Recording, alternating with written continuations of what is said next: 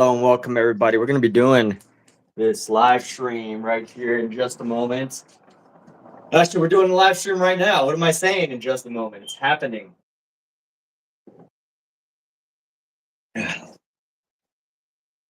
This video brought to you by Hazard Creative, aka Emmett Ferguson. Before that, I just want to start with something cute. Look how cute these cats are. Who here loves cats? I love cats. Look at her. Look at her little paws just bouncing up and down, and I think just the most interesting little things. What are you trying to find on my hat here? These things are awesome. Ah, don't claw my face off. So she's good with not using her claws. Okay. There you go. All right, she's had enough of me. I would have had enough of me too. So I don't blame her. Oh my goodness. We're out of gloves. I'm gonna need a new case of gloves soon. Yeah. Well, I think it's a combination of I think Irma uses a lot of my gloves. It's a combination of Irma and myself. So let's see. All right. Yes. All right. So here we go. Because she did tell me she uses my gloves. All right. But anyway, what's up? Okay. Hey, what's up, dude? Hey, Corey, I know you're probably still doing stuff right now, but I did send you a link for this duo stream. And I don't know necessarily if you're gonna want to. What is this? Why is this stretched out? It's weird. It's stretched out at the bottom. But I don't know if you want to do that now, that idea that we had, or whether you want to do it later. But I figure by the time you're ready, I'll be done with this. But I did want to make this live stream. The title of it, make that thing, make that artwork. I have a dilemma as a creative person that live streams. It's like I'm one that also wants to, help other people get what they want. There's this idea of like, some people come visit the stream for like creative inspiration. Some people, just to chill. Some people just to, surround themselves by a community that may be harder to find. Sometimes it can be hard to find and a sometimes it can be hard to find a community of artists in real life and be able to meet on a regular basis. Because not only, even if you're a pretty social person, you gotta like figure out a time, you gotta work between work schedules and everything. So I think live stream has really created an opportunity for that. Even though I have artist friends, like, it's hard to just like get together and be able to talk to a bunch of people about it and stuff. But with that said, there's this dilemma of wanting to be helpful, but also at the same time, making content, creating something that people want to enjoy, but at the same time, also helping to inspire people and being like, hey, go make that art. That's why the title of this is go make that thing. You don't need the inspiration, or maybe you do if you really, really feel like a blockage, which is very likely, very possible. People get blocks, mental blocks, creative blocks. If you feel that, hopefully this will help you break out of it. I mean, I just literally just paint from the mind. I call this the exploration of my consciousness. That's not the name for this specific painting, but overall, that's a common theme throughout many of my paintings. So you're Loca Billy fan. Okay, cool. You're Loca Billy fan. You're crazy Billy fan. Is that what that is? Like Bills, like the Bills as the Buffalo team, or is it Bills like Bills, pay those bills? You love my CID. Please do more. What is a CID? You love my CID. I appreciate that commentary. I just don't really know what a CID is. If I'm being honest with you, I don't really know what that is. But let's go into here. We're gonna go. Just gonna go paint this blue. I like the idea of creating different, um, creating a different level of dimension by adding different colors within this area as we move and cross and touch this other painting.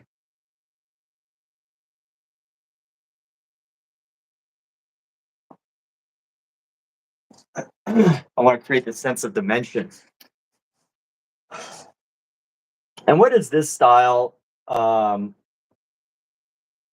don't have a name for it yet. Even if I definitely think that this is pseudo impressionistic, but not totally impressionistic. Because I think or expressionistic, expressionist from the 1980s. I wouldn't necessarily say that I capture the endeavors of an expressionist, because expressionists are totally great at just like painting over and like expressing the idea that any idea, whether it's like messing up a painting or painting over something. Expressionists are incredibly free and they do all sorts of techniques to create their images. But my work is very improvisational in the same way that I'm not necessarily painting things pre-planned. It's more improvisational and an exploration of what's on my mind. I've always been curious, like what motivates me to paint a certain way. I think this is a really interesting reflection of my brain for however it's functioning. And I think all art is at some level, but I also think a lot of art. Trying to find my ruler. Okay, so I also think like a lot of art, um, when you bring in like the technical element of it, it becomes. I mean, it is like a reflection of how you think and what you do, but I think it's the technical element of it transforms your thinking. And part of these abstract works that I do is really just this like exploration of like, what is my mind like? What is my brain like? Why does it pick these colors? I may never have the answers, but all I know is that that's how my mind is going. So a little bit of an uh, esoteric art talk there, as far as self exploration with creative works.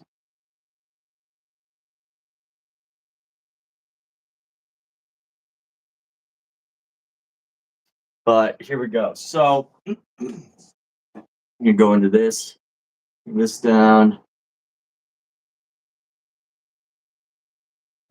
and we're just gonna keep painting here. Painting into this. I like to cover the whole canvas. I don't like to leave a an area that's been unpainted that is not reflective of my usual painting style. Although I have experimented with using a lot of like white negative space or negative white space, but I don't do it often. Pretty rare. On a pretty rare occasion will I do that. Let's mix a little bit of a yellow. We're going to grab our yellow and green here. I'm going to create a lighter green. I'm going to work on filling some more space here. Let's go right into here.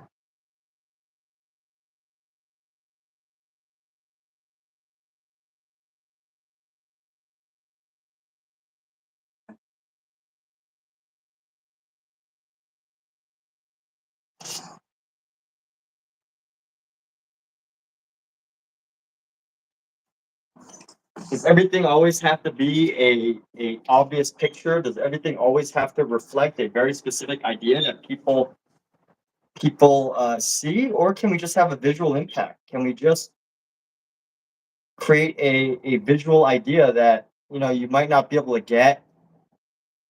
And you know what? So I do a lot of these streams where I go and look at other people's art and I talk about it. And sometimes that can be bad because like I'll talk too much. I'll try to explain things in a painting. I'll try to like talk about the painting, explain it, and I think you can explain away. You can explain too much about a painting and artwork. And I do it because I live stream. So because of live streams, I talk through it. But I think at the same time, um, sometimes I just want to like look at a piece and not talk. And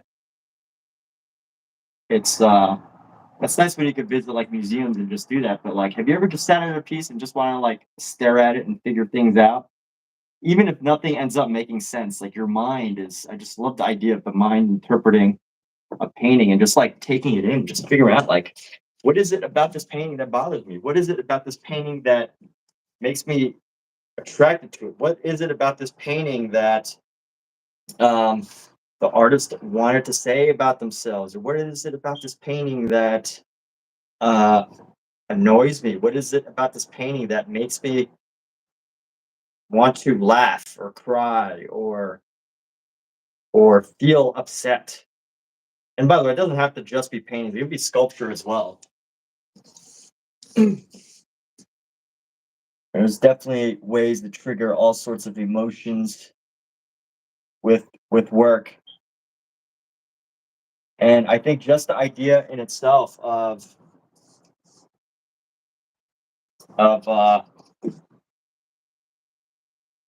creating work that any work that elicits some sort of emotion is is the work of artists.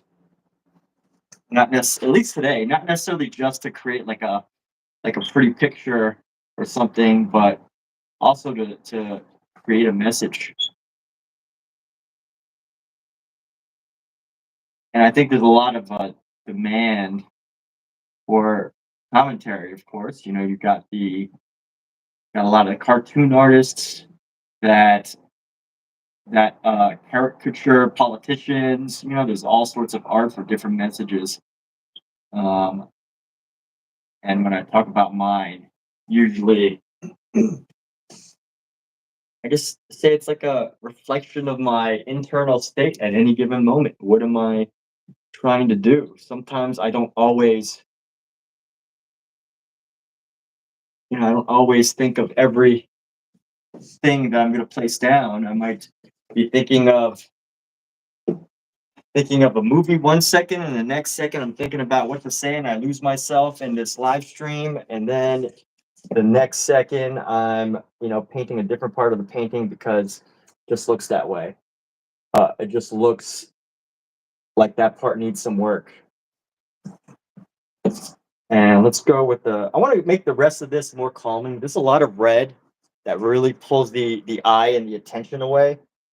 So I would like to use a bigger, let's go with a bigger brush. Let's go with this brush here.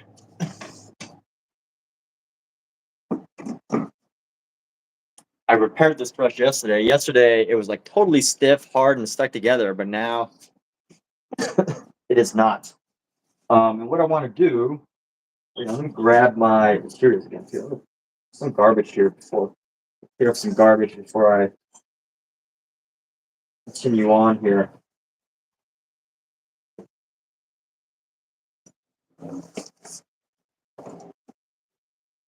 So I've got some mineral spirits right here. This helps to loosen up the paint, uh, reduce the viscosity, which means I think if I'm using that word right, reducing the viscosity means that it's going to be less. It's going to move easier. It's going to flow easier. I think lower viscosity means something flows a bit easier. So trying to lower the viscosity so I can improve the spreadability of the paint. My goal is to improve spreadability so that we can spread the paint. Let's spread the paint right here.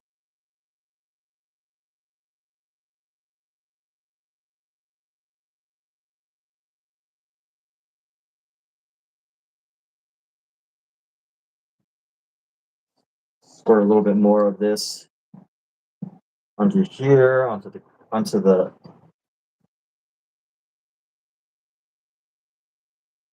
onto our surface, our palette. Just go with this yellow and black area for now. I might just leave it. I kind of like this part just here, just taking over this space.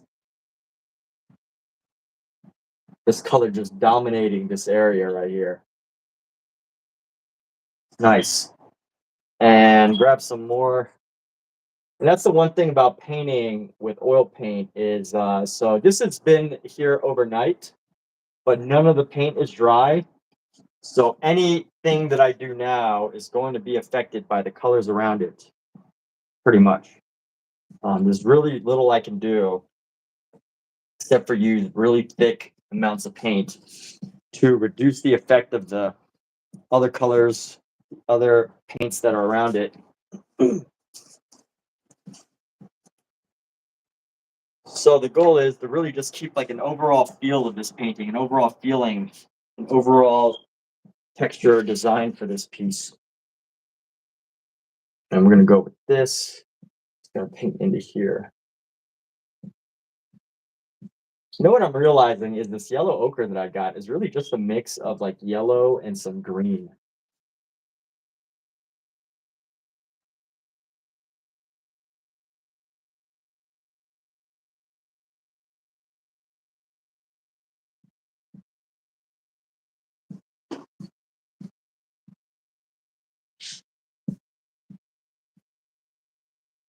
Maybe next time I'll actually work on painting like a scene or something, but constantly I'm just improvising, making up some of these ideas as I go. And you know what? Every single stroke that I leave down is some form of a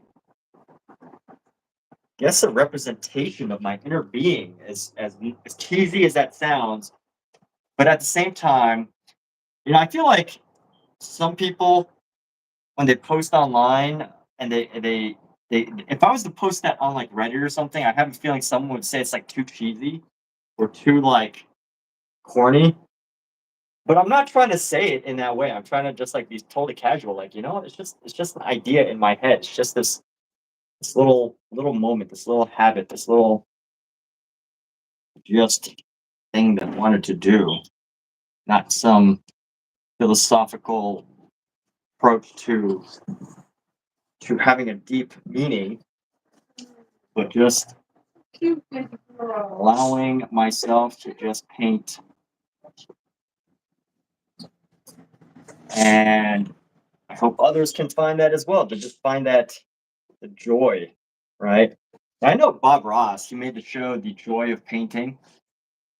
Um, and I think his show is interesting because even with his painting show, there's always the expectation of like coming out with this like landscape painting, which makes me think it's a little off topic, but I've been finding a lot of landscape paintings in Goodwills recently. And supposedly, what people are doing is other artists are just buying up these landscape paintings and then they're like painting over them with interesting stories. I find that kind of cool. That must be like an interesting thing, but it does make me wonder about Goodwill art.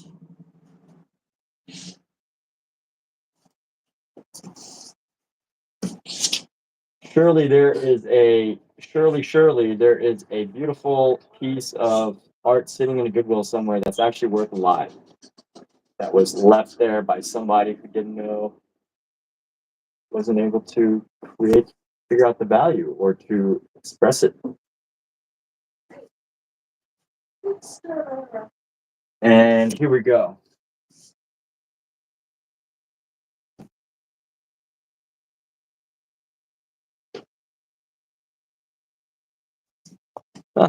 Here we are.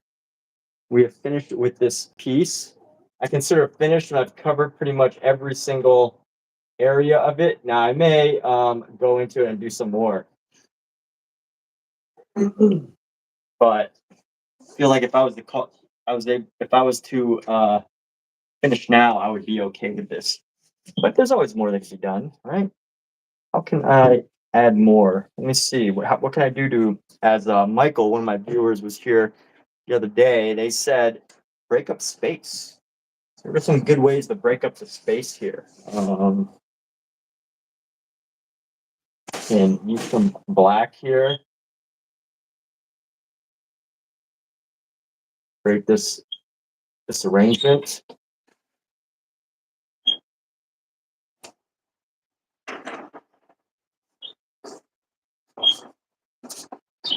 And then another arrangement right here.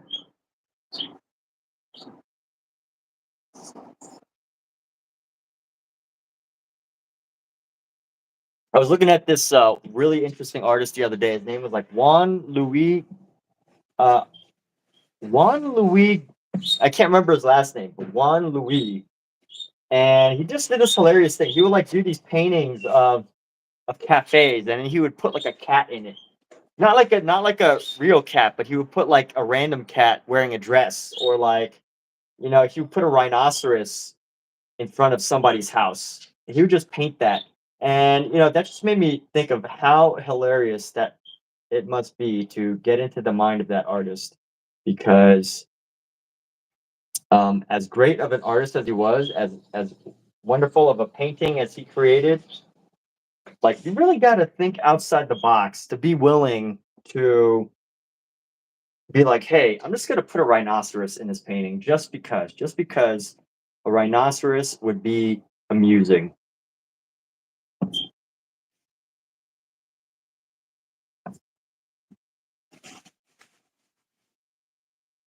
And when I go on Reddit, I see a lot of people who like take art so seriously. They are suffering for their art. They are anxious because of their art. They are just like going through so many emotions because of their art or regarding their art. I don't know exactly. Um, and it just makes me like, I feel bad, It's like, why are they suffering? Is it because they take it way too seriously? And then I imagine them, being so serious about artwork. And then when I go into these really nice galleries with really successful artists who are selling pieces for the price of cars, and then I see some of the work, and I'm like, that is hilarious. That artist is so talented, but they also probably have a great sense of humor.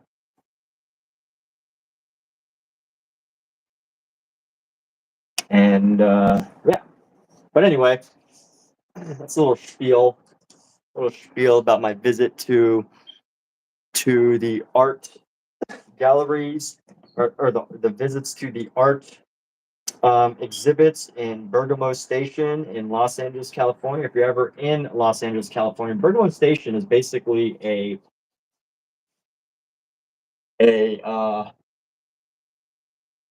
collective of high-end galleries that you can go buy art at, or just go look at art. You don't even have to buy art. You can just go look at it. And there's open doors. It's open to the public. There's parking, which, if you're ever planning to visit LA, one thing you should definitely consider is how are you going to manage parking, because that is one shocking thing when you visit LA, is that there is like, it is very difficult to go anywhere without the expectation that you're gonna have to spend at least like $50 in parking if you're visiting and you want to, like, do a tour. What's up? So these for Goodwill? Yeah. Yes. Oh, Yeah, those are what I call the bad realtor pants, because they're a little bit too baggy at the bottom, or you could call them uh 70s detective pants, like Miami Vice or something, where they would be so baggy at the bottom. Should be on Reddit. Dude, Corey, are you suffering for your art, man? Is that the truth? Does painting make you anxious? I have a hard time believing that, because if you're able to live stream while painting, I think you're at least able to overcome a self one of the biggest self-limiting, I don't even know if that's not a word, limitating. Self-limiting things is simply allowing others to see your work, but you're literally making it.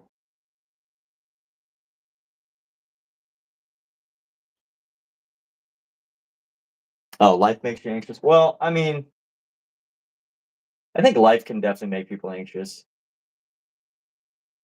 I can see that. Like life is very unpredictable, you know? Life can be very unpredictable.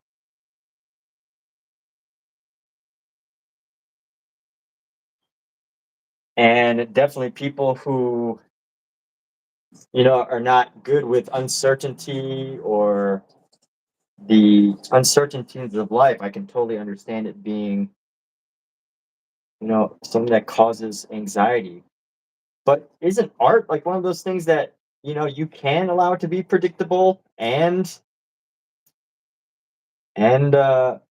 you can create predictable art. I don't, but you definitely can. I guess that is also the fun thing about my pieces is I'll do these pieces and even I don't know what the end result's going to be necessarily. I actually find that very entertaining to myself. What's going to come of it? What is this painting going to be about? Grab this red here.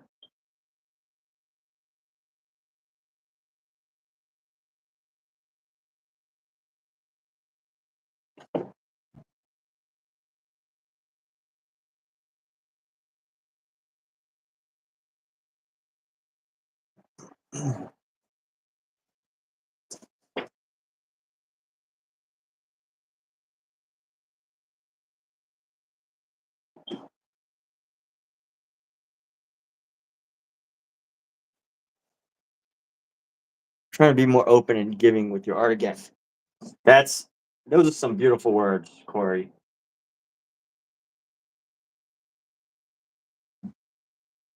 And how do you define open and giving with your art? I mean open as in, expressive, or do you mean open as in sharing stories that are more personal to you? Or do you mean open as just allowing others to learn about it and giving by giving?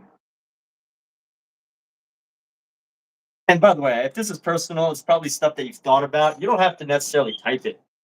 I just like to ask a lot of questions. Like, you know, I just ask a lot of questions, especially when you're like, especially when I'm streaming and, the conversation can very much be like very one sided, which is me streaming and talking. And then, I understand that there's a limitation to how much people can type. But I also have to be cognizant that, um, for the most part, for live streams, you have to be like, you have to say a lot of stuff. Maybe not all live streamers do, but as far as my experience goes, live streamers need to talk. Why do I make these marks? I don't know. I haven't really asked myself why I make those marks. I think it just makes them more interesting. You want to be an art Scrooge? Well, that's cool. All right. That would be a hilarious. Well, I don't actually. It would not be that funny. Let me take that back. It would not be that hilarious for you to make that your brand, like the art Scrooge. You could make it funny. You could be like such a Scrooge that it's funny, or deep down, it comes from a dry, dark sense of humor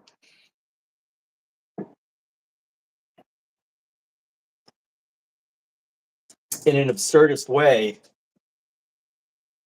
becoming an art Scrooge. Let me see. Grab some of this blue here. Hey, by the way, Corey, are you going to be jumping on this live stream in a bit? Are we going to do the ideas thing today, or should I start another painting separate? How you answer that question is important to me because I'm almost done with this, and after I finish this, I'm probably going to start another one. But if you want to do that that whole live stream idea, I will definitely pull out the canvas that we will do, that I will do for that. I'll use a different canvas depending on the situation, you know.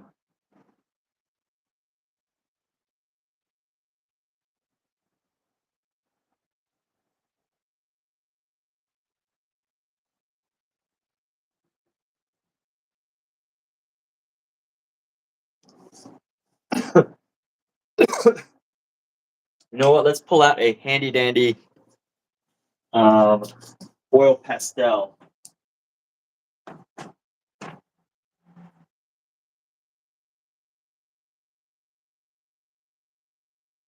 We're gonna use this green oil pastel.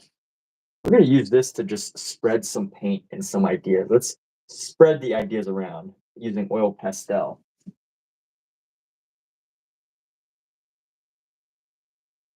Modified painting technique here.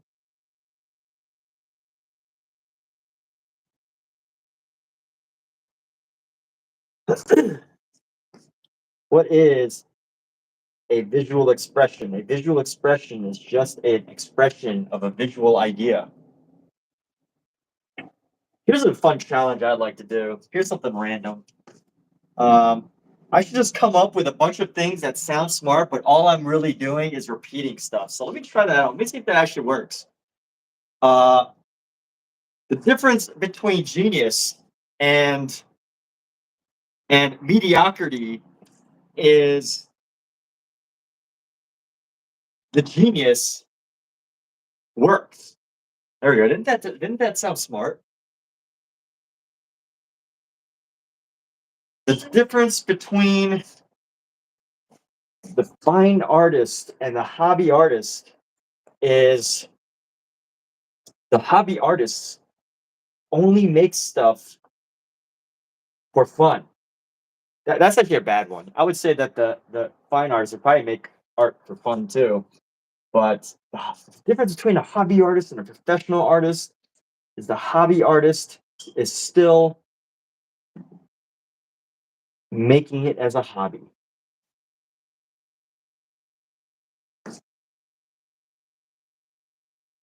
Mm. Have you ever listened to a quote and you're just like, that sounds like the exact same thing? All they did was repeat like the first idea. That's funny. All right. So let's go here. We're going to go across the black here and create some texture and design. Let's roll this down.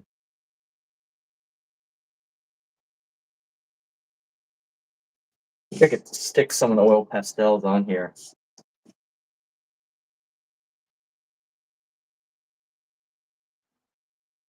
It's the work of an oil pastel here.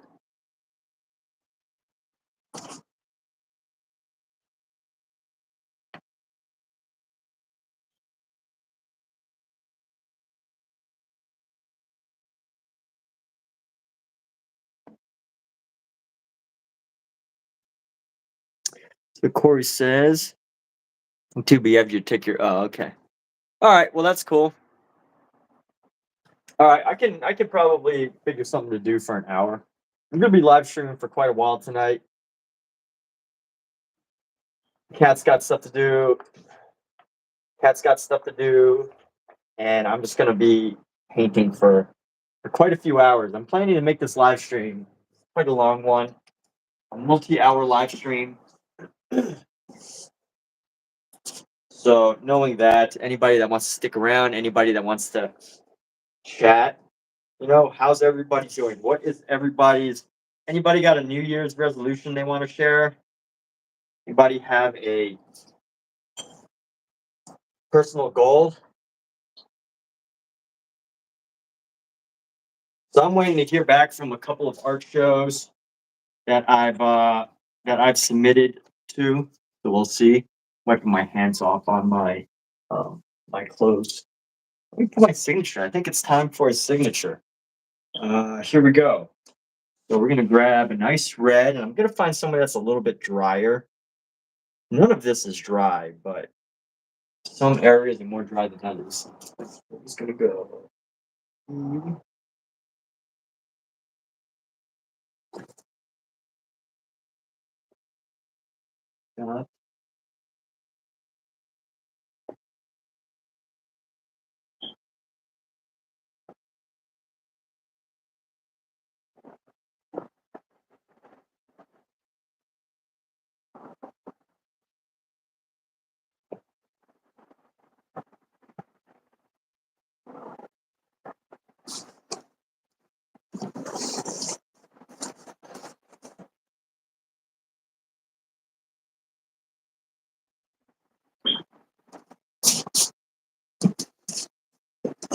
You know what? Let's go with the small brush here and just see how we can apply a small brush to work for us.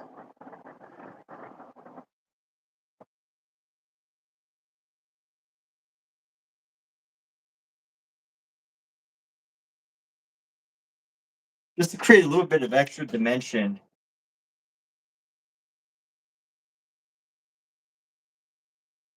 Not necessarily detail, but another layer of dimension that will draw the eye's attention.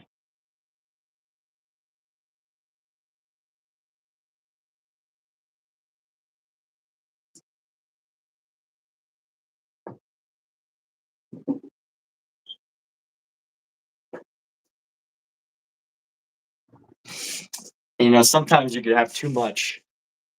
You could have way too much stimulation. My work is of I think also another thing that I want my art to represent, in case anyone's wondering. I find, by the way, if you're an artist watching this, I think live streaming, as long as you allow yourself to be open and to like talk through things, is a great way to do things like figuring out your artist statement or trying to figure out what your art means, or not necessarily trying to find meaning in your artwork just to find it, but like for the purpose of if anyone ever asks, you have a you'll have a clever answer. But and then of course another clever answer is, oh, dude, my art is just art. I'm not painting to end world hunger or anything, right? That's also a good answer, I think.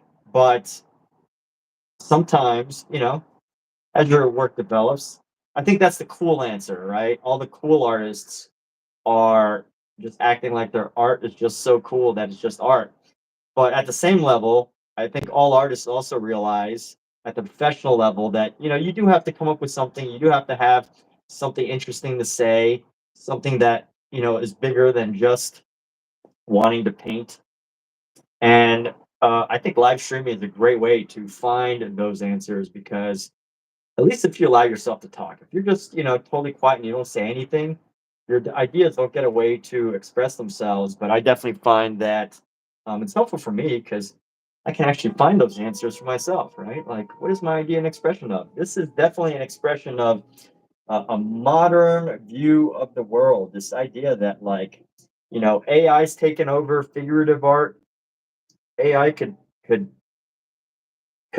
outpaint me 100,000 times out of one. Not necessarily out of ideas, but out of like creating a uh, a certain type of work, like a figurative piece or something. And at the same time, what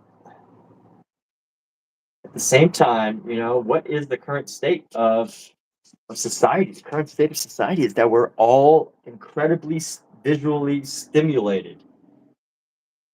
Even adults that I know, spend can waste 1 or 2 hours a day just on TikTok, and I'm talking like professional working adults that have great careers, but they just know that when they wake up in the morning that they spend a lot of time looking at TikTok, and it's just overstimulation. I'm not criticizing the state of you know stimulation visually, but um, I think my work isn't a criticism of it as much as it is a reflection of like of just this tension. It's just one idea to another. It's rarely ever, it's not one consistent idea. Just watching a simple thing, but many, many ideas, a conglomeration of ideas just coming together. And I think that that's some of what my art explores is this idea of like, what's going on with my mind right now? My mind in 1 second it's a tree, another second it's just this cactus, this black cactus. It's not actually a cactus. That's not the intent I had for it. But right now, it makes me think of a cactus. And in another moment, I'm like, oh, hey, I should frame this in red. In another moment, I'm, making these little marks. So what does that really mean? Is that Does that reflect on me as an artist, saying that, um, maybe I have a horrible attention deficit, or does it mean that I'm impatient? Does it mean that I'm very expressive? I don't know all the answers, but my work is definitely an exploration of many of those concepts.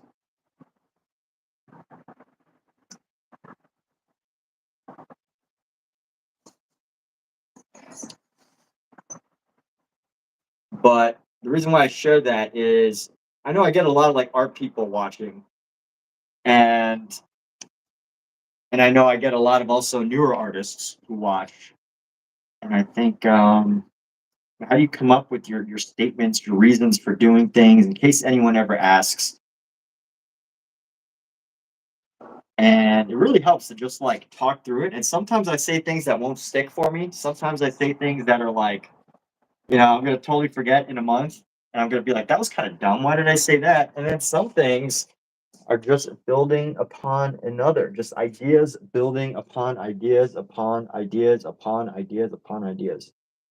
And where this will go, I don't know, because just like some of my paintings, I don't always know where they will go. I can say like I know that they're gonna have a certain feel because I already know how my some of my artwork looks now, especially if I do this type of work. But where exactly all these ideas will how they will manifest in the future, I cannot predict. Or maybe I can. Maybe we all are able to predict with the right planning. Who knows? Who has the answers to life? Can somebody brief this channel on how to predict the future and how to have all the answers to your life's most important questions? Can somebody just tell me, please? Who knows the answers? Somebody here knows everything.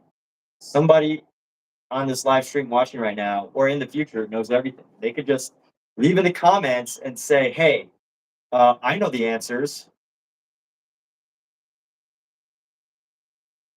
I have the smartest people in the world watching my YouTube channel.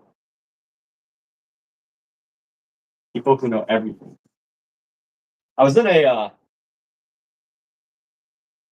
met a really grumpy kid recently. I was just like out and about, and this grumpy kid like kept telling me arguing with his mom about how she didn't know anything, and it was such an interesting situation, to witness in person, to see like this kid that just like didn't think his mom knew anything for whatever reason. I don't know. Um, but it was just in passing. It wasn't like anything overly,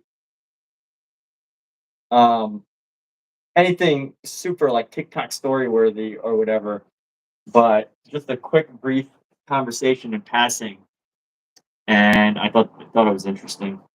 I don't remember. I'm not. So I was just talking, and I don't remember why I actually brought that up. If there was a reason for sharing that story, so I'm just gonna continue and leave my mark on this canvas. So I think we're pretty much done with this piece. I think we are finished. What do you think, people? What does so? This seems to be a popular word on Reddit right now. Popular question is, what does my art taste like? What does my art smell like?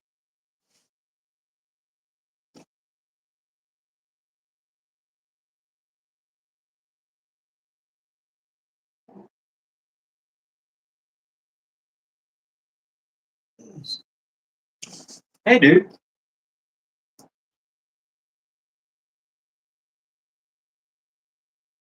just taking a break right now. Chilling with my cat. A very cute cat who's he's talking to you. Yeah. What are you saying? What do you want? Huh? Can I talk to us? You want me to put a leash on him? No, I don't want to be. Yeah, please. Hey, bro.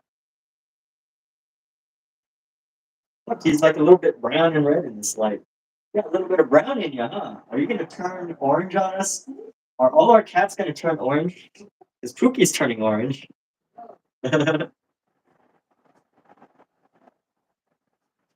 So we have a tortoiseshell cat, and she was originally black with like a white chest piece and like some white fur on her face, and now she's got a lot of orange fur color, and we don't know what that's all about. But let's see.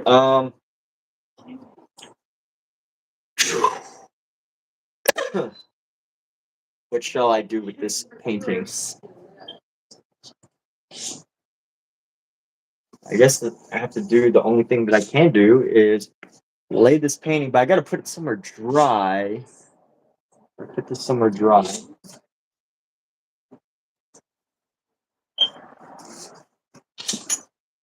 I got to put this painting somewhere dry. But before I do that, let me prepare my next canvas.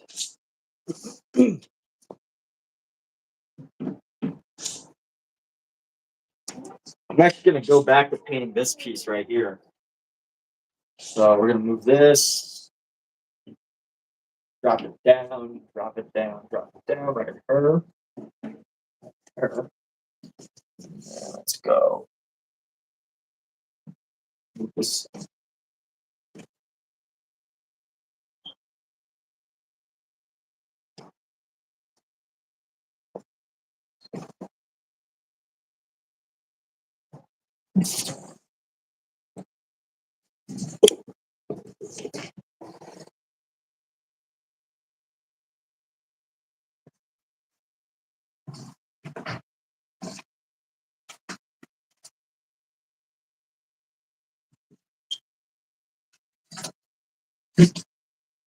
Hello, cat.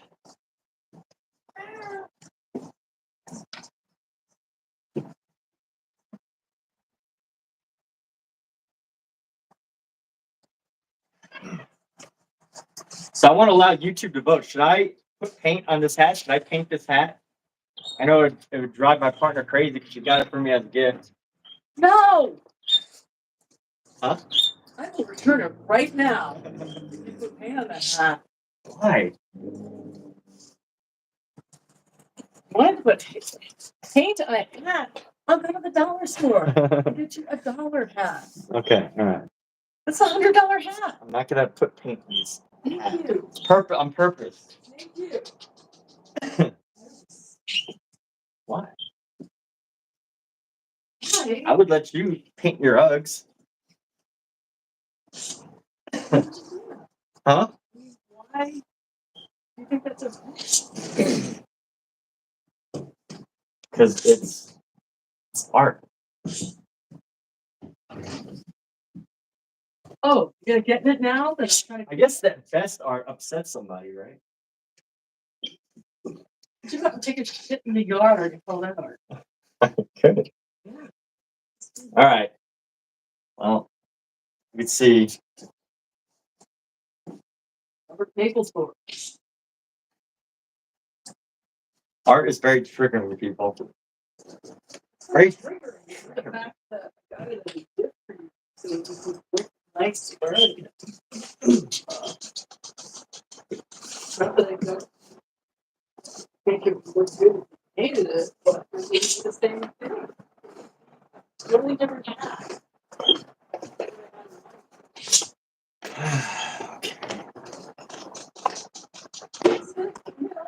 Canvas. Cheap thing. But I will paint on the things that I purchase for myself.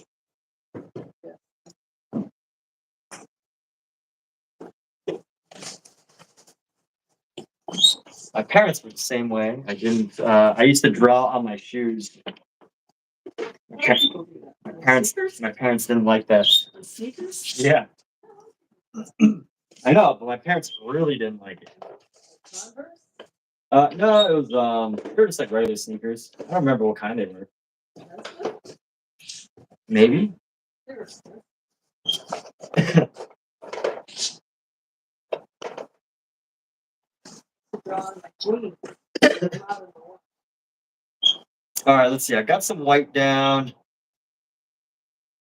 Oh yeah, I wanted to get a tube twister for my.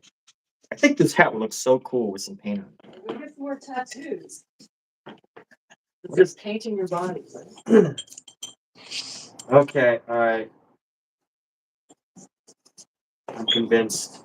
We think we'll get some face tattoos. You say you're going to? Yeah. Get your name tattooed on your face. Promise?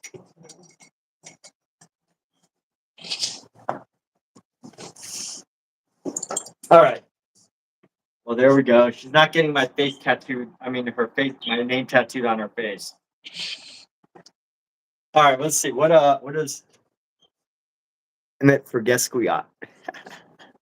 What's up, Corey?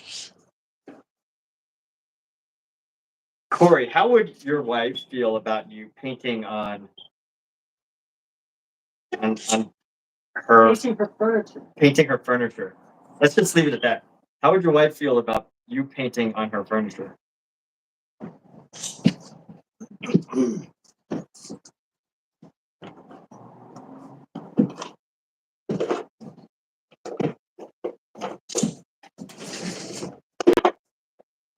What if I decided to paint all of your artworks? Just paint them so you can see what is on it. Well, that would be upsetting. The whole point is to be able to see what's up. What are you saying? What conversation are we having, Scout? Hmm? You want me to feed you here? You want me to hold a fish over your mouth? Like your king your What king did your King Scout? what did your viewers say? The answer to getting all of the furniture. He hasn't responded. I don't think he's responded. Give people time to respond. What? Oh, well, Corey says she would kill him. So, fortunately, I don't think Kat would actually kill me, but she would be very, very upset that she would probably have dreams and visions of killing me.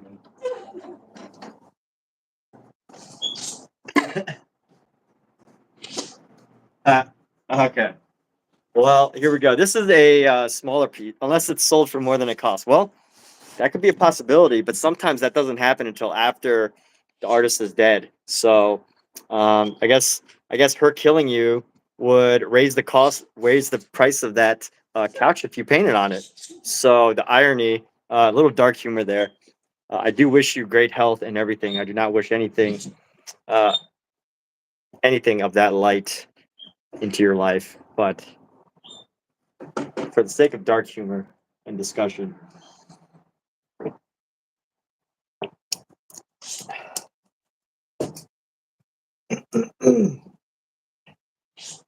All right, here we go. You know what is crazy though? Just for the sake of conversation here, if there was a situation like that where an artist was killed by their significant other because they had like painted on all the furniture in your house, that art would probably skyrocket in value in general. Like, not speaking of you, but that art would probably skyrocket in value just because there was a murder involved. Sadly, very sadly. But anyway, we've got this piece.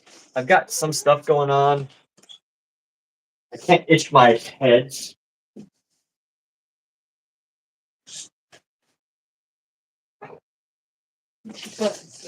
Huh? Scratch your butt.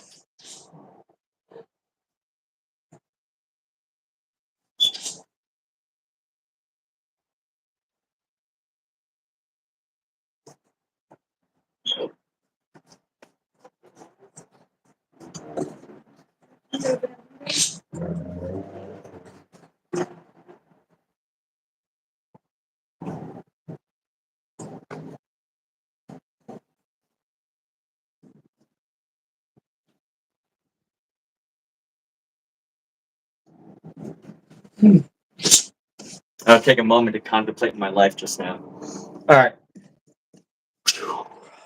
What next? What do we do from here? This painting style is incredibly overwhelming because it's just objects, people, figures stacked on top of other figures. I think this piece is good for now. Oh yeah, I should paint the sides here. Go grab some of this black. Just paint down the sides here.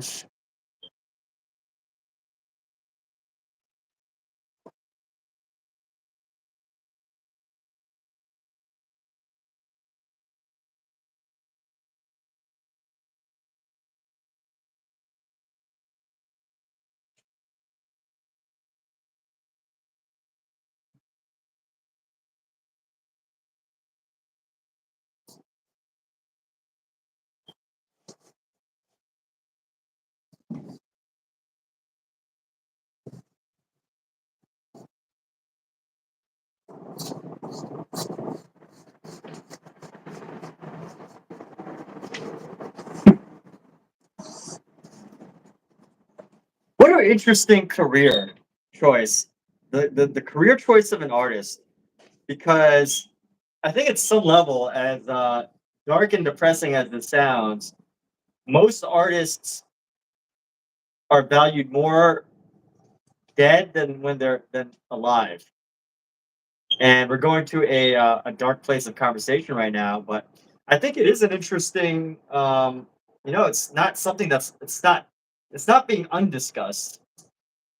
People definitely talk about this all the time about this idea that so many artists' careers thrive after they're past and long gone. And of course, at some level, I think of this idea that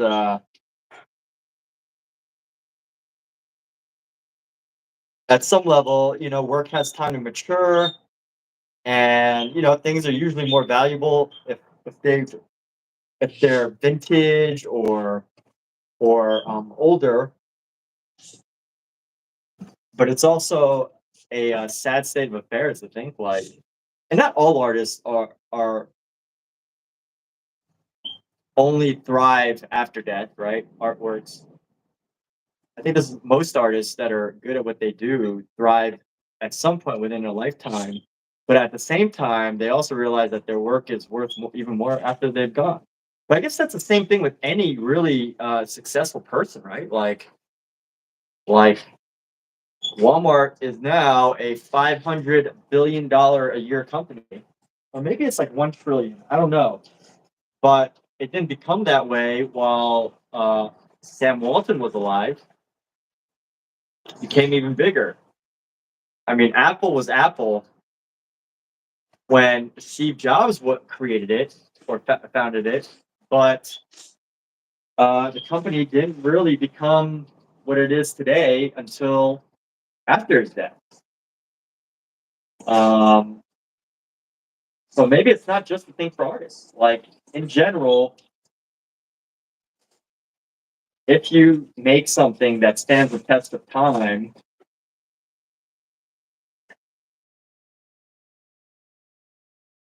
it's time to mature post mortem. Think it up more. I guess we think of a lot of examples like that. A little bit of a more morbid conversation right now, but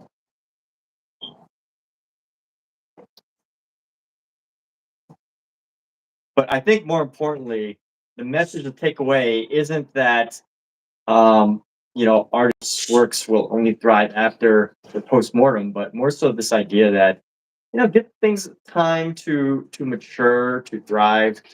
And of course, I think Basquiat's an example. Like he did great in life and after or post-mortem, right? Like of course his work it would have been nice for him to be able to see his pieces sell for like tens of millions of dollars, and for people like Jay-Z to imitate his style. But at the same time, Imitating baskets. yeah. So they said that Jay-Z changed his haircut to copy Basquiat, and I think he has a Basquiat painting. Maybe, I don't know. Age is always a possibility. That's just a rumor I heard. I don't know for sure.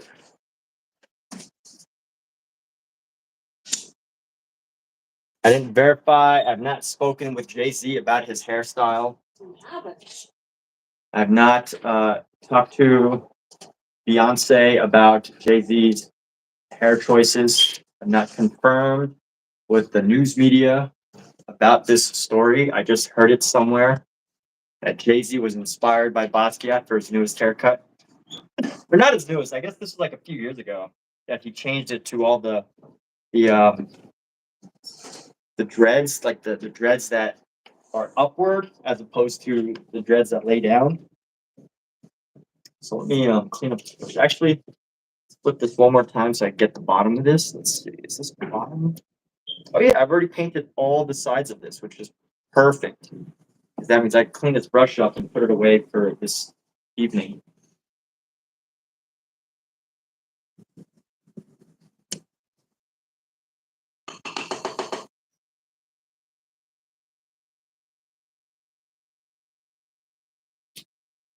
And here we go.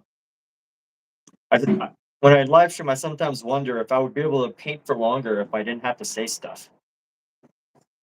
Then at the same time, if people still watch if I didn't say anything, I don't know.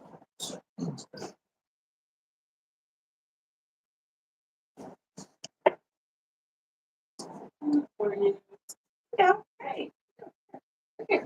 But I know that on TikTok, you can actually get in trouble if you don't talk. So there's that. Jay-Z and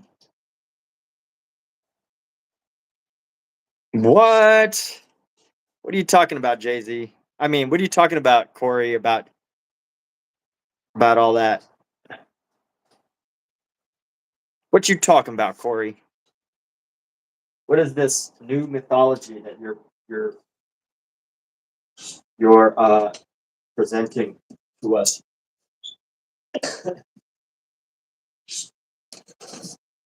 Oh, I feel unmotivated to do this painting.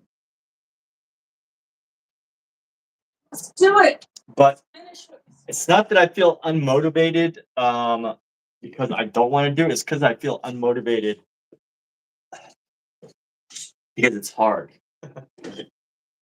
It's hard to collage all these different elements into a space and like represent them accurately in this like collage way without sketching it first. If I had sketched it all out first, it might be a little easier. But I like to do my paintings in a more improvised way. Therefore, I must take the good with the bad, or the good with the challenges. The good being that I get to have some more freedom in some of the things I make. But the bad is when I try to make stuff like this, it's different, it's interesting. Oh, look, I accidentally left a blue mark there. I don't know what happened, but it's fun, it's interesting, but it's rarely, it's not always easy. So I'm going to work on this piece right down here. Let's do that one. Let's grab favorite brush here. There's a conspiracy. Ooh, well, that's interesting.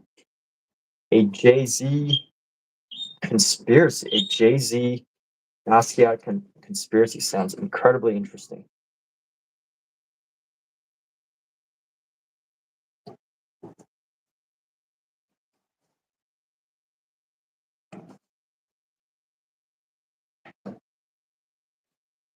So here we go. We're going to go with a light pink here for this section. Add some yellow. Add some white. Some more white.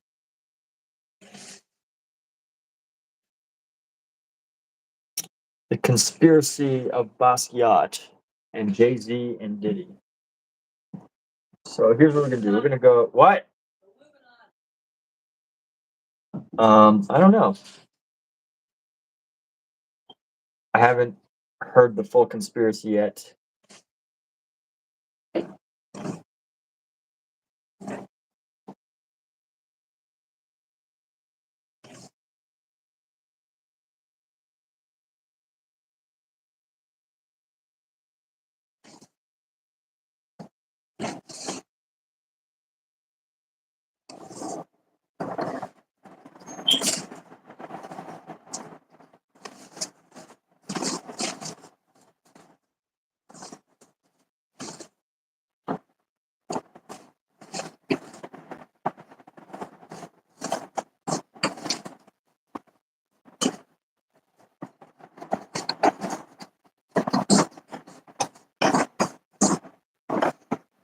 Conspiracy. Conspiracy. My friend has his band called The Conspiracy of Venus. And I think they do folk music, which is pretty neat. I like it. I like folk music.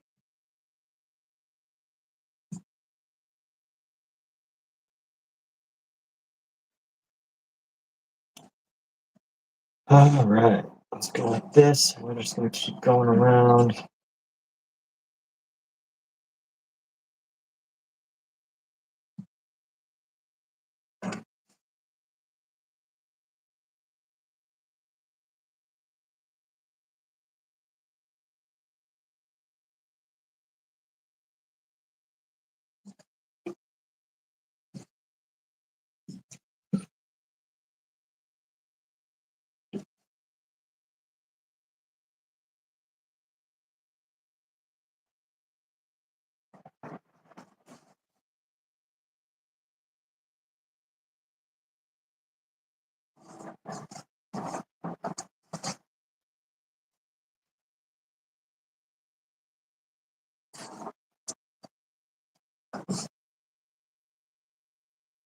And here we go. So we're gonna go bring this up and down.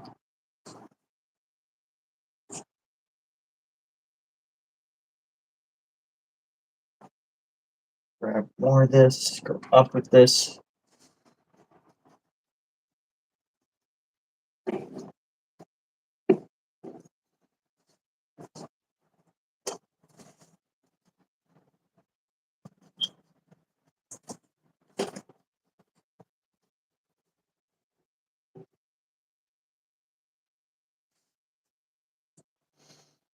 And here we go. Just painting around this horse's nose here.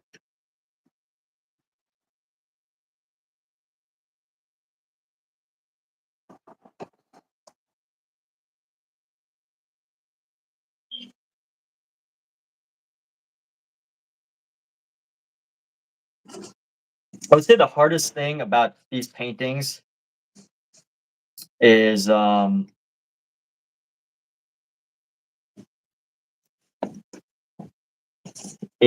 designing the space. Filling the empty spaces with just some of the parts that just a random like body part. Like this little section right here, it's gonna have nothing. So I gotta find a body part that I can just like throw into there. And there's a lot of like on the spot decision making that can pull me away from the act of just painting.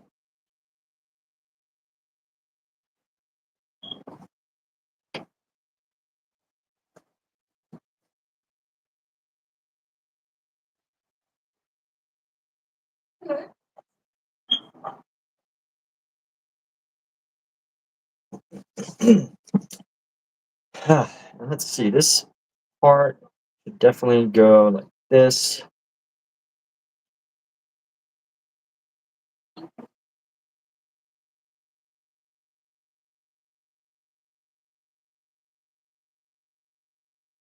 Casquiat. Basquiat.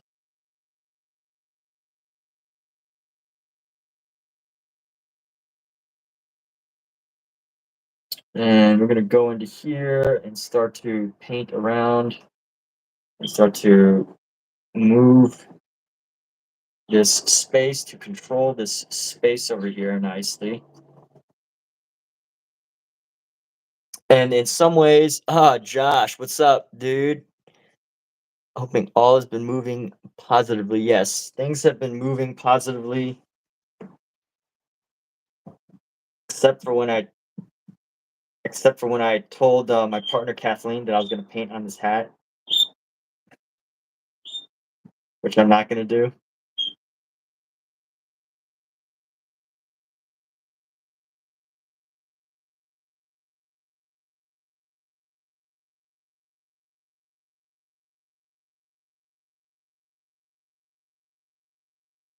But it would be cool.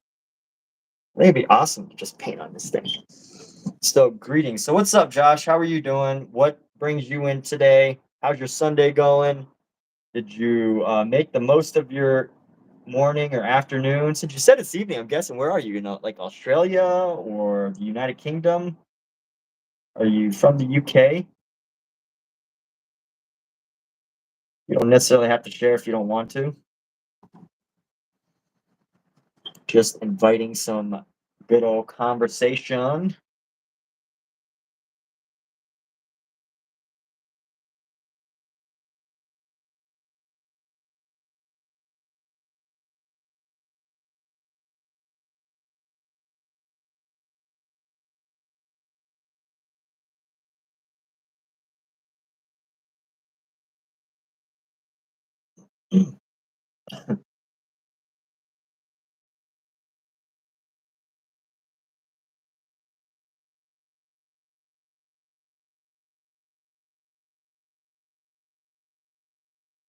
And let's go with some brown hair. We've already got some blue hair. Already got some blue in here. Let's see, blue, green, red, orange. So red would be the opposite of green. Blue would be orange. It's actually a good color that goes in here, but I feel like I need another color that mixes into this space up here. Which I guess maybe like a dark blue. Let's go with a dark blue. South Africa, Cape Town. Very cool. Maybe get another similar hat and paint. Yep, that's the idea. If I do choose to Cape Town. well here, you could say it. I love Cape Town. See? I visited. She's been to Cape Town Yes. before. It was a long time ago, 2012. But it was in 2012. She loves Cape Town. She even bought art. Some of this art from Cape Town? Yeah. Which ones? Oh,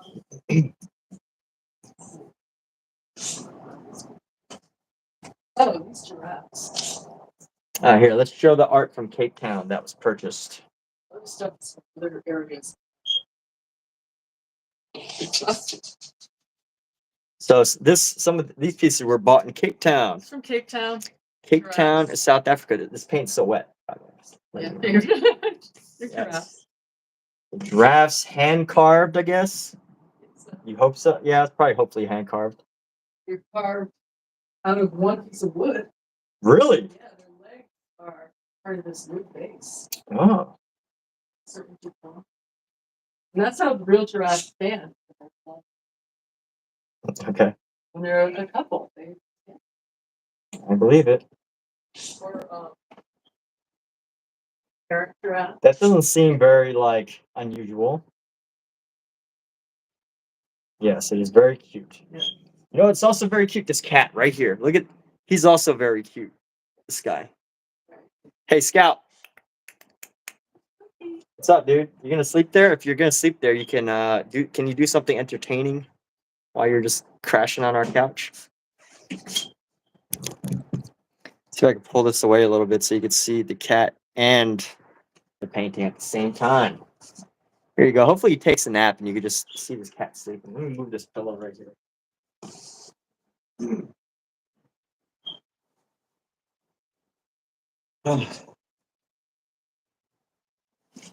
I should really try visiting again, or she should try really visiting. Beautiful spot. Travel around South Africa for other gems. Yes. Well, Kat, you've been invited to South Africa again. Really? Yes. Cool. Just me or both of them? No, it's like, hey, you should visit again. Yeah. I want to. Want to. Nice.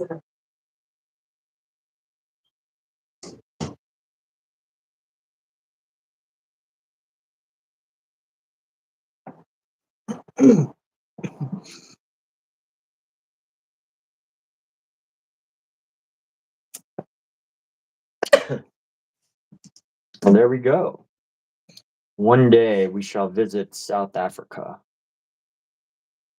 One day I shall visit South Africa. And let's see, what color should I go with this? I think I'm going to continue with this blue here. I like this blue that I've got going on, so I'm going to continue painting these sheets. So there's a set of sheets right here that let me say come down to about like right here.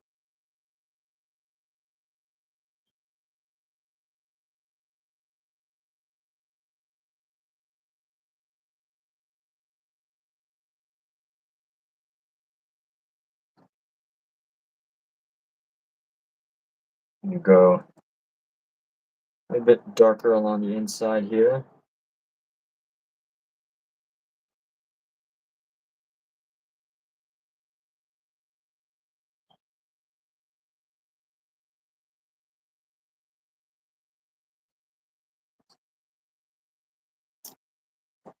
All right, so we're both invited to Cape Town, South Africa again.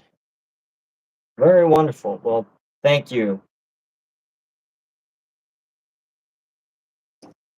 Up, up, up, up, up, up. Not here, Pookie. No, you are not allowed to sniff the paint. You do anything in this apartment except sniffing paint.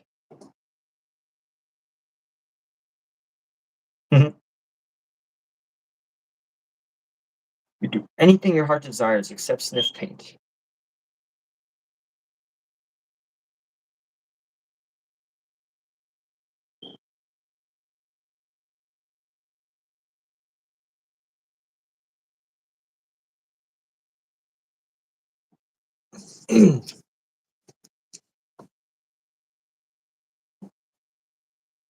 Okay. And let's see if we can use this color to create some of the shadow. I mean, we can use it to create some of the shadow. We're gonna use it to create some of the shadow, but I want to.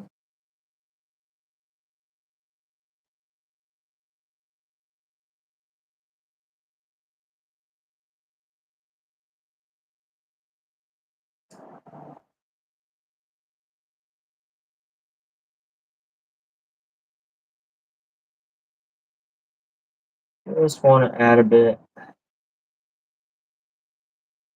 See how this detail starts to permeate as we define it a little better. And you, yes, it is a nice hat. Gamblin has also showcased a lot of variety. Try and find a few artists to send me. It is a good style hat to decorate, but yes, it's a very nice hat. It was expensive. It was a gift. There's always going to be that part of me that's like, I really would just want to paint on it. Ah.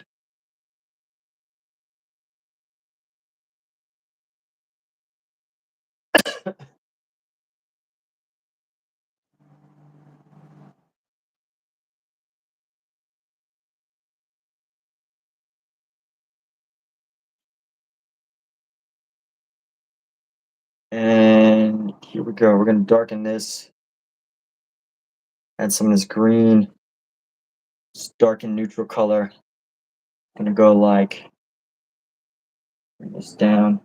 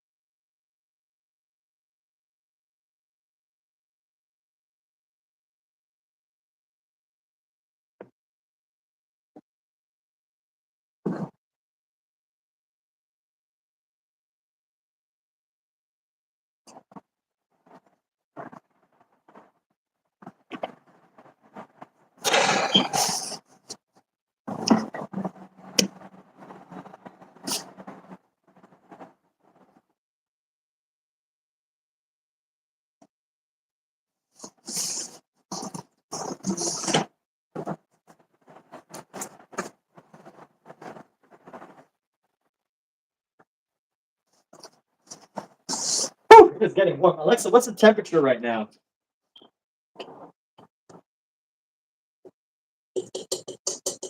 Alexa, what's the temperature right now? Right now, it's 74 degrees Fahrenheit.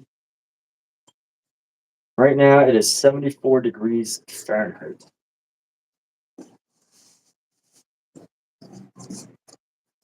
(74 degrees Fahrenheit). Okay. And now let's go with this white pink that we've got going on and try to reduce the visibility of this edge. So we're going to basically try to do what we did, but like, just reduce the, just undo what we just did is basically the name of the game.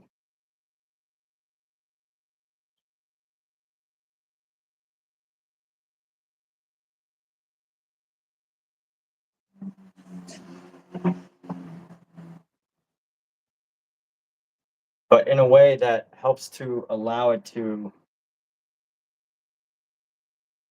just to create better definition of our space.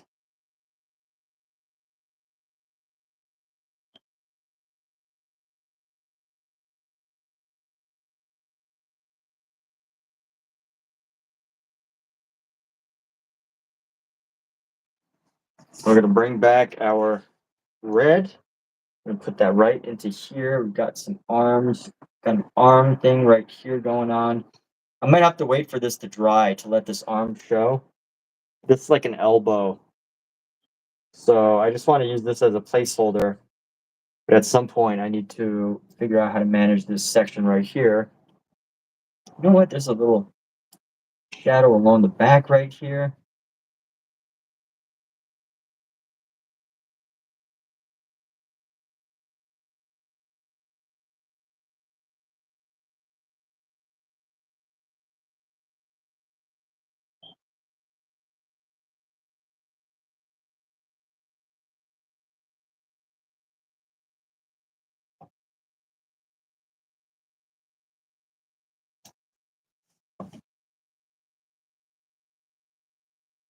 It's 19 Fahrenheit. Dude, it's 19, Brian? My goodness. Dude, it's 19, dude. Is it 19 degrees, dude? Dude.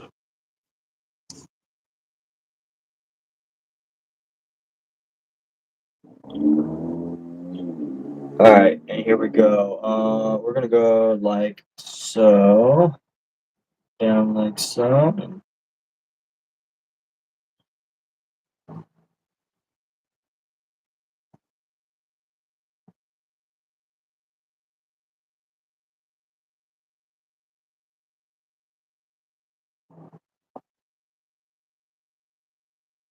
Use this for some of the darkest shadow.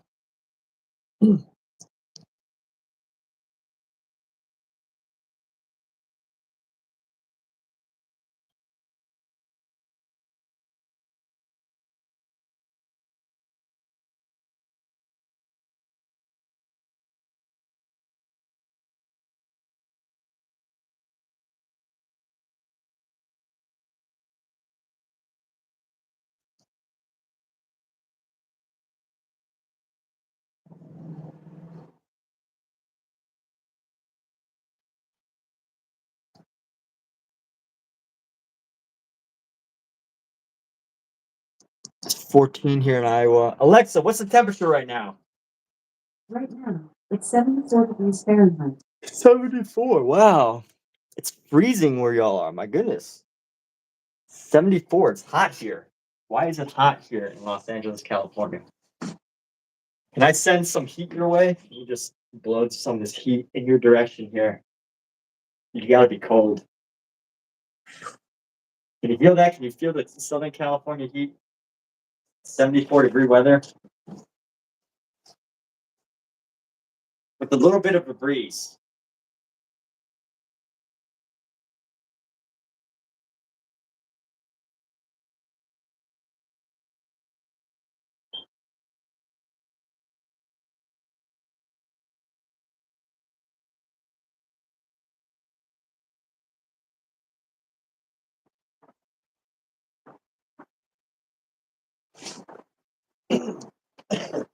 So I was experimenting with some watercolor the other day, a cardboard box.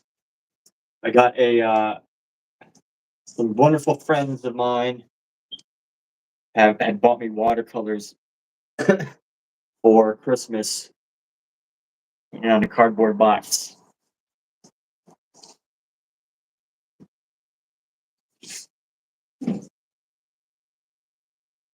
My goal today is to paint for many, many hours. Many, many hours. Paint to exhaustion.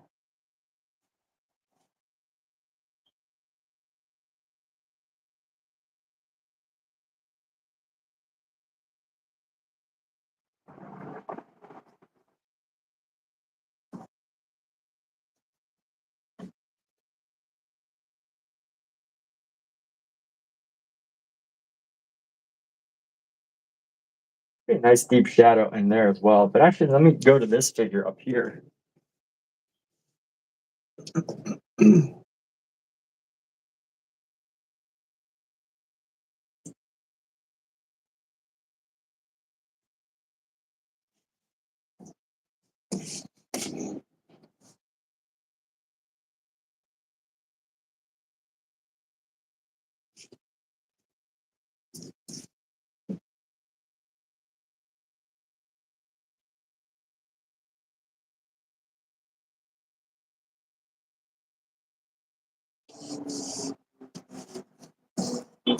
Clean off.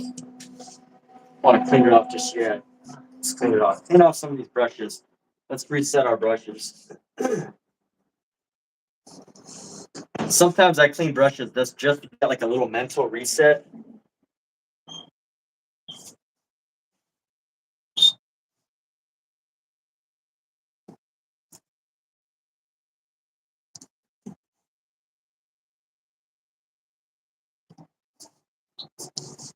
The city of Cape Town has invited us to go visit.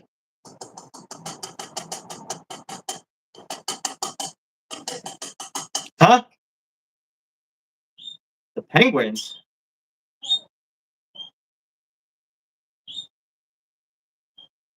I feel so honored to be invited by Josh of the city of Cape Town to be invited to Cape Town, South Africa.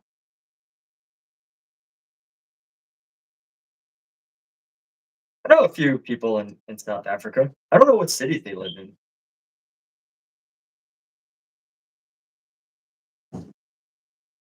Actually, you know what? I found out actually they live in Amsterdam. They used to live in South Africa. As far as I know, actually, now that I'm talking about it, I don't know anybody except Josh that lives in South Africa off the top of my head.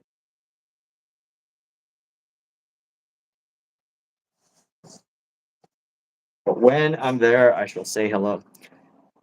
Absorption must have been something on a cardboard. The site showcases many different local South African artists.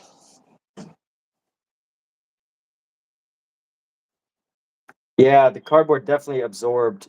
Definitely was an issue with absorption on the cardboard. Oh, what do I do? What should I paint right now?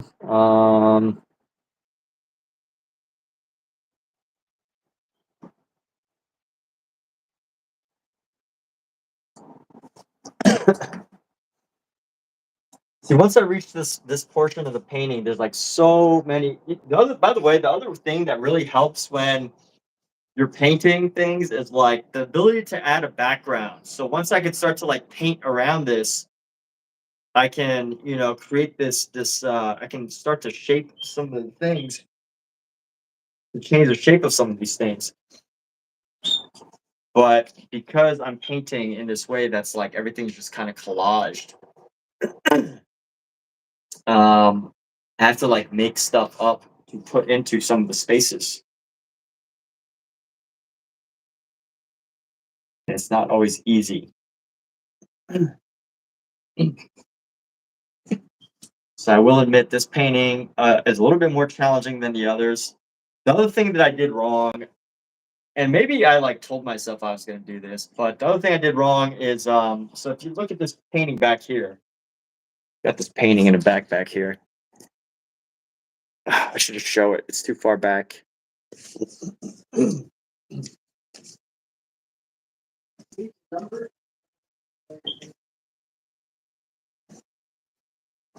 so?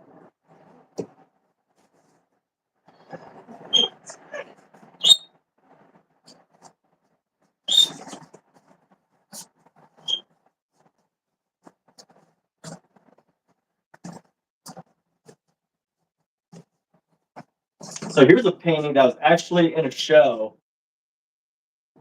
that I had in a show recently. It's actually a painting in a show with a similar concept. But the thing that I did with this one that is different is I sketched it all out ahead of time. But for whatever reason, for this one, I chose not to do that. So trying to make up things and place them.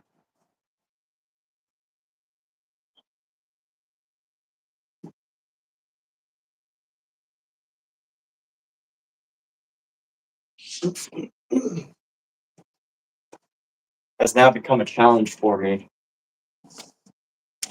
Let's see what the next object in here is. Oh my goodness. This one is incredibly difficult. It's all fabric. And this book was actually designed for drawing. So if I was just drawing these things, it'd be a lot easier. But I'm actually like painting them. So it's a bit harder, a bit more challenging. What do we do with our challenges? We tackle them head on. We take them head on.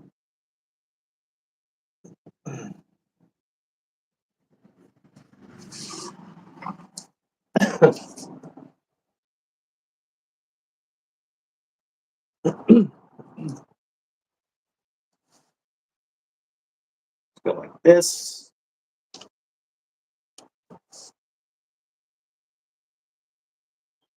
And the other thing that makes this painting hard is the outside is still wet.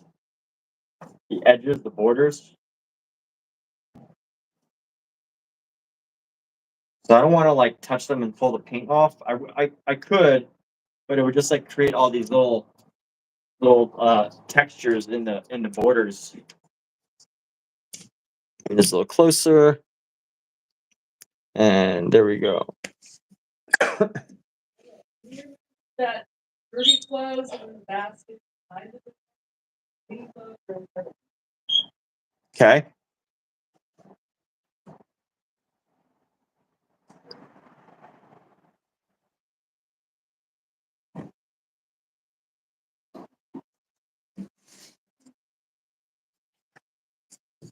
Oh man, I meant to turn it the other way. Turn it the other way.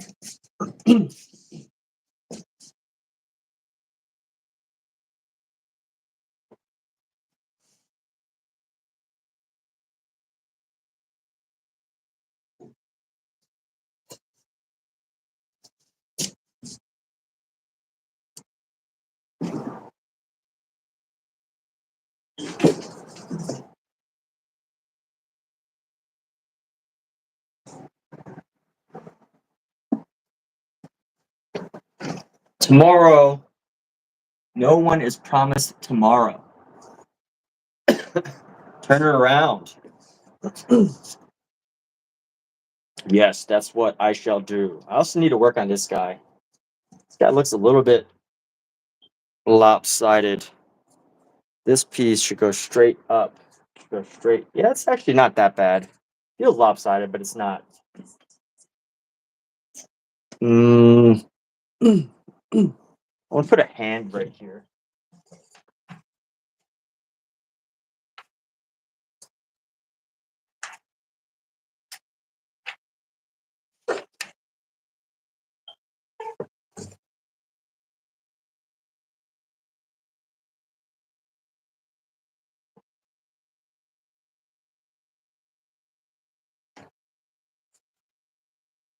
Whew, I have a figure that's just a woman with a dress. Trying to find a good place to put it.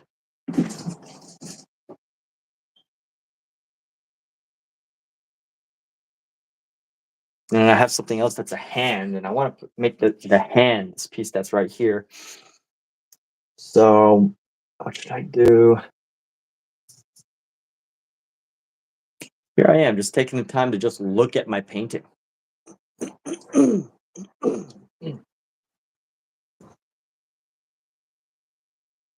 I am going to make her dress. Let's give her a black dress. How about that? Or you know what? What about a white dress? I'm gonna give her a white dress. So I'm gonna sketch out with white. Oh, a little bit of off-white. I'm gonna sketch this figure out with white.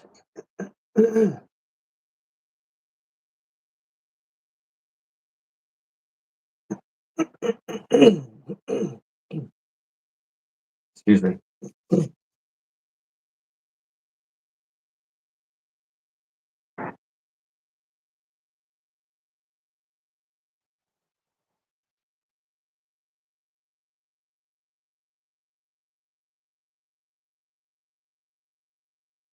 I'm trying to decide like what part of the body to cut off because something has to go.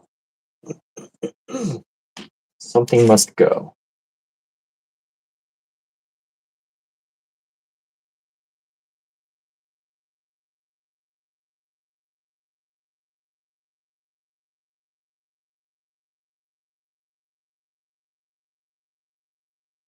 You know what, let's just start with the hand right here.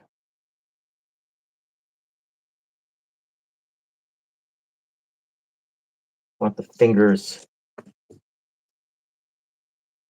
Want the finger to come right through here.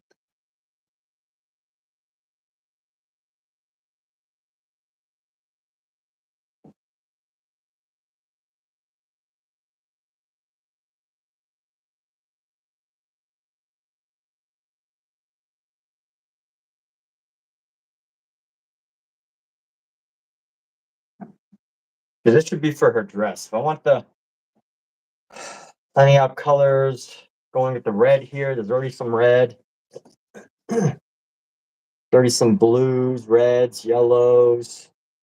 Got a lot of green going on already. What color should I go for?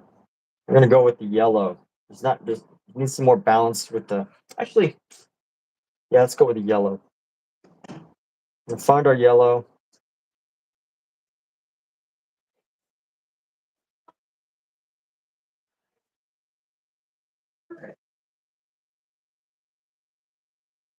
Kathleen, they're cats.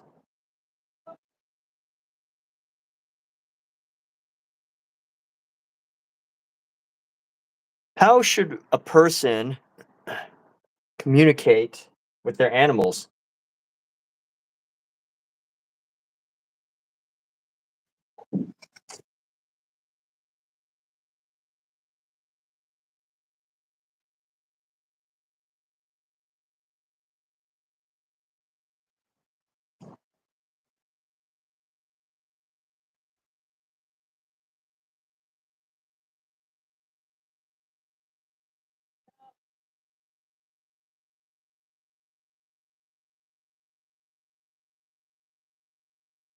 Should you talk to them like they're human beings?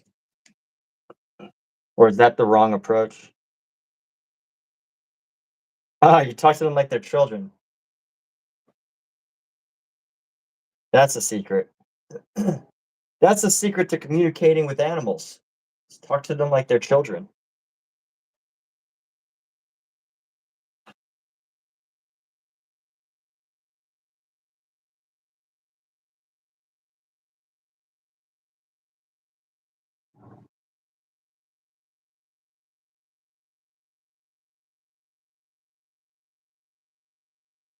Hmm.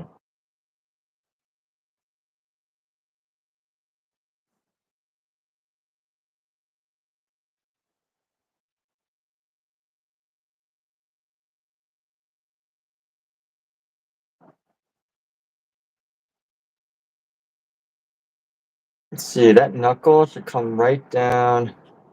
Top of this knuckle area should come right down where the finger kind of starts again. To the top of the knuckle. This knuckle should go right down to the top of this knuckle-ish.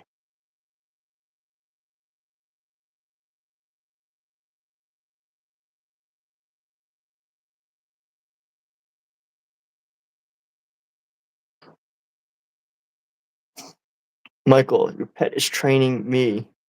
Deep blue against the yellow. Yes, our cats are constantly training us. They're like, hey, this is the time we want to be fed. You feed us at this time. This is the time we want you to wake up so that you can feed us. So this is when you're supposed to be waking up, dude. And then at the same time, just know that I don't like to cover the kitty litter. I don't like to cover my own kitty litter. You're gonna have to do that for me. Therefore, you're just gonna have a lot of work to do because we have selected you as our personal our personal handlers.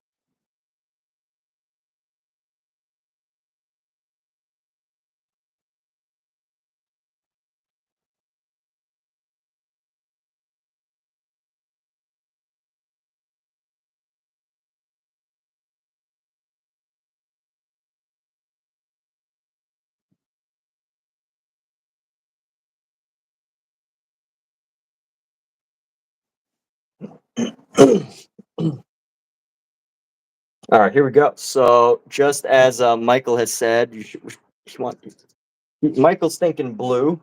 I can agree to that. I can agree to a blue. I like the idea of doing the blue here. So it's gonna start by adding in some shadows around the fingers here. Pretty much the same thing that I always do.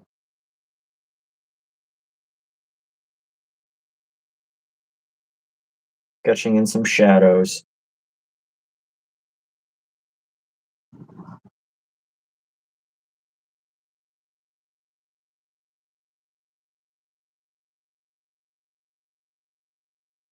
And then going like so.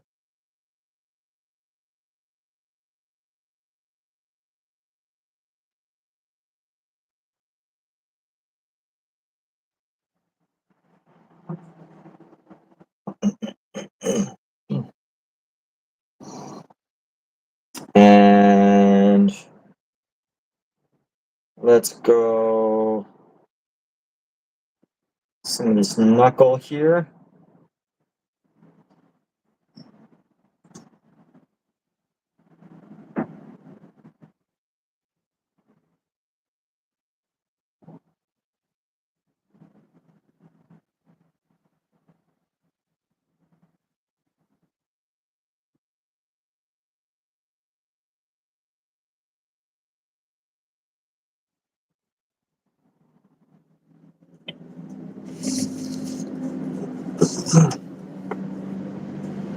And maybe there's this dark area right here.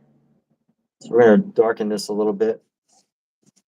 Let's darken this section and just add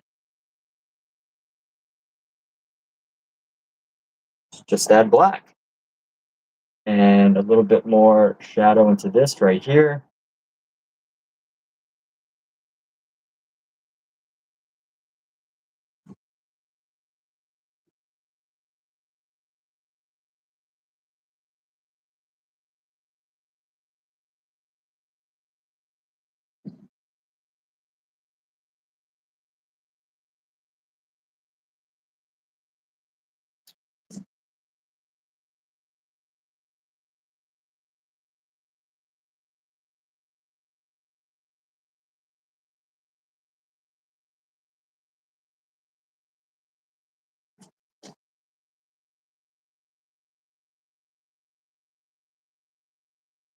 And here we go. It's going to go area of the knuckle.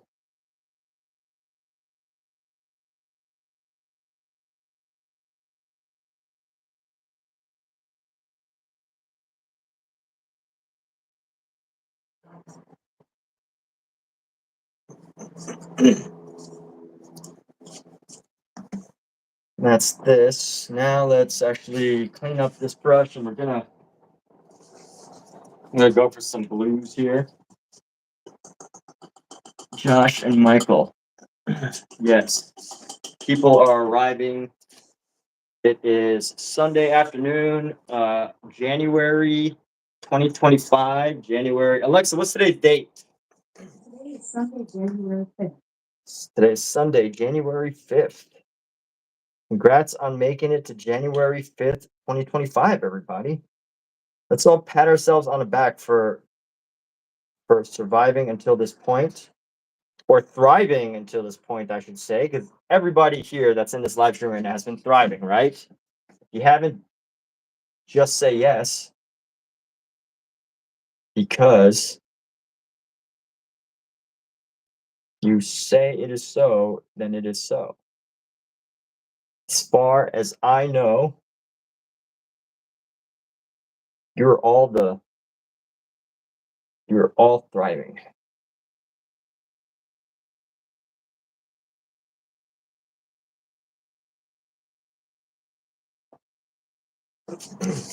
Just kidding. You don't actually have to say that you're thriving if you're not.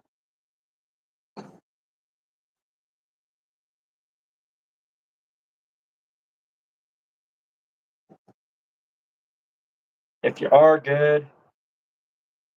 If not, we are here to talk about it if you like, but no pressure to thrive. You know, some people thrive on not thriving. What do I do outside of painting? Oh yeah, so I make short films. So usually, so I'm an actor. So that usually we set up. It's good for photography, but we usually set up to do like auditions. So basically, you set up a light, get good lighting. You set up a camera, and then you talk into the. You don't necessarily talk into the camera, but it's for auditions. That's what that light's for. And films. It's good for making films as well, like movies. You can see one of my movies, my short films, on my channel. Actually, it's actually it's on my channel. I have a lot of short films on maybe like a dozen short films on my channel. Yes, I've got quite a few. I'm gonna darken this with our green. Yeah, I guess I don't talk enough about some of the other stuff I do because I try to keep it relevant to art. But you know what? My films are relevant to art. It's just that I just don't always mention them for whatever reason.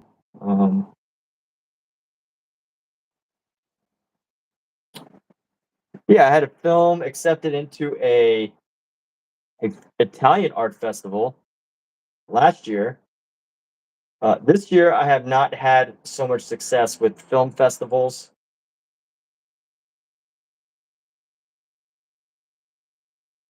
But that's okay.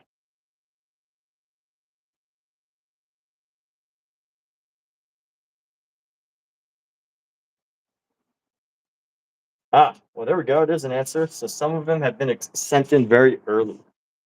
So it still might be too soon to know. Acting. That's great. You wanted to be an actor as well. Corey is striving. Well, acting is a very rewarding career, but it's also very challenging. And if you fail to make it, then depending on how long you try to stick it out for, it can come with its own challenges. Let's just put it that way.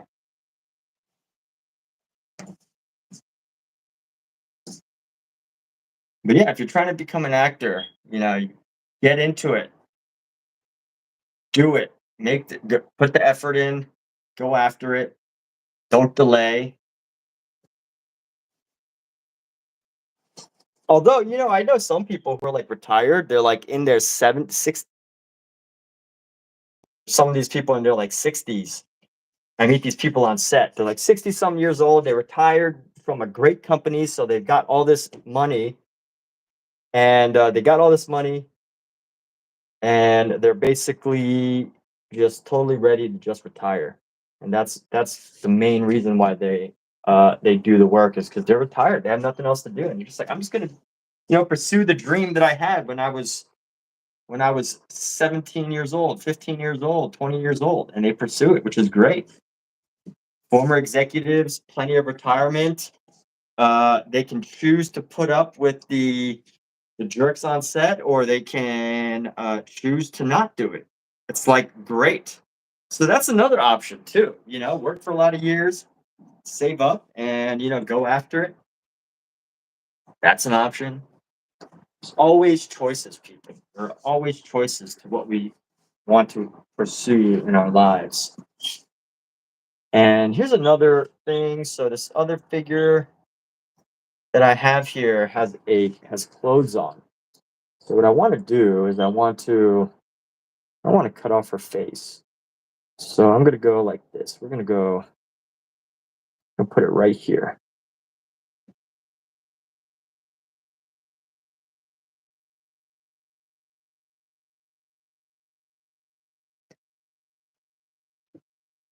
That's our short film. Always choices, 100%. So yes, there will be more festivals. Yeah, I totally know that. I'm not upset about not getting accepted. I'm not upset because usually what happens when you try to put it into a film festival is they don't want you to put it on YouTube because they want the exclusivity. And depending on the film festival, like if I'm trying to get it into like a con, or if I'm trying to get it into like, something huge, that's different. But, a lot of the smaller film festivals, which I'm not making movies for con or whatever, yet. A lot of these smaller film festivals, you know, if they were to block me from putting on YouTube, I'd rather just like, I can easily publish something to my YouTube, share it, and get like a few hundred, entertain a few hundred people up to 1,000 maybe. But if I wait for the film festivals, I just don't like leaving my film sitting around waiting for things. And that's just a personal philosophy. I know patience really pays off, but it's one of those things. Like, do I want to show it to a few hundred people, or do I want to wait forever to show it to 100 people? And that's only for the smaller film festivals, right? The huge film festivals, of course. Usually, there's deals being made. There's people buying movies, which is great. There's movie buyers, so that's a totally different ball game. And there's a game to it, but as for these smaller film festivals, like personally, I'd rather just release my movie. I would just rather release it. But that's not always the best route. So,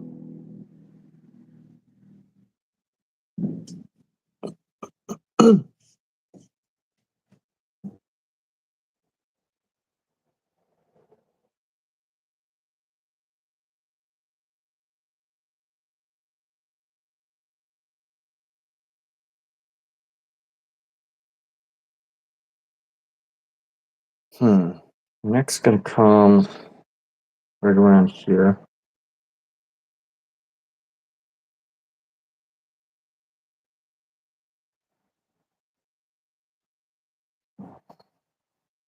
You get other times not. It's part of the journey. Give it some patience. Yes, give it some patience. That's right.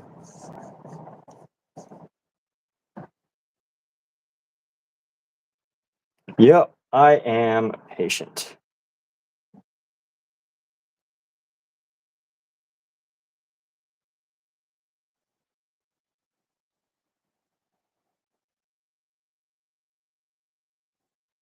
Also, at the same time, it is one of those things where you can patient your way to death. As in, you know, if you put in the effort to pursue your goals, a lot more effort. Like there are, and I'll admit to myself, there are actors who work way harder than myself. There are actors who have 10 scripts that they've written, and they're talking to producers, they're talking to directors, they're like constantly talking about their stories. And honestly, I just don't like writing.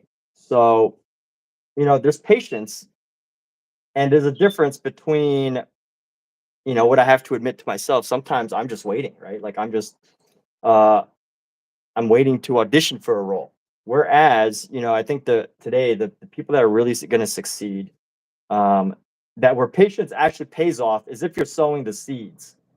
Sowing the seeds specifically meaning that, you know, you're putting in the scripts, you're actually meeting the producers, like face to face, having coffees with them, things like that.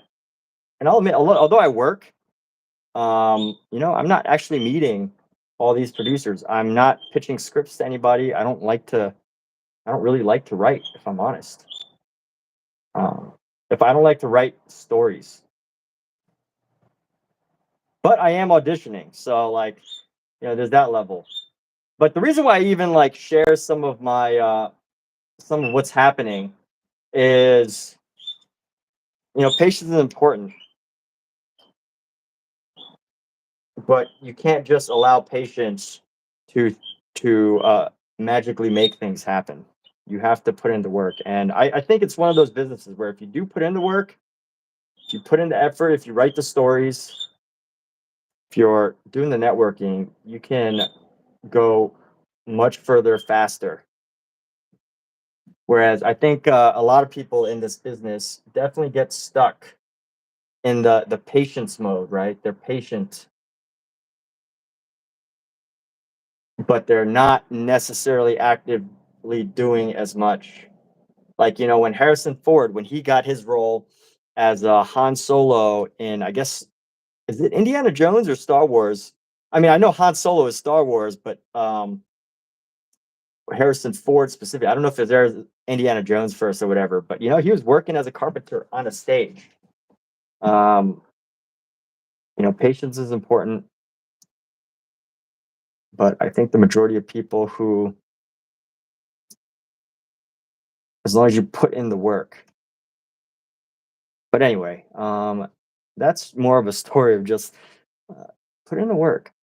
There we go.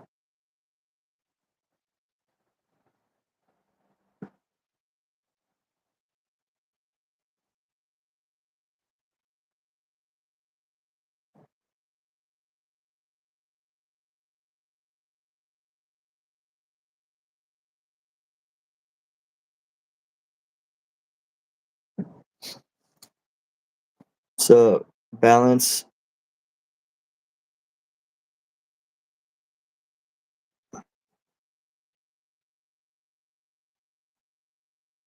right? Exactly. Preparation and preparation.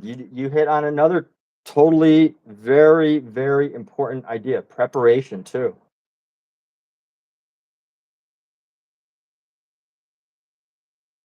That's one thing that is so important is being prepared.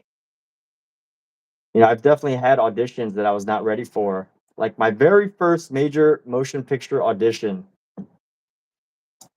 was for Mulan, and although I prepared for it, you know, I really, if I'm honest with myself, uh, I didn't speak Chinese, and they wanted somebody to audition in Chinese, and I speak a little bit of Chinese, but not that much, and I have to say I was totally unprepared to learn Chinese. An entire like 3 pages of Chinese in one night. But hey, if you are ready for it, if you're what they need, then you're what they need. But I was not ready for that. So that's like an example of like being prepared, right?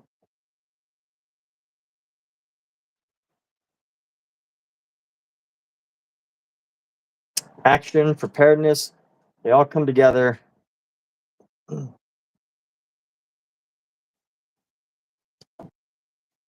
Good things come to those who work towards something and sow the seeds, and then they wait.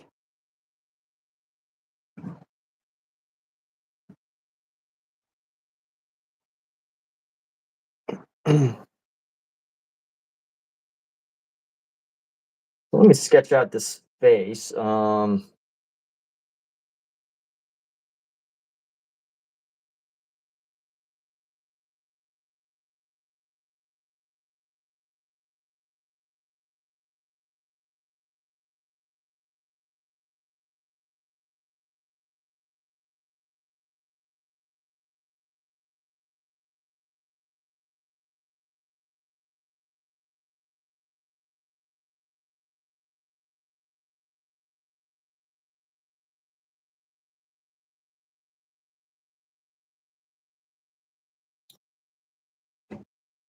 So here we go. We got this piece right here.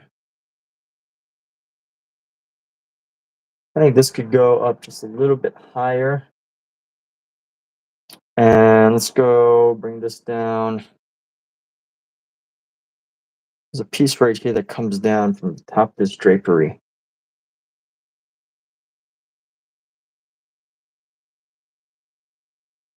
It'd be about the same length as that. So this is coming down. This goes just slightly in front of the face. We're going to make up what this is.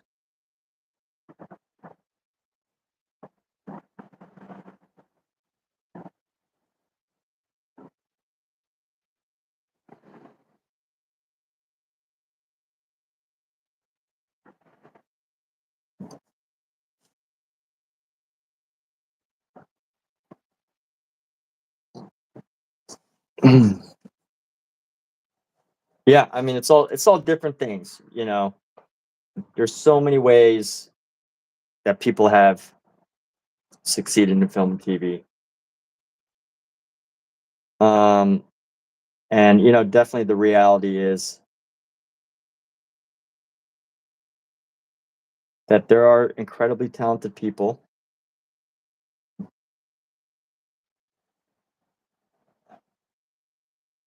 that are just waiting, and then there are some very untalented people that are going after it, and they're not waiting, and they're getting these things. So, you know, I mean, it's just the nature of the business.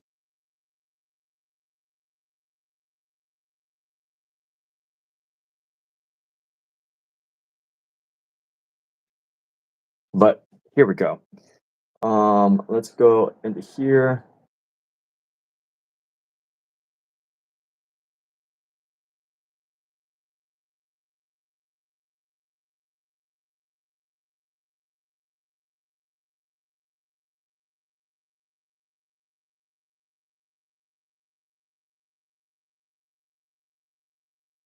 And just so this is a fabric. This is somebody's fabric. So I'm using just a lighter shade of blue here to go down in this area for this fabric. I mean, I'm still allowing some of the darker space to shine through to help to create some of these forms and edges, but mostly focused on just. You going on vacation, Kat? The Nazi suit. What did you have?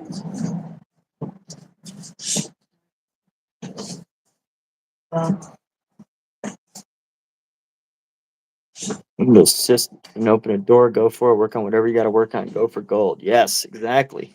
Dude, connections are so important. Connections are so important.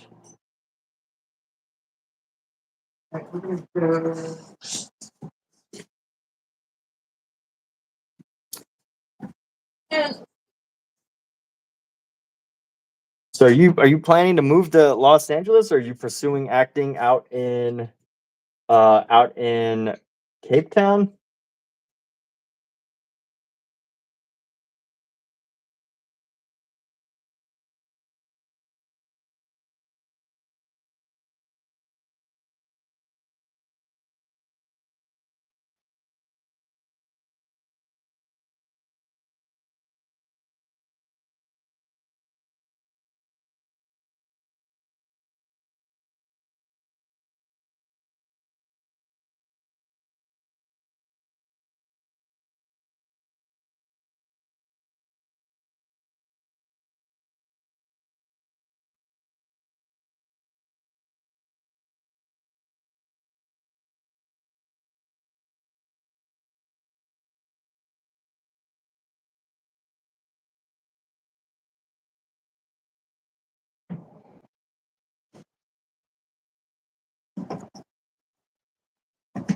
So you're working in the film industry side. Yep. Yep. Work on the film industry side. Yes. So here we go. Bringing down with our white here. But you know what's really fun is working in film and TV, doing classes and things. And one amazing thing that you find in classes is like so many people are able to use their talent for acting in totally new fields, whether they go on to business or whether they go on to some other art form. I find that a lot of actor friends that I've had do all sorts of varieties of things, and it's wonderful. They do all sorts of things from real estate. They become real estate influencers, or they become some of them. A lot of them are working actors. All sorts of really great things. Other YouTube influencers as well.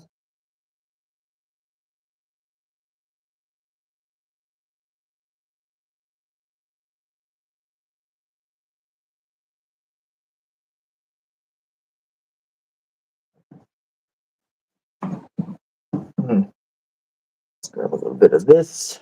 Let's go along the front here.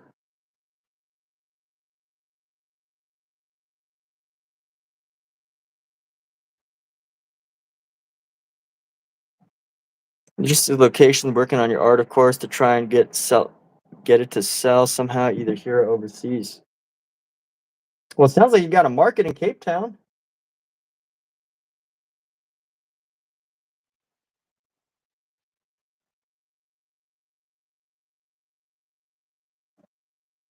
What?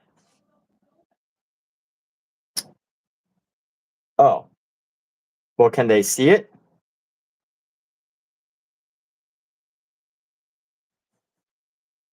If anybody wants to go to Angola, Kathleen has a film made in Cape Verde, Africa, which you can watch in Angola. Pretty good.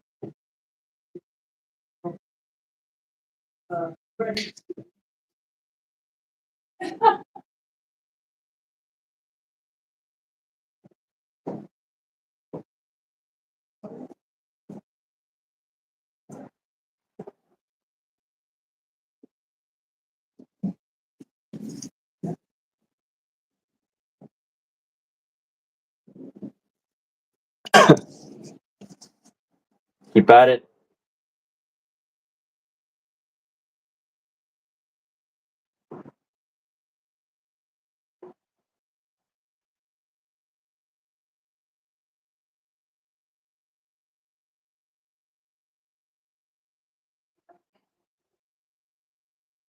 But yes, film and TV is an incredibly rewarding business, but also a business that will totally has no problem spitting you out, chewing you up, and then spitting you out. That is the truth here.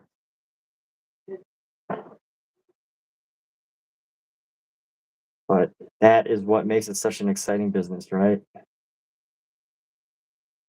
Oh, yeah. That is right.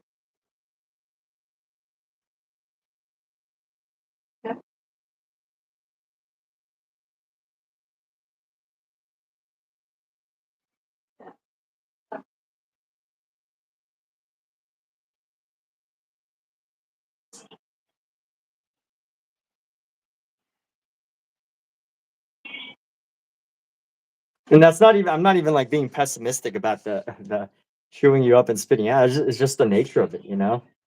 Like they'll chew, they'll take you in, they'll enjoy you. You know, and dude, I love the idea of being chewed up and then spit out business wise. You know, it makes it exciting. I know it sounds kind of weird, but you know, it's one of those things.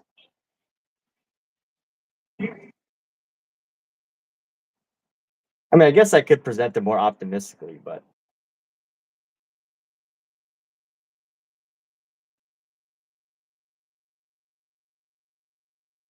I don't know. I have not been totally involved in like the highest levels of business, right? I mean, I've worked on some very successful films and TV. I've worked on an Academy Award winning movie, Everything Everywhere All at Once. You can see me in the movie theater scene. If you watch it, I am a guest at a movie theater. And at that movie theater, but at the same time, Can't find my. yeah, it's rewarding. I don't know how else to put it. First step back. But I put it somewhere so the kids. But they may have gotten.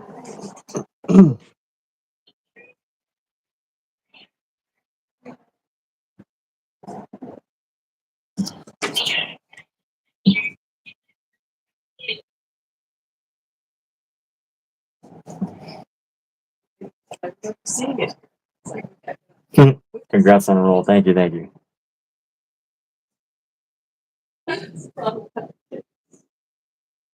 There's no problem with having kittens. What do you mean problem?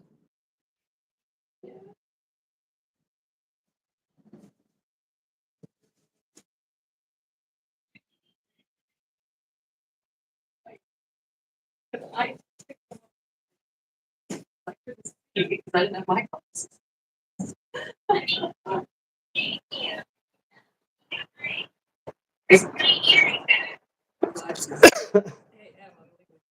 All right, bye.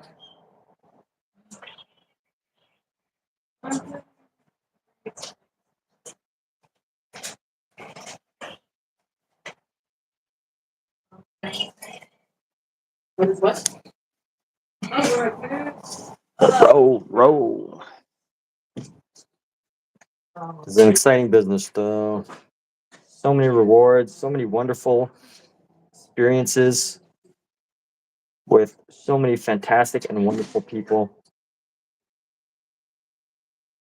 But you know what? You know what? I think the most interesting part is that when I said chew you up and spit you out, I actually stole that from Steve-O. Steve-O said the business will chew you up and spit you out. And I just, I thought about it and I agreed with it. And he's probably not the first person who's ever said that.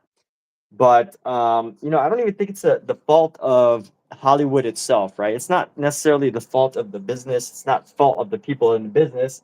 It's the reason why it happens. It's not even like a fault. The reason why it happens is because people are people, right? People lose interest in things. How many people can maintain the interest of somebody for 10 or more years? Like, I like to think of the artists, the musicians that I used to listen to when I was like, 10, 15, 20, 25. And, a lot of them, you listen to them, you think that they're going to be around forever. And then, they stop making music for like 5, 10 years. And then, they may or may not have like a comeback. And, that's music that's different, a little different than acting. But you know what? It's all just a service of humanity. Humanity, a service of humanity. I mean, the entertainment industry, it is a service business. You provide a service of entertainment to people. And you know what? Not everyone sticks around. Not everyone is able to move up in the business. And it's just the nature.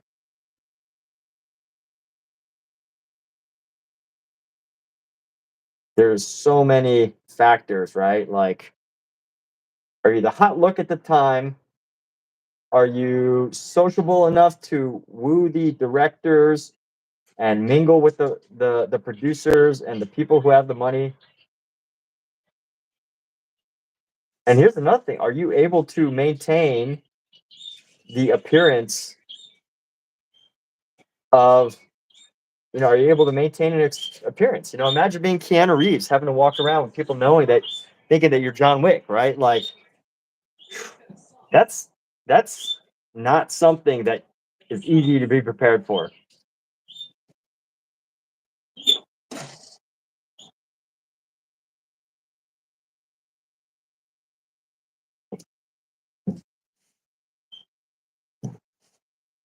But that's just one example, though. I mean, just talking about the film and TV industry, some thoughts around it, right? Are you prepared to walk around and people think that you are John Wick, that you're Superman, that you are this superhero, that you are Gandalf?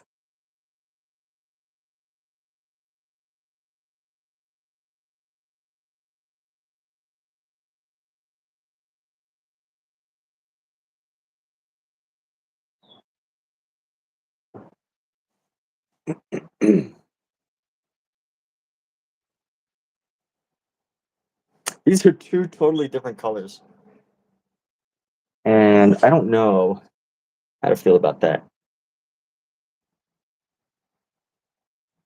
Let's see. Maybe I should move on to the face. Clean this brush up for now. You know what? We can actually clean this brush up.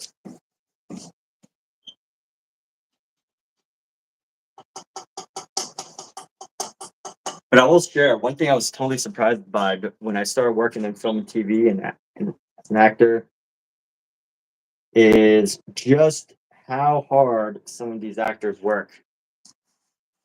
Because it's not just making the movie, and I'm sure, not too many, I'm sure you're not going to be surprised by what I'm about to say. Like, it's almost going to sound obvious, but, a lot of actors, they work for like 12-hour days, 14-hour days on set working, 15, 16-hour days.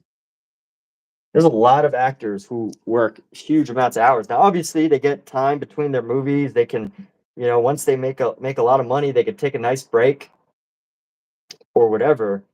But sometimes it's not always a glamorous one, too. Like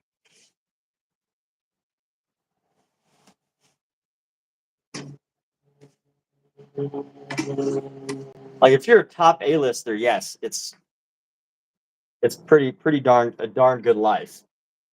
Even if you have to work, a couple times a year for like 15, 16 hours. But I think if you're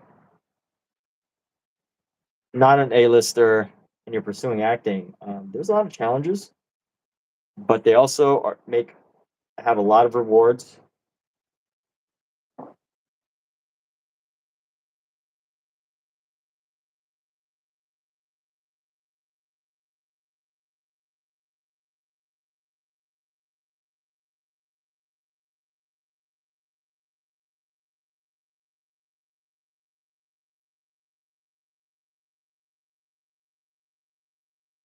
There are lots of rewards.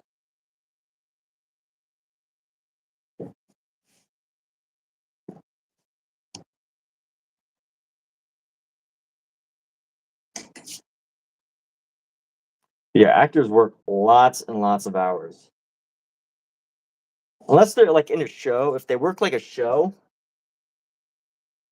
So if an actor works a regular show, they might only work like 4 or 5 hours a day, a couple times a week and make lots and lots of money. But I think for the most part, that is not the reality of most acting jobs. His head doesn't look that great. But let's see. Yeah, you hear, but they knew what they were stepping into. Yes, that's right. But I mean, let's challenge that thought for a second. There's always this criticism of artists or like actors who are like, "Oh, I knew they should know that, there's going to be paparazzi. They should know that there's going to be people bothering them about their autograph." But let's take like a Justin Bieber, right? Justin Bieber was found off of YouTube. One day he was just singing on YouTube as a 13-year-old kid. Maybe he was 14. And how much about life does a 14-year-old really know? How much about life does a 13-year-old really know? Not very much. I mean, I think 13, 14-year-olds like to think they know a lot. At least I was a super know-it-all kid. But, Justin Bieber became a teenager.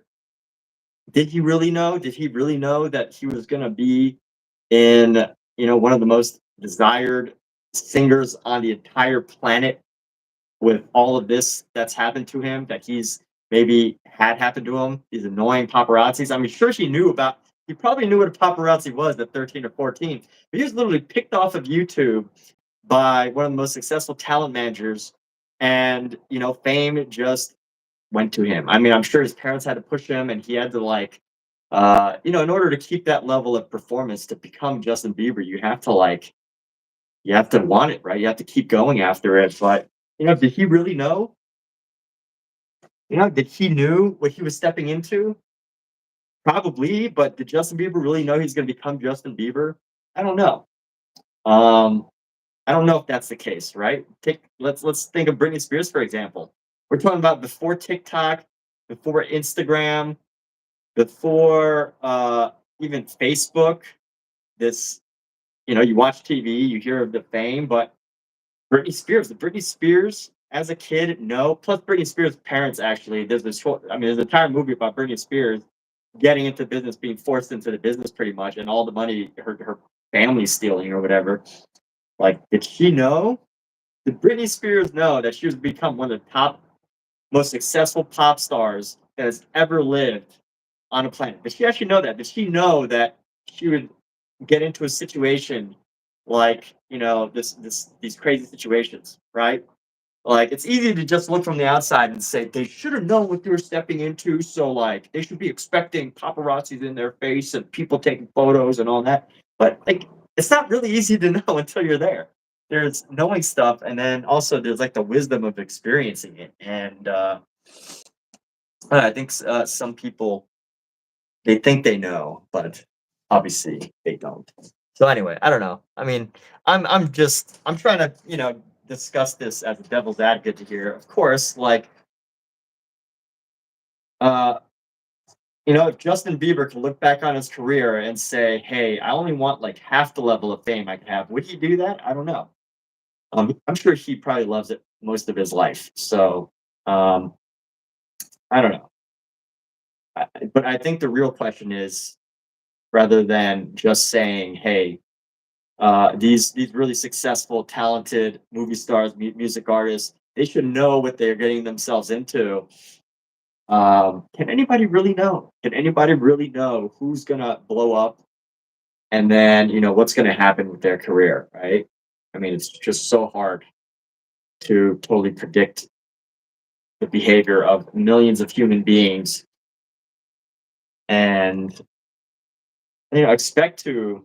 I guess at some level you have to expect it, but and there's probably some actors who like slow themselves down, like I don't know, Robert Downey Jr. Again, this portion of this live stream is totally making it up, right?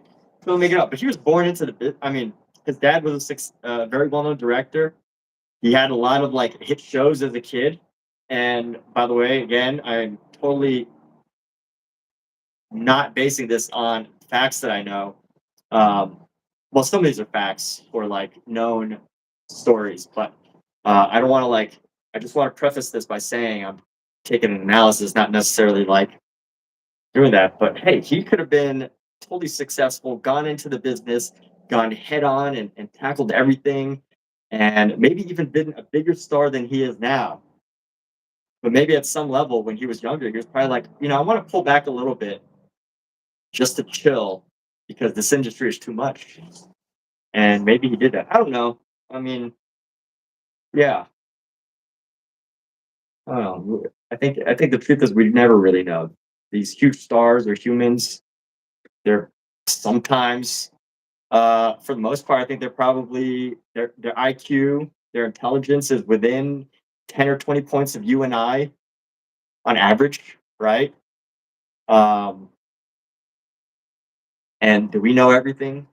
Do we know everything that can possibly what to expect in every single situation? I mean, and then even if you do know, I mean, have you ever known something was bad for you and you did it anyway? I mean, like, and then you're like, dang, I really regret that. That really sucks. I mean, the benefit of the doubt.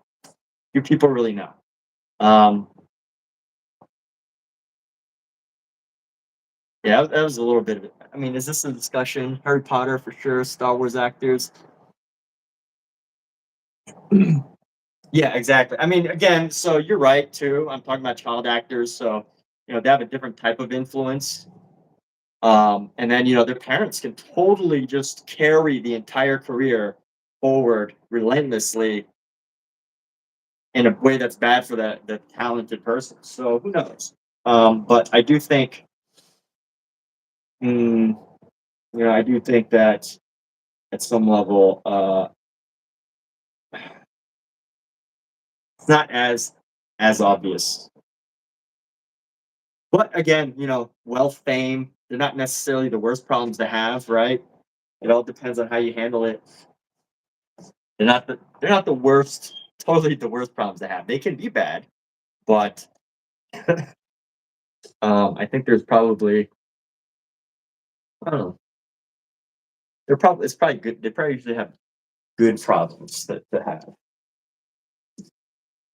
And then, you know, what happens when you get the wrong people around you, right? Like you can know that there's going to be paparazzi in your face. You can know that, like, you know, you're probably getting a stalker or two. You can know these things. You can assume that it's probably going to happen, but like, what do you do when it actually happens? What do you do? What about the stuff that you could be unprepared for? Like when that stalker actually shows up at your apartment or whatever, or the paparazzi is, you know, trying to sneak into your backyard when that actually happens.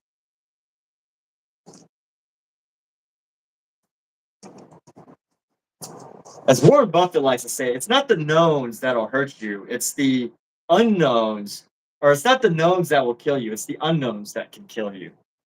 Business. And I think that was tied to business, was the context of that. But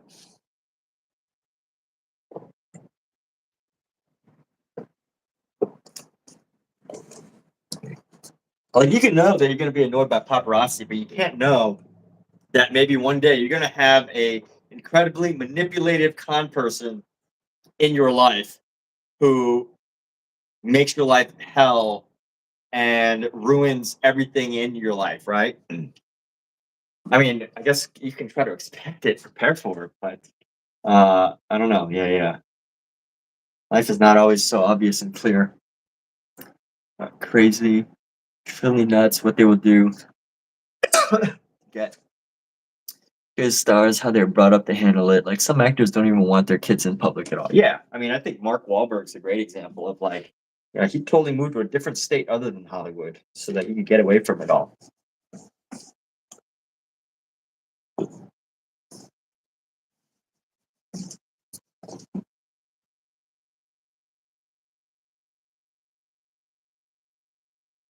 And here's the other sad thing too. Um, some people are just so incredibly talented. Some people are just so incredibly talented, and you know they're just destined to be creative people, artists that are like valued. Like again, I think Justin Bieber is a great example. Britney Spears, another wonderful example. You know, some people are just so talented, and then just because they chose to share their gifts with the world, there's some crazy things that happen. Crazy things that happen. They don't know how to do anything else other than just be incredible artists, talented people.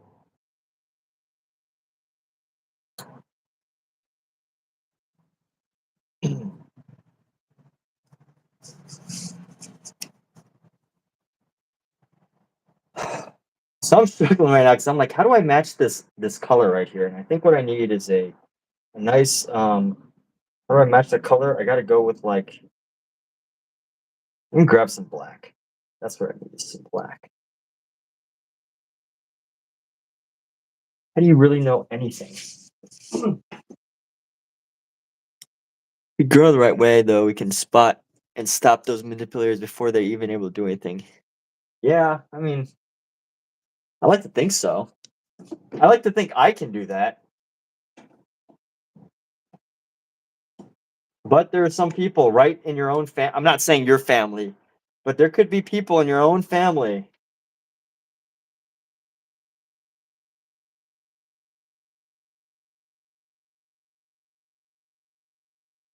that can be the ones that are causing the problems, you know? And then what do you do there?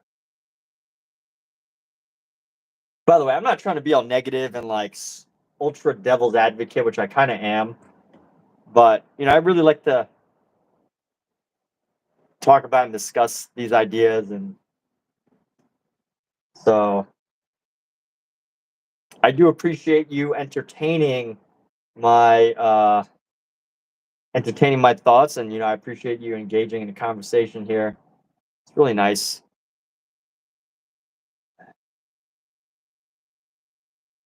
to be able to discuss these things in a friendly way.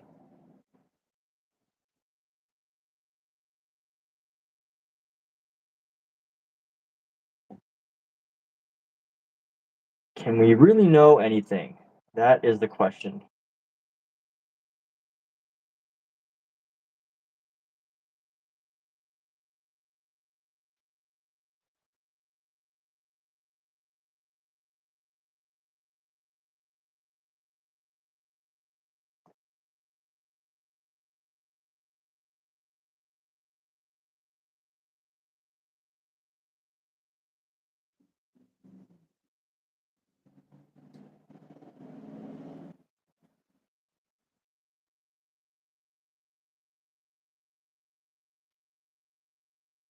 I have no clue what's going on here. I need to tighten up this face. Let's go. Let's grab some of this color. What's up? Okay. Corey is getting his easel and everything set up. Fantastic. Just join that link whenever you're ready, dude. I don't think I'm gonna have the same level of energy. I don't know. I might have to wake myself up with a shock of adrenaline to keep up with Omizu, because I think so Omizu, are we just doing like a duo live stream, or are we actually gonna knock out that project that we had in mind? So here we go. We're gonna add a little bit of yellow here. Let's start adding in this yellow just to give it some color here.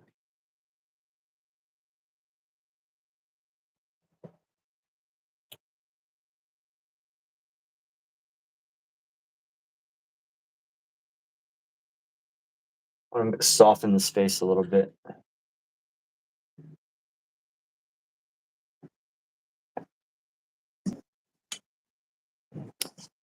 In time. Good, just making toast. Getting camera and easel set up. All right. Hey, so Omiza, I don't know what size panel do you want to do? So I have another 16 by 20, which is a canvas, a stretched canvas, or I have a 20 by 24, or I have an 18 by 24 canvas panel, or a 20 by 24 canvas panel. Now, obviously, you know, people always, well, it's up to you whether you want whether you're interested in the regular stretch canvas, or whether you want the canvas panel.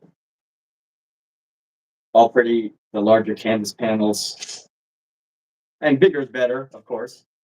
Or bigger is more interesting as far as painting is concerned. Not always the case, but um, you know, you could do a lot more with the bigger canvas, right?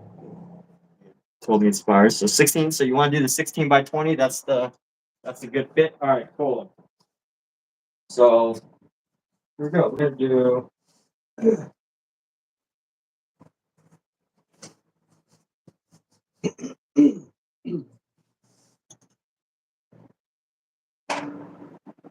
So we're about to do a fun little show here. So Omizu and I decided that we're gonna do a paint trade, and that we're gonna come up with a random idea, and we're gonna do paintings on it. So let's see, 5/8 deep primer, all media primer. Let's go.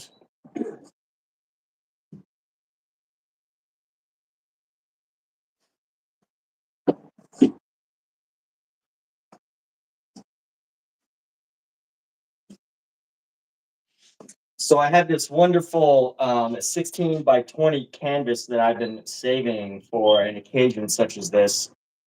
And this is Acid Free by Della Rowney, 1 pack, uh, pack stapled, good adhesion. It's 1 inch wide, or no, 1 inch, 0.78 inches wide with pine stretcher bars. I'm gonna pop this open. Yeah, so Omizu and I are gonna do a paint trade or an art trade, but he came up with this idea that we're both gonna be doing a painting. And rather than like picking a painting of each other's that we're gonna do, we're just basically gonna paint right now for this evening or whatever. And this specific piece is what we're gonna be trading. So I'm opening this brand new canvas. We're going 16 by 20. The idea. So let me grab some of this. This even comes with stretchers. This even comes with some stretchers, so I'll probably toss that into the long. Although, by the way, Omizu, just a thought that this is oil, so it's going to take a couple of days to dry. Maybe even a week before I can really send it. But, you know.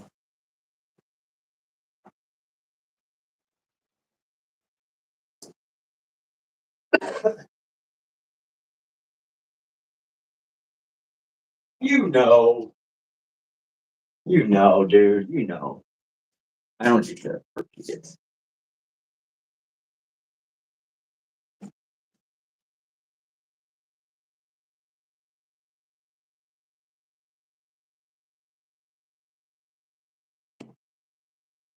Any other artists are interested in doing something similar one day, we can also do it. But this is also experimental because Omizu also streams.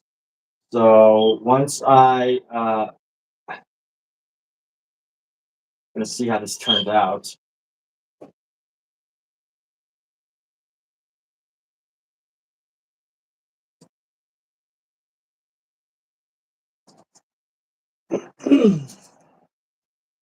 And I am just awaiting Omizu to arrive. But let me get a new pack of gloves. I do have to buy a new pack of these. Fortunately, they come in packs of like hundreds. So it comes in a pack of 100 gloves.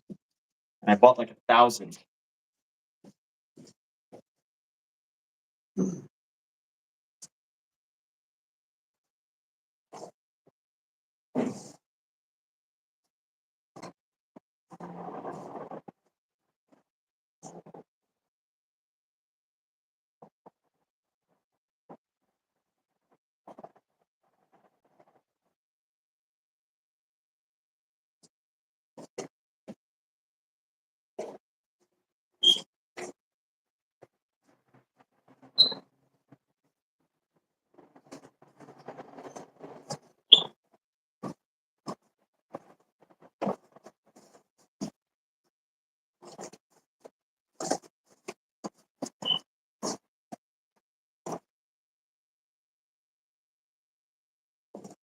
So another thing about painting is there's so many, not necessarily anything goes. So what's gonna happen is as soon as Omizu gets here, I think what we chose to do is that we're each gonna do like an idea generator, and we're just gonna pick an idea that both of us kind of like do our own interpretation of.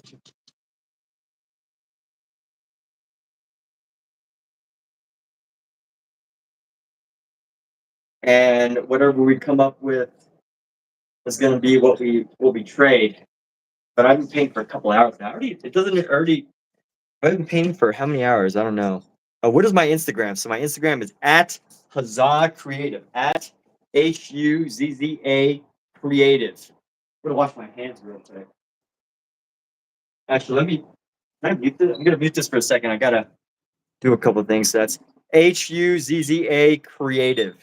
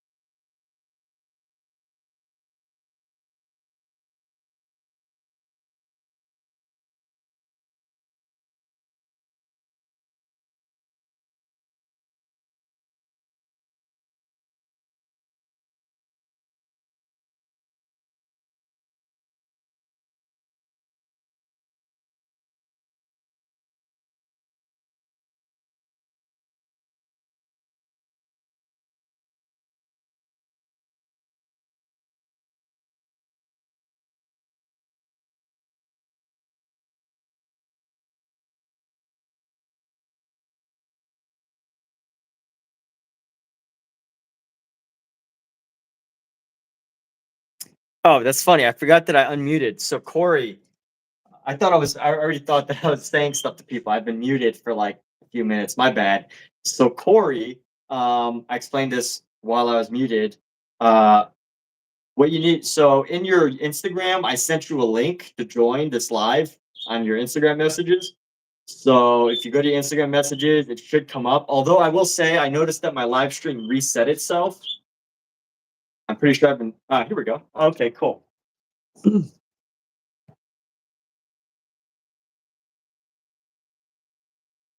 if you go to your Instagram messages, it should come up. Hello? Although I will say, I noticed that my live stream. Hello. Hey.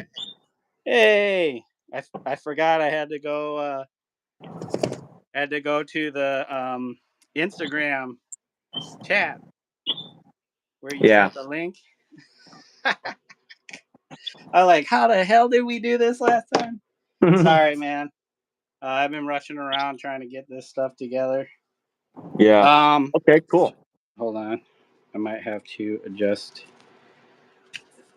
stuff.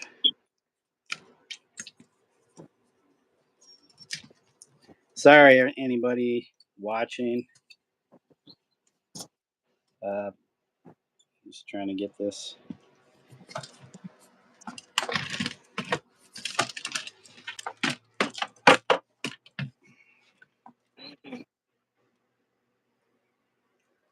How's that?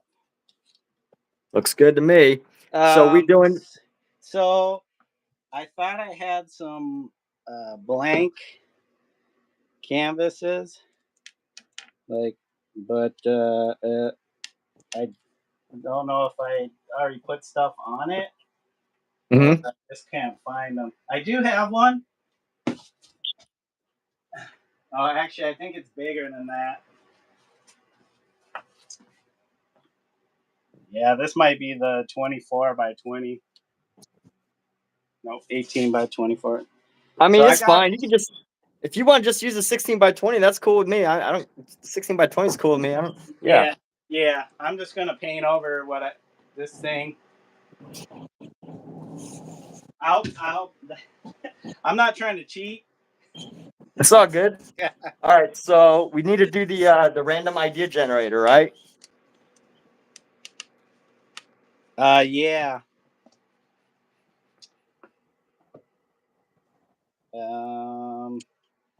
So here's what I think we could do. Where did you send that to me?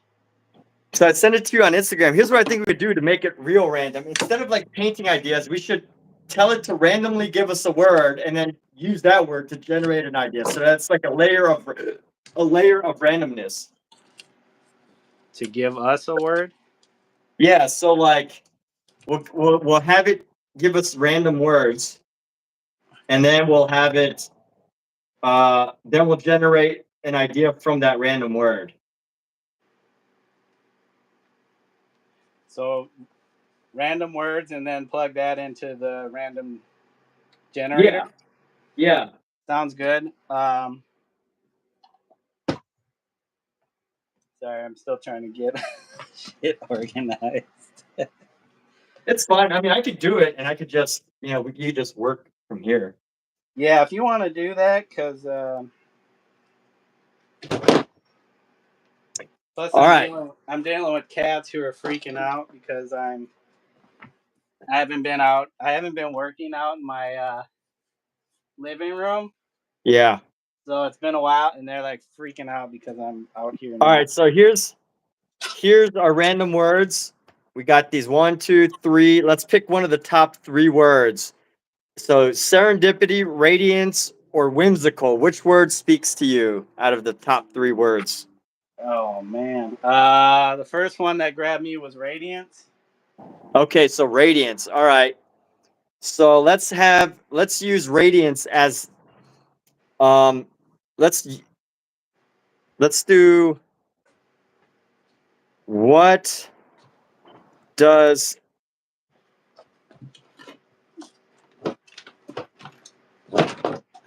how can we use the word radiance to generate another random idea?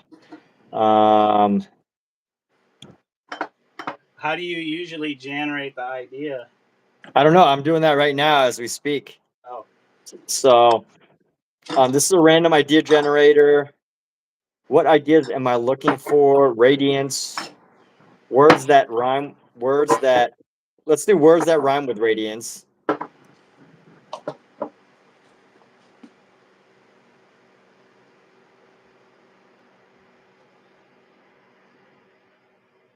And then which one of these three words do you speak to? Brilliance, alliance, or defiance?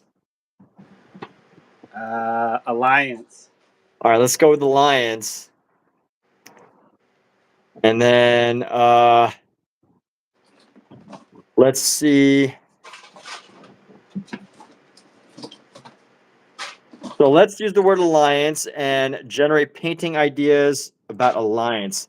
Painting ideas about pictures about alliance is.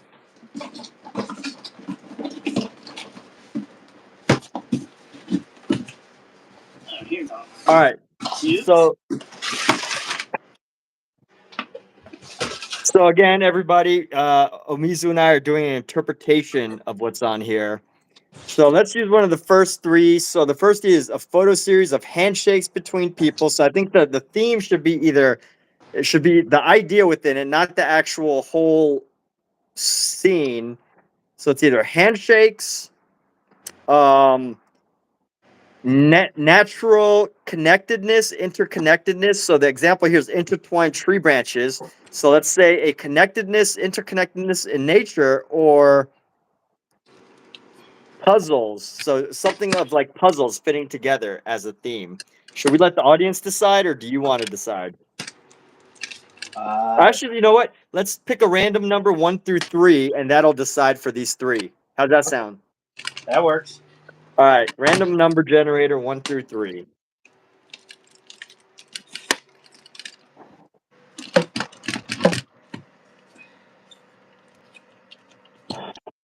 Random number generator, max number 3. Generate. All right, it's number 2. So that doesn't even feel like a random number, but anyway. 2. So intertwined. So the idea that they gave is intertwined tree branches to represent the interconnectedness of alliances in nature. So I don't. So you take that and interpret it however you want. And you know, I don't know if we necessarily need to make interconnected tree branches, but that's our theme right here. So kind of an interconnectedness. Yeah, I mean, however you want to interpret it. I don't want to like. I don't want to. All right. Yeah, this is just the general idea. So I'm actually gonna message it to you so that you have so that in case like you forget exactly what it said, which you probably don't really need to know, but so I just sent you the image and then we can work from there. By the way, before I get started, Josh wants us to look at his artwork that he messaged me.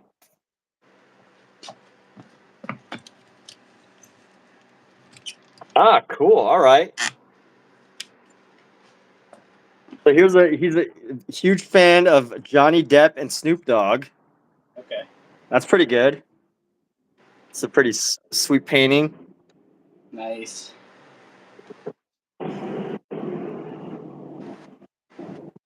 Pretty sweet painting. Dude, very like, yeah, that's very cool. This is a cool take on pop art. A very interesting take on pop art. It reminds me of this painting that I was looking at a little while ago. Let me see if I can find it. Can't even remember this artist, but this artist right here. Does anybody actually recognize this artist? I forget the name of them. Let me see the details. Senecchio? I think it might even be Picasso. Senecchio, 1922. No, it's Paul Klee. So Paul Klee made Paul this Clay. painting. Clay, is that his name? Yeah, so that's what your Josh. Clay or Clee. Josh, that's kind of what you remind me of, only because of like the broken up faces. But it's not abstract. Obviously, they're not abstracted, but it is abstracted in some way because it's broken up.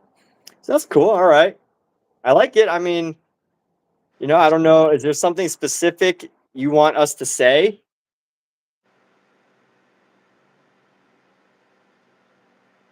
or you just want us to share your work, which is pretty cool with me. I'm fine with just sharing the work. So this is Josh Harvey's work. He's in the room right now, I believe.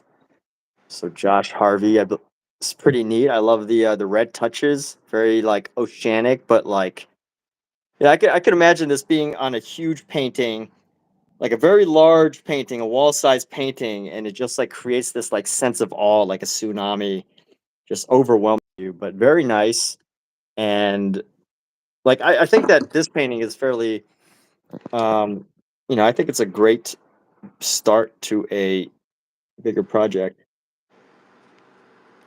And let's see what else Josh Harvey has sent us. Cool ocean. Love the reflections on the oceans. The oceanic view. Yeah. Okay. Cool. So right now, this is all Josh Harvey's work that he has so graciously shared with us. Because you mentioned that you wanted to send some pics. So well, what's funny is that we're talking about this whole interconnectedness thing, and I think this photo is very representative of the idea of an interconnectedness here.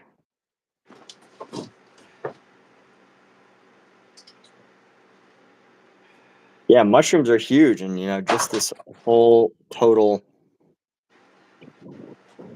connection of ideas here. So yeah, hey Josh, thanks for sharing all that, man. Thanks for sharing with you. Oh look, I love this little gnome detail. What's he got going? What's this gnome got going on? I love like when there's like random. I mean, I guess it's not random. Is he smoking? I can't tell if he's smoking something. He's blowing out like rainbow smoke or something. That's funny. That is a funny idea, Josh. The lawn gnome blowing out red smoke. That's hilarious. That would be a very funny theme to build from. If you're that into gnomes, that'd be a hilarious funny theme. Is the theme of the gnome. But we're gonna get started on painting now. Guys are freaking. All right.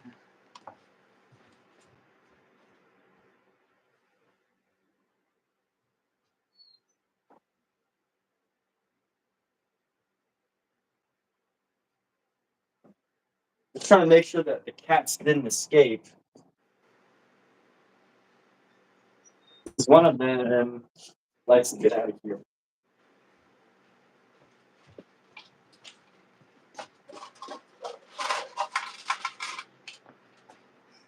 This is. Sorry, guys. Uh, I didn't really plan this out very well, but Here's the dog.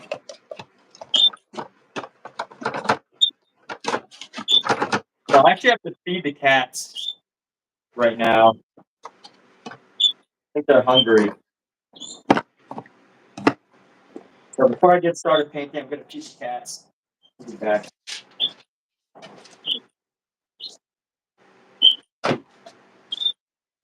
Yeah, are you dreaming of a better world? Are you dreaming of a life unleashed?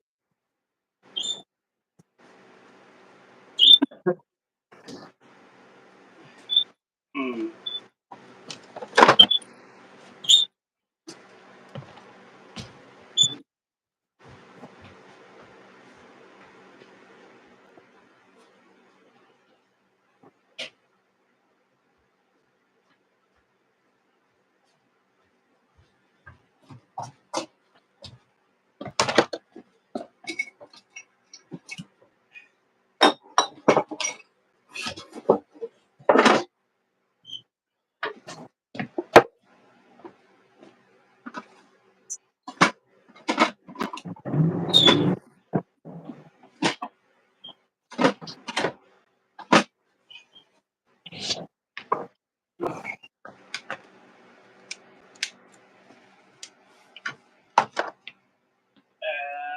Where are my towels?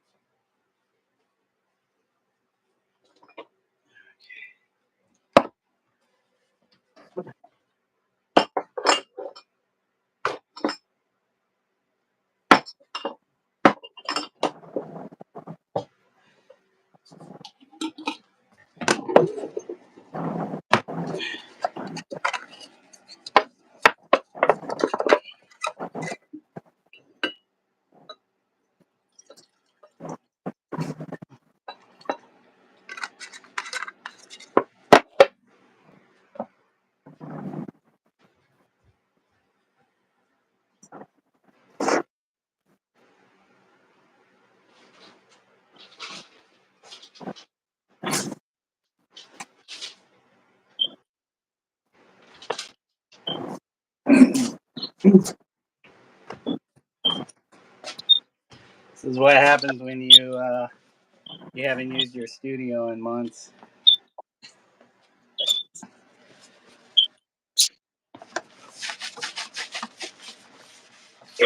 All right, I think I got my palette.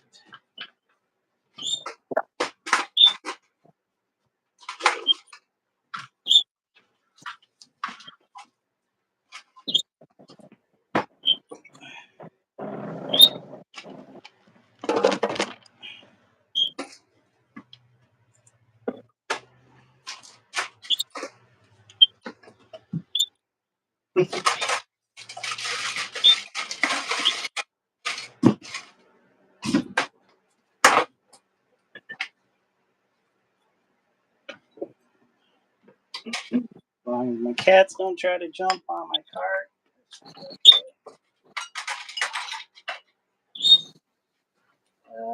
Not very cleaned up. Come on, you guys, move. Move, please.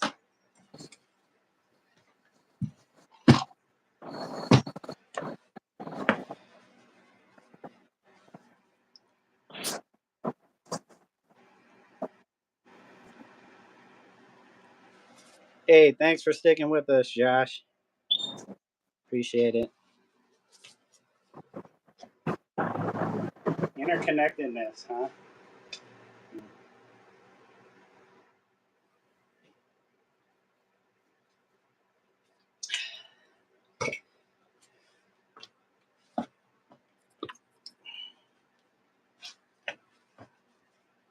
Well, let's see. I don't know if I have any medium. Hey, please. You guys are causing so much trouble right now.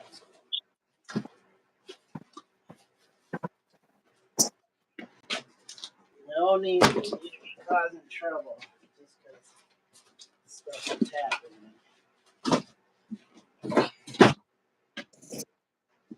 There, you can lay down on the chair.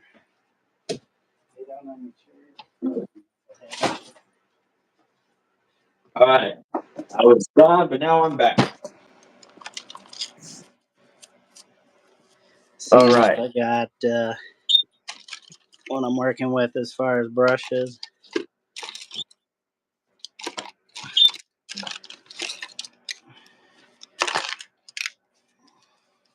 Alexa, what time is it? The time is 3:40 p.m. 3:40. Nice. I'll probably have to leave in about 2 hours. All right. Maybe longer. I don't know. All right. So what We do what we does can in the time allotted. what does interconnectedness means for me?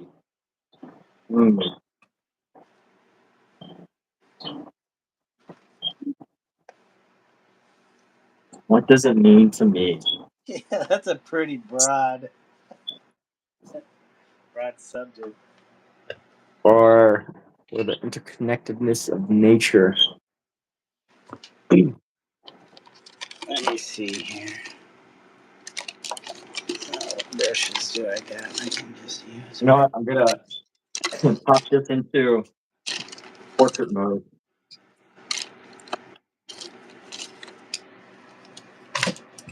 Oh, can I zoom?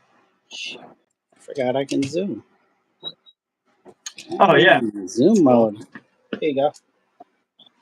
All right, what do we got? Where's my colors? Where's my colors? All right, let me see.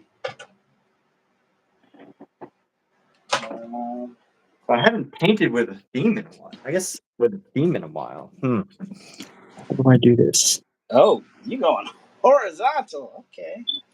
Yeah. Where's my half these tubes I can't even open. Come on. All right, I gotta be right back and get my.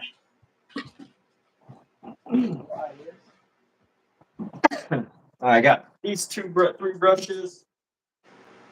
I'm gonna go for one more brush here. Okay, this would be a good brush. Got 4 brushes and brush I've been meaning to use for a while. I haven't even broken this out, but this is the finest interlocked Utrecht brush. It's the finest interlocked brush. So that means I gotta loosen it up a little bit with some bit of paint. I mean oil. Got a little what Georgian? What do we got here? A little Rowney, Yeah. ochre, yellow ochre. Since I already started with yellow.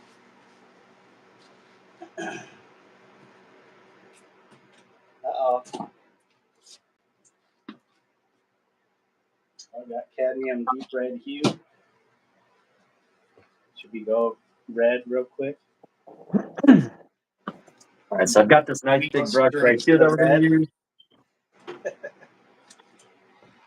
And let's see. I need some red.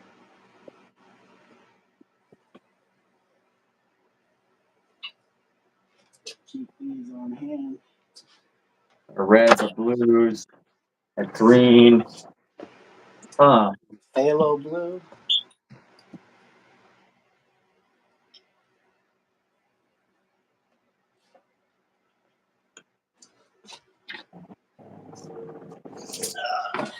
Definitely need.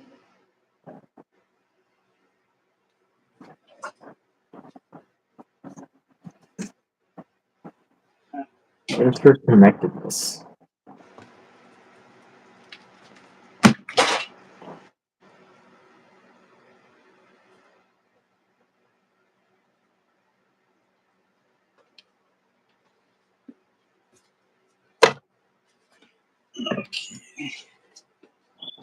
Where did I put the blue?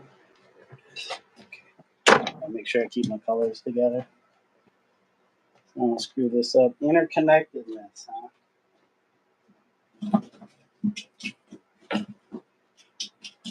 Yeah, and of course we don't have to I don't think we need to stick too tight. Just it's up to you, right? Like whatever, however you interpret that. I don't know. Interconnected. Okay, let's see.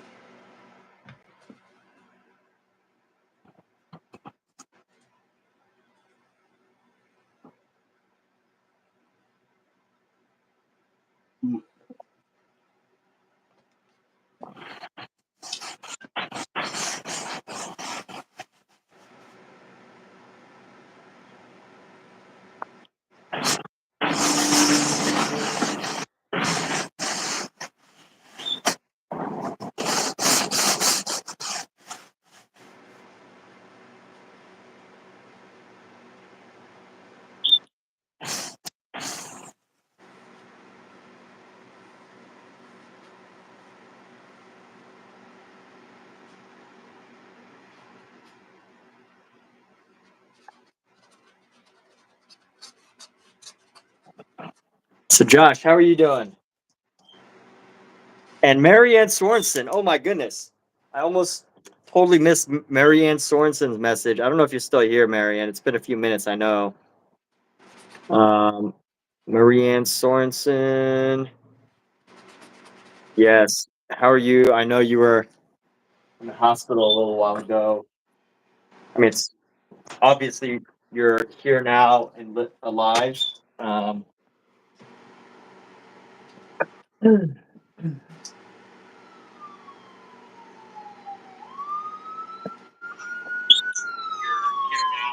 Sorry. Whoa. I would have expected to hear police from from here, but not from Iowa or Oh yeah, Minnesota. they've been having shootings and stuff for quite a bit over the past months and stuff. Um, so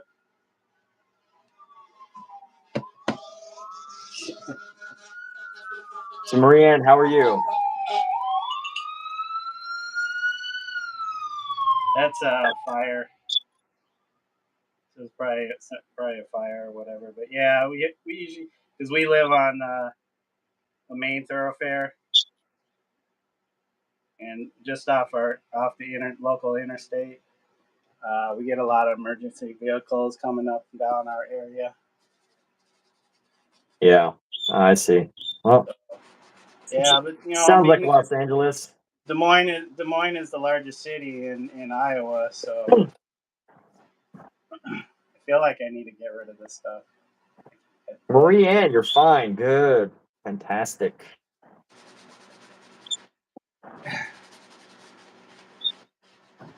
I'm just gonna scratch it out real quick. The scratcher. It's all good. Share with us your process. If you want, you don't have to, of course, right? Just Usually, totally. I just want to say that. it's Yeah. easier when I have uh, like more of a concrete idea, like an image that's in my mind. This one's tough because it's eluding me as far as like, okay, interconnectedness. Like how do you portray that? You can portray it in so many different ways. Yeah. No, I mean just Do using you one go the random word. figurative route, or how would you show that abstractly?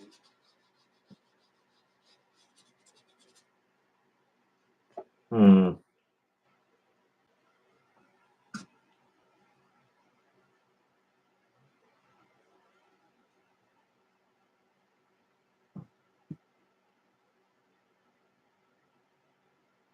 Yeah, because what does it mean to be interconnected?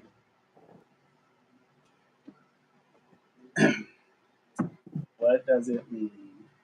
Hmm. See, I don't want to say too much because I don't want to influence too much, and like, because either if I say something and like you're like, oh, that's a good idea, or if I say something you're like, oh, I can't do that now. Either way, I wouldn't want to Yeah, it's like affect. you don't want to influence the other person because you want them to Yeah. do their take on it. Yeah. And Exactly. once you start throwing ideas out there, then it's like, okay, um,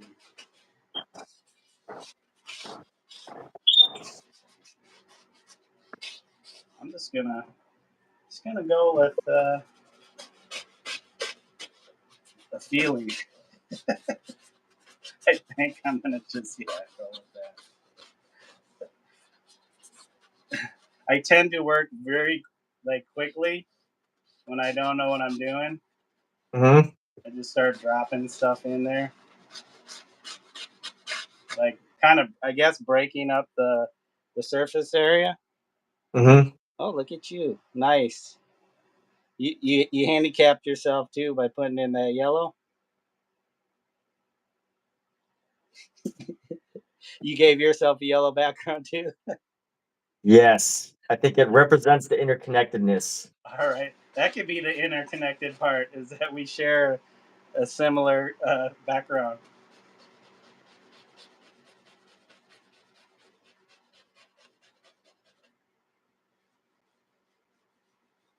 So another interconnectedness to us is we're both YouTube streamers.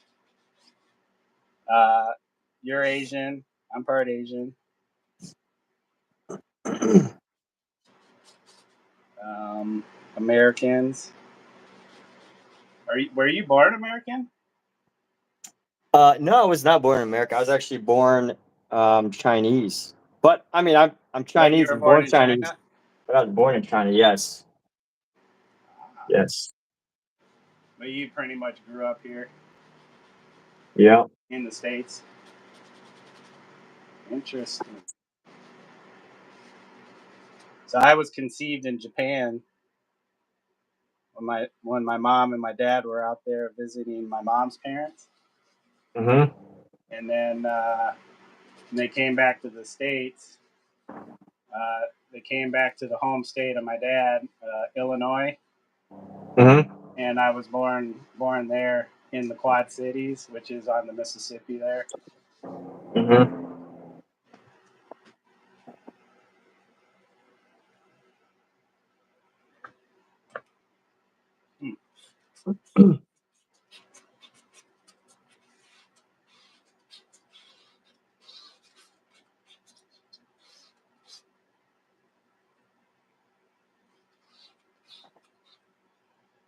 Well, that's cool. So, did you have a choice? You feel like you had a choice to move, or Did I have a choice? yeah? No, I was too young. I had no idea what was going on. I had no idea what was going on for a long time as a child.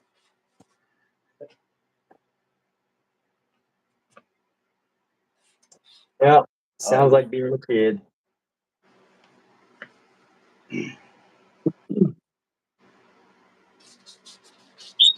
Mm-hmm.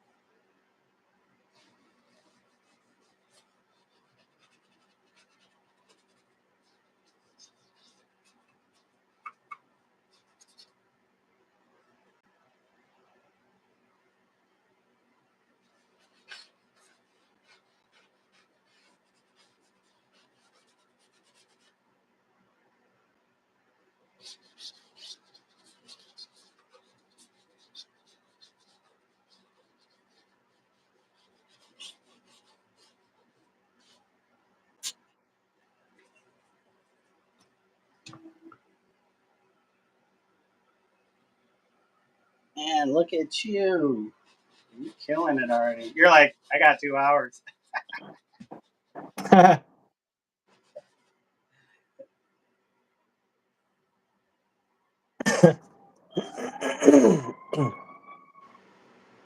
Well, I mean, I'm sure if I needed more time, I would, totally work on it more. But when I got an idea, I'm like, hey, let's just go after. I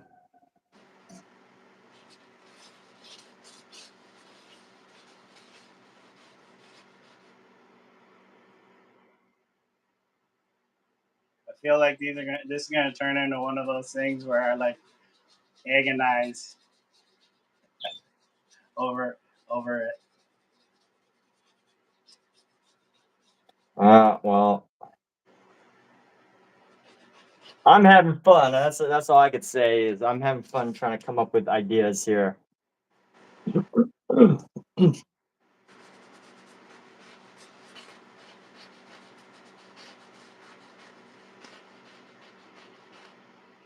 I will not agonize over this painting.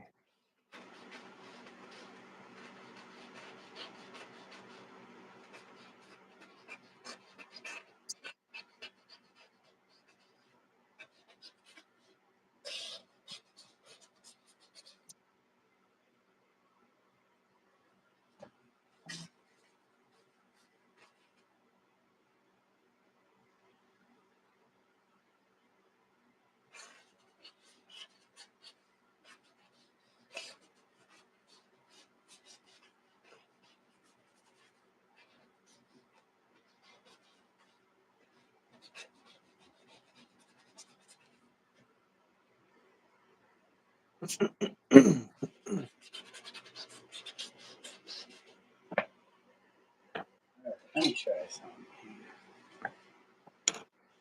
So for anybody who isn't familiar with what we're doing, Marianne, We have no idea. I don't know if you weren't here, if you were here or not earlier when we were explaining what we're doing. So Marianne, Omizu and I have taken something that a random concept, and we're doing a gifting, or not a gifting, a trading art trade. I would say gifting. All right, Gifting each gifting, other. art trading.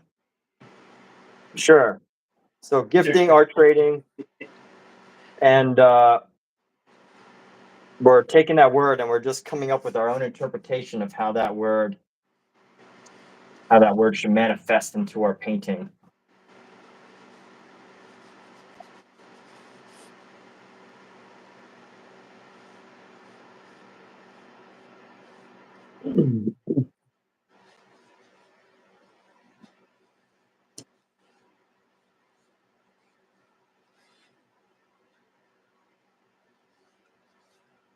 That's what we're working on now, Marianne. Just to fill you in.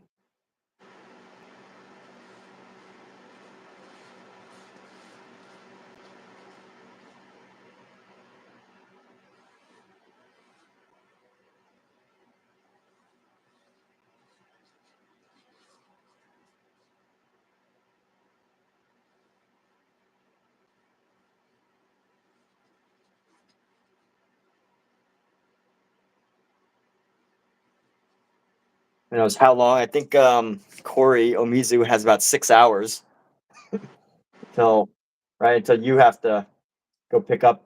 Yeah, I have to pick up my wife at 10, so it is.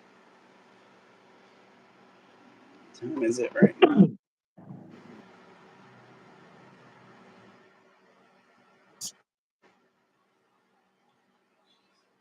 Hey, my old phone. It is 6 o'clock here. Yeah, It's we 4 got o'clock plenty where of you're time. at? Alexa, what time is it? It's 3:59 p.m. Yeah, it's 4. So yeah, I'll work up until whenever. Oh shoot, I need to plug in this phone too. I got one for the chat and one that's my camera. And I feel like I should probably boost it up a little more. There we go. It's 2 a.m., Josh. Josh, where are 2 you? a.m. Oh, yeah, you're South Africa. South Africa. Oh yeah, he's. Do you have insomnia right now? Or are you trying? I don't know. I guess tomorrow is Monday. I guess it's already Monday where you live, right? Josh said he's in South Africa. Yeah, he's from, that's where he Yeah, lives. that's what, like 9 hours from me? 11 for you?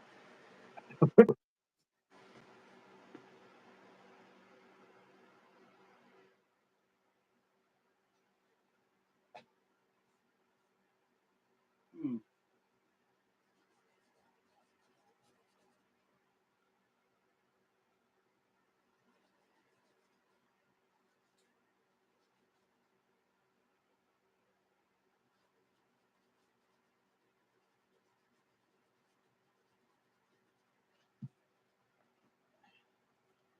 Check.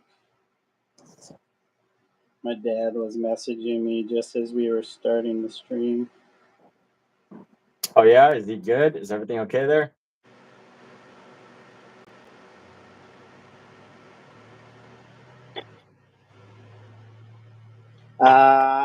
He's just responding to. So my wife saw this dog online that was needing a home, and we can't take nanny dogs. And so my wife was like, wondering if my dad would be interested, Mm-hmm. because their dog just passed away like last year or something. Yeah. Oh, okay. That's cool. But I'm like, they have freedom now, so they can travel and stuff. I don't know if they want another animal just yet.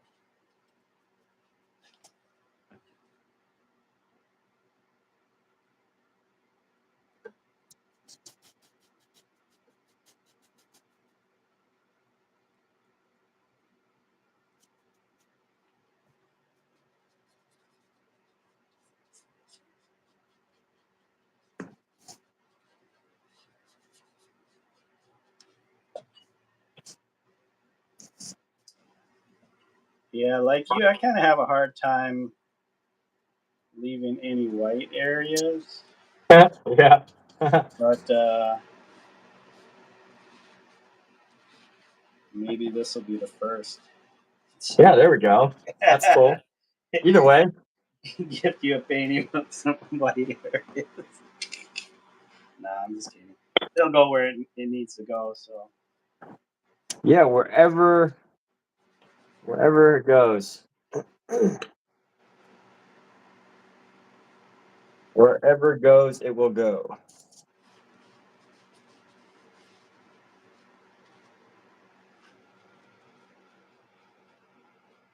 yeah, I'm so used to knowing exactly what I want to do, even if I don't have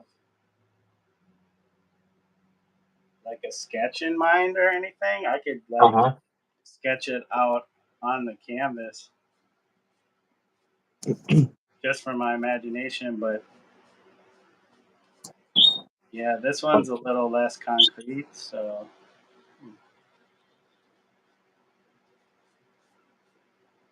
Yeah, I guess if and this was like I see what you're doing, and I don't want I don't want any of that stuff to influence what I'm doing. But yeah, I just briefly saw what you did, so I don't really know. you have no idea what I'm doing. No. I'm just laying down paint right now and just kind of breaking up the surface plane. And usually from that, I can create something. Oh, hey Josh. So Josh wants to join by doing his own version of what we're doing. Oh, totally. So Josh, let me show you the specific words. So basically we used an idea generator to give us random words. Corey chose the word what did he choose? He chose the word brilliance or radiance, and then we took that word to find a rhyming word, and Corey chose the word alliance, and then we generated picture ideas from the word alliance, and that came up with the interconnectedness of like trees and alliances, and we're coming up with our own interpretation of that. I And like how that worked, but let me show you the specific. I need more practice with that. Let me show you the specific wordage right here. So the exact wordage, which again, you don't need to stay close to this. You can stay close as far as you want, but capture images of intertwined tree branches to represent the interconnectedness of alliances in nature.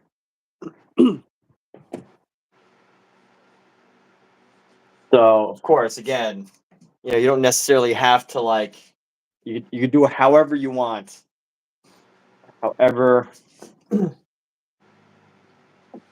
however that gets your brain working.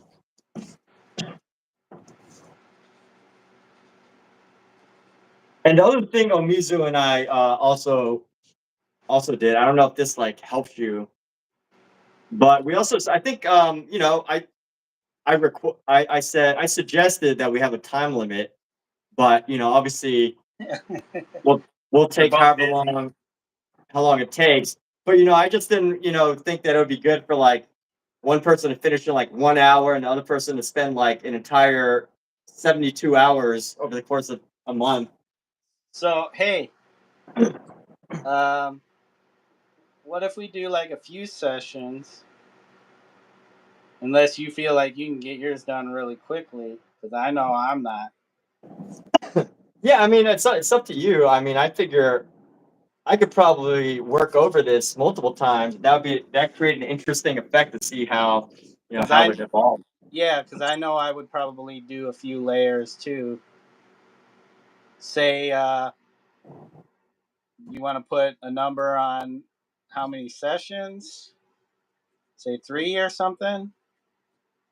I don't know, like let's say no more than like how you could do however many sessions. Maybe you do like 5 over the course, no more than 5 hours. So on or off stream. It's up to you. I mean, I'm gonna live stream anyway, so like Yeah. no more than like 5 hours. I think altogether. Oh, total. So you could No do more 10 than five sessions. hours total. Yeah. Okay.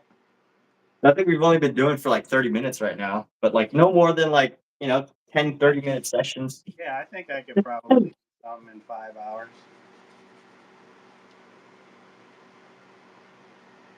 So what even even when we shut this down and I could still paint, because I don't know how much longer you're gonna have.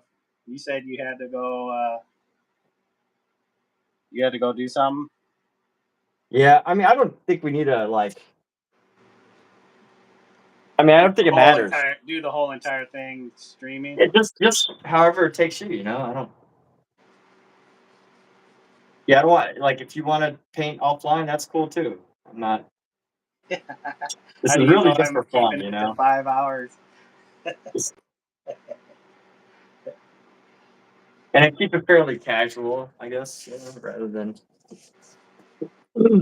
Yeah, I won't be putting like tons of hours into this because I still have that the book illustrations to work on. Yeah, exactly. So. So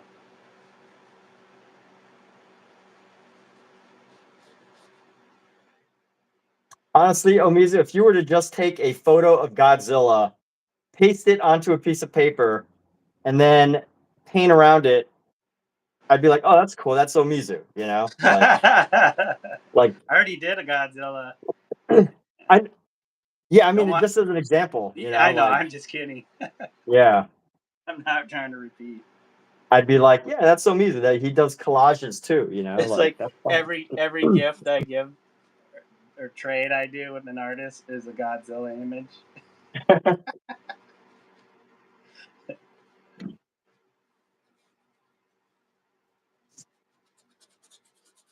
Hey, people love their Godzillas.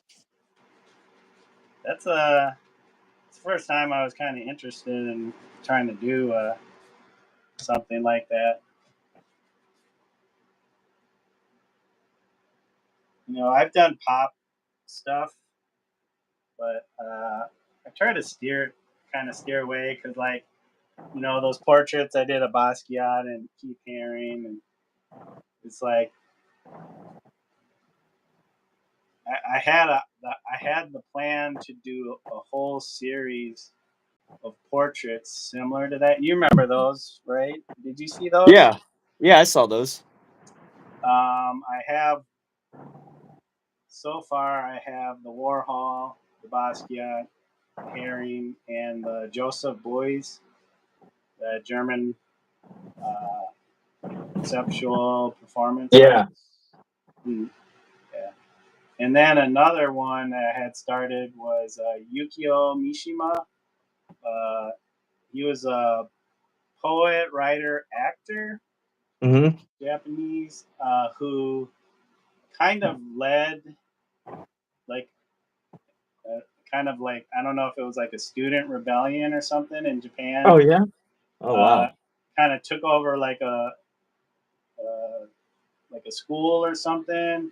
Yeah. And at the end of that, he ended up committing seppuku or harakiri. Oh. I don't know which one.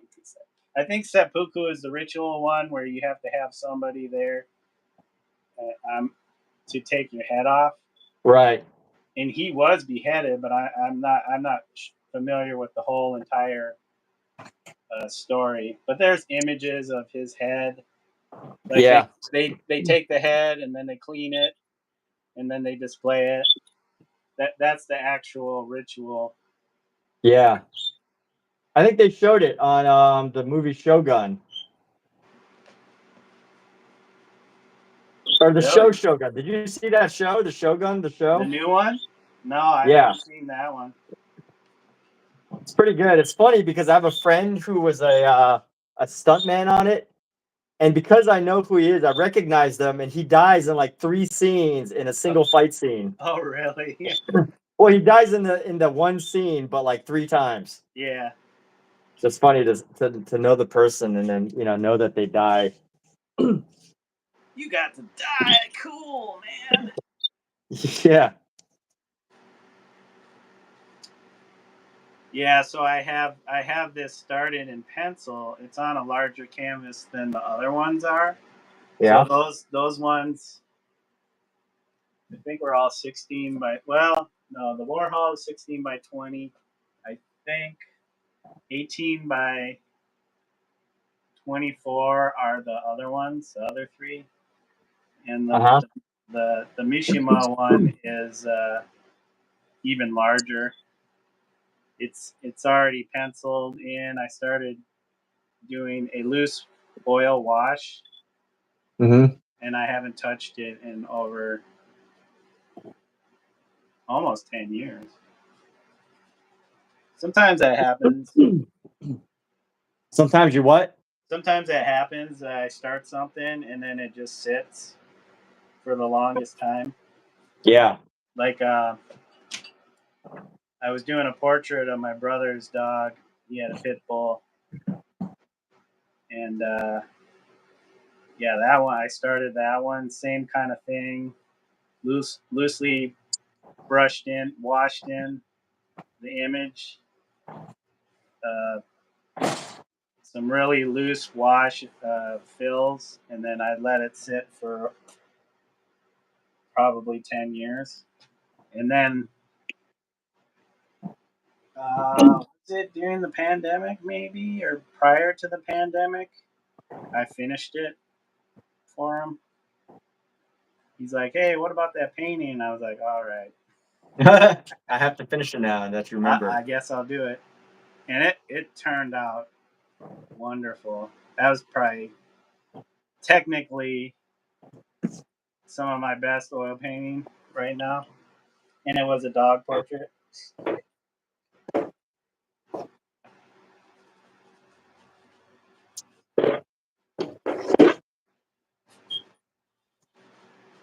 So if only I could,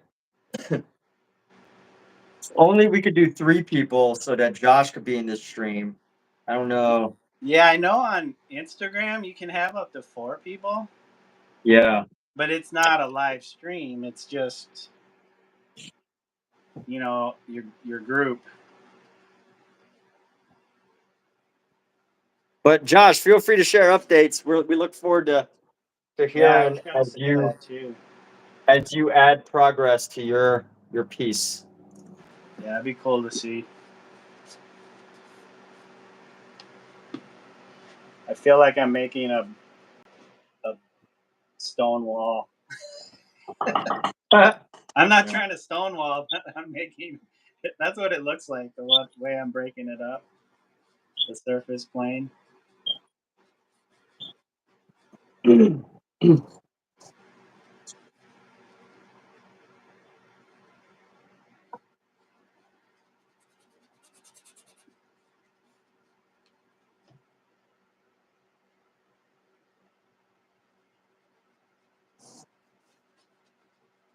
I'm kind of using a technique that Dondrell uses. Oh yeah, what's that?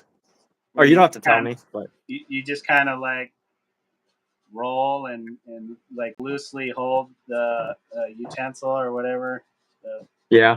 thing, and then just kind of let it go where it wants to go. That's cool. I like that idea. Yeah. Sometimes it works. Other times I just make a mess. Yeah.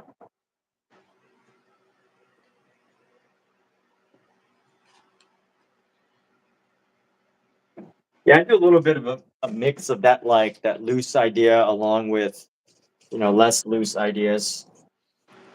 I like how Then, you're taking certain pictorial like images or icons and kind of just okay. add them in there and then build off of that, whether it gets covered up or what.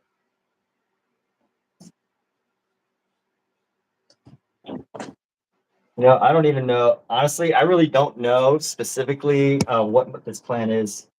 So I find it interesting that you're like, oh yeah. I'm like, yeah, sure, that's what I'm doing. I'm open to it. Pookie, go. Do you use like oil medium Do I use oil what? medium to mix in? Yeah, sometimes it depends. Like, of course, that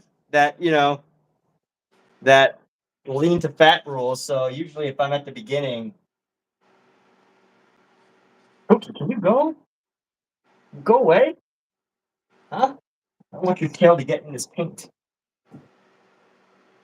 I'm pretty fortunate my cats have calmed down. They were totally freaking out as soon as I started moving stuff around.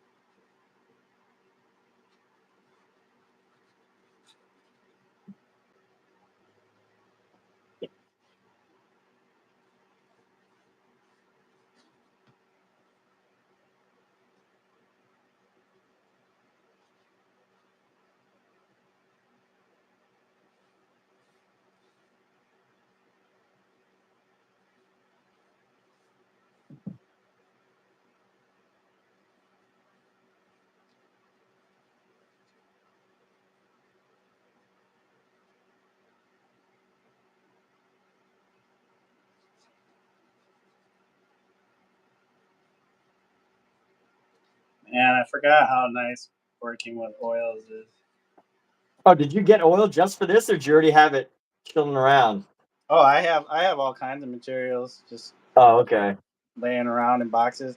I just it's kind of disorderly in here. So there's some tools that I would use that I don't want to spend time digging around for, Yeah, or yeah, it's in my garage yeah, because that's yeah. where during the summer that's where I usually have all my painting and stuff.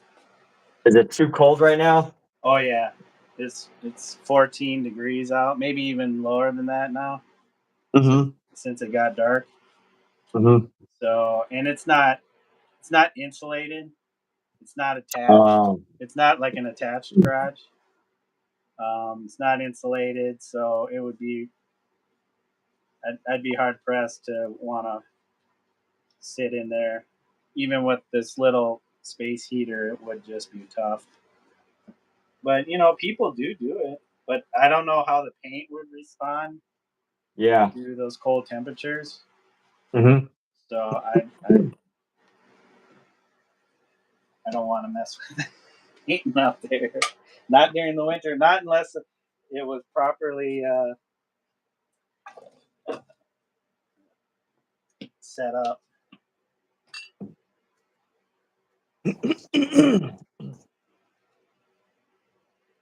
Shoot.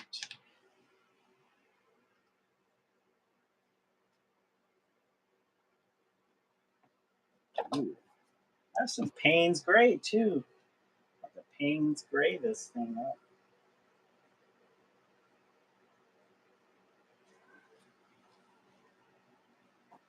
All my digital drawing, I've been kind of just keeping like more black and white, and maybe adding color later on.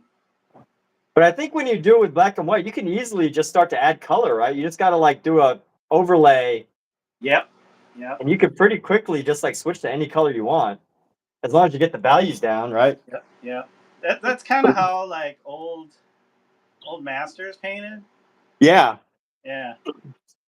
What they would do it like a values underneath, and then they would just paint over after it dried Yep. with like a They would with they the would just do glaze. a lot. They would do a lot of glazing. Yeah, correct. Yeah. And that's kind of well, I can't say I do that. I might want to try to do that more, but because if I were smarter, I would have covered this whole thing, toned it, took a Yeah. rag, and then pulled paint off that way, Mm-hmm. and then came back. But that would have been really smelly. You'd have to use a lot of. You have to use turpentine Yeah. in there to remove the paint. I mean, you could probably do it with oil. I don't know. I haven't really tried that. I want to try to start doing more thinnerless painting. You say what? Thinnerless? Oh, thinnerless. Yeah, Okay. thinnerless painting. So that's why I was asking if you use the medium. Oh, yeah. No, I have 2 containers here. Let me just show you. I have 2 containers here. I use a jar of oil. This I actually use for cleaning. There's like Oh, there's a spring inside there, like a little spring thing that I use the brush. yep. And then I have my mineral spirits right here, odorless mineral spirits. And that's also I use both for cleaning actually. But it depends on what stage of the painting I'm at. Is the oil that walnut oil? The oil is walnut, yeah. Oh, okay.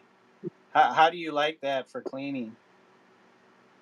I mean, it's okay. Like I use both because like I know the mineral spirits is really bad for your brush. So I try to like, use the oil to keep it oiled. Well, And the mineral spirit, mineral spirits is really bad for your painting in general. really? Yeah, but a Yeah. lot of artists have been trained on spirits, using spirits. Well, But I also use minerals. What's that? oh, I was gonna say it does degrade like the permanence of the paint. Oh, really? Mm. Yeah. Well, I used to use more mineral spirits, but ultimately, like when I start to build up on with layers, I use really thick paint on top of the mineral spirits usually. So I don't know. We'll see. We'll see what happens in 100 years. I mean, that only matters if you're concerned with archivalness of your work. Yeah. If you're not, then it doesn't really matter.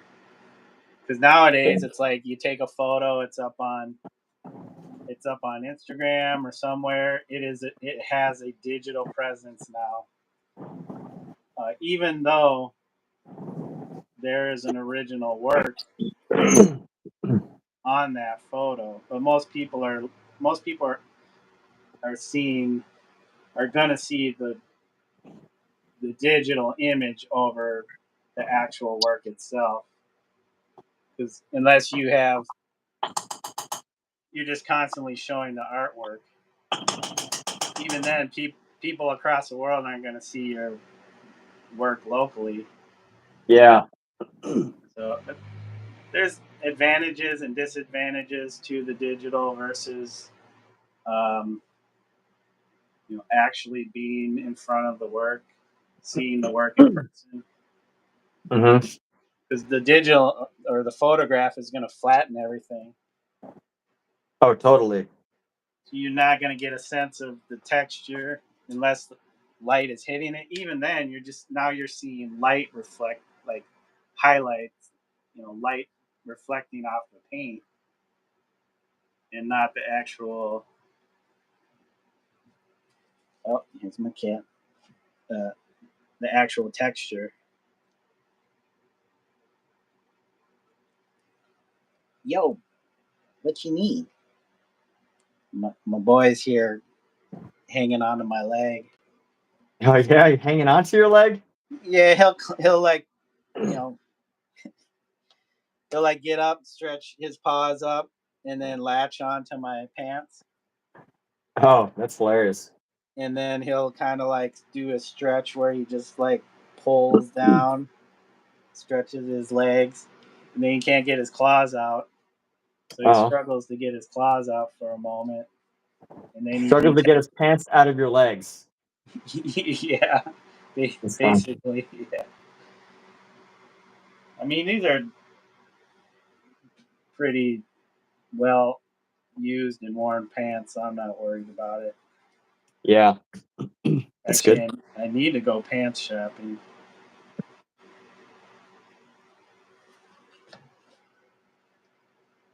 Does this look like anything?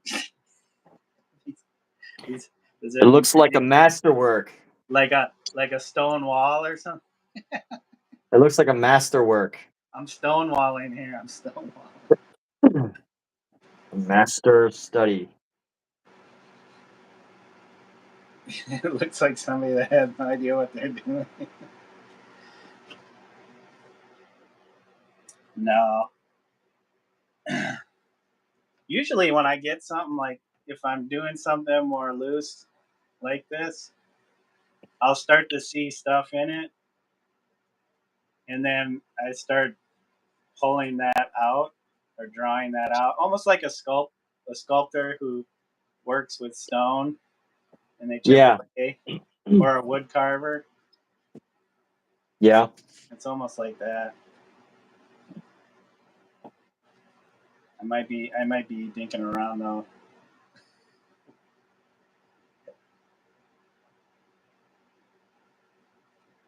There's a lot of heads in here. Heads? You already see heads? Well, they might be like figures, but I don't want like the whole thing just full of figures or heads. But I, mean, I didn't even know guess- there was going to be heads. I don't know I don't know what to know about what you're making yet. what I'm doing. I'm still in suspense. It's like a lattice.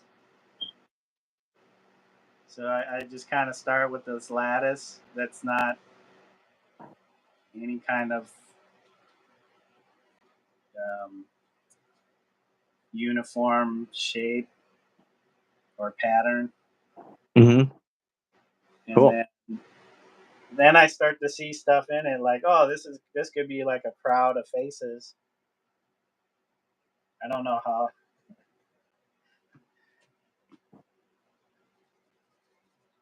A crowd of people Cat, are you here? or something.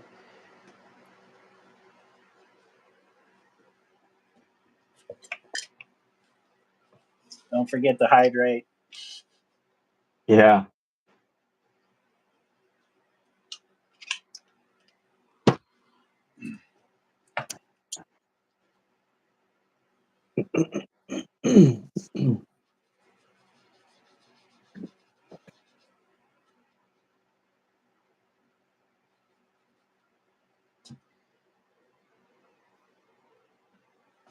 So how do you feel about this process so far?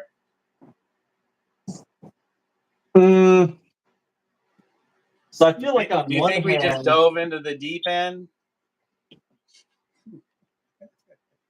I don't know. I think that it makes me, think a little bit more about the elements within the painting, but I still try to try to keep my interpretation, my style within it.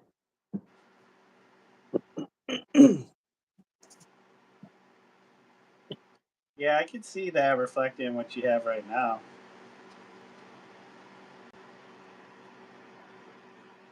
Like the way you work, you have a specific way of working.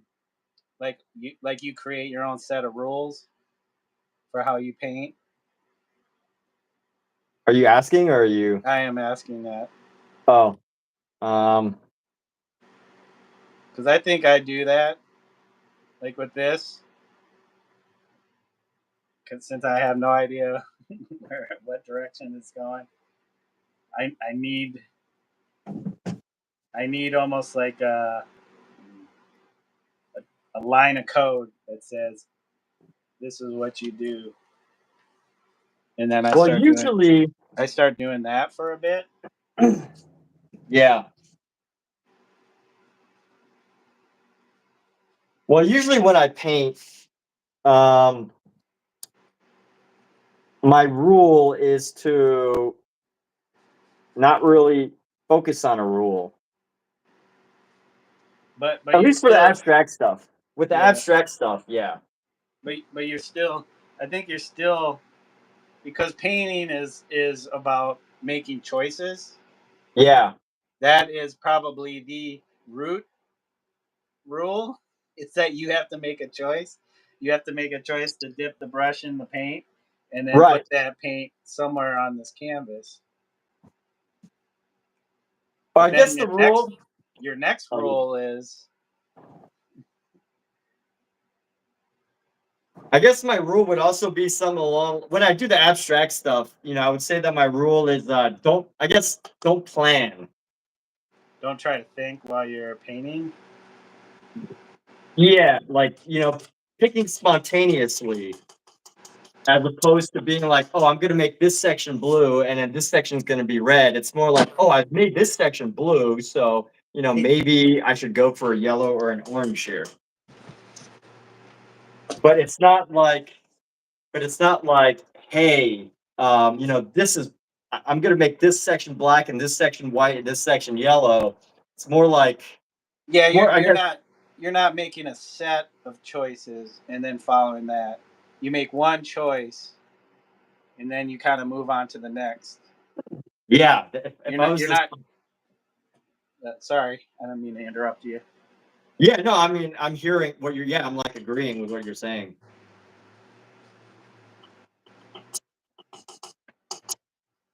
Yeah, because some people are. It's almost like chess, where some people can see, I don't know, 5, 10 moves ahead, and they're watching you. And if they have any tell signs, Yeah, that give them away,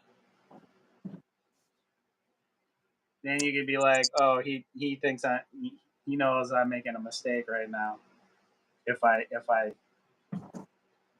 move this piece wherever. yeah, even with chess, I mean, I'm not that great at chess, so I can probably, I can only think about like 3 moves at most ahead of the game before my brain starts like, I can't do this. So Yeah, I know I'm how like, the pieces move, and I have some basic understanding, but I do not have any.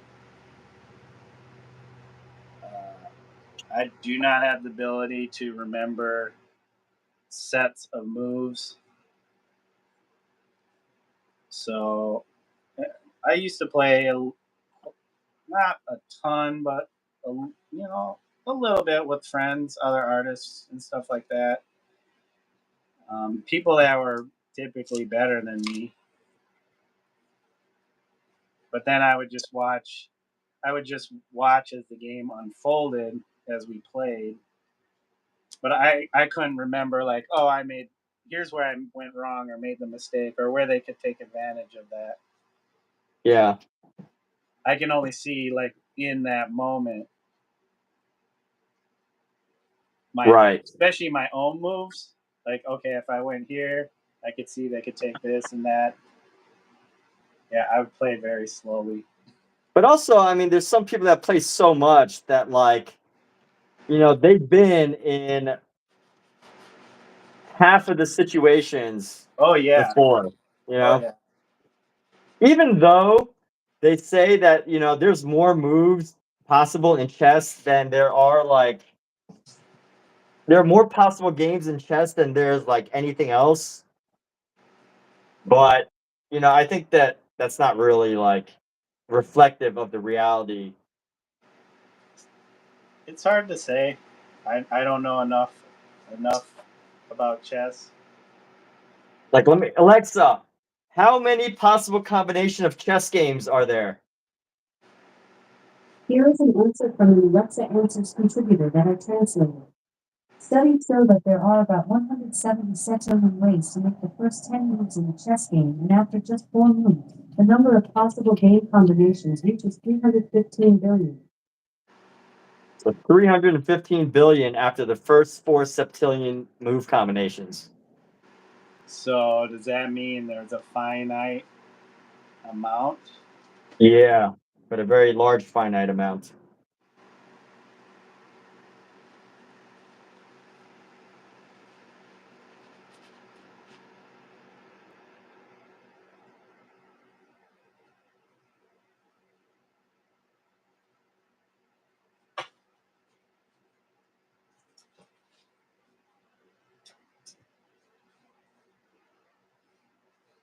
Oh yeah, by the way, I finally made a Discord.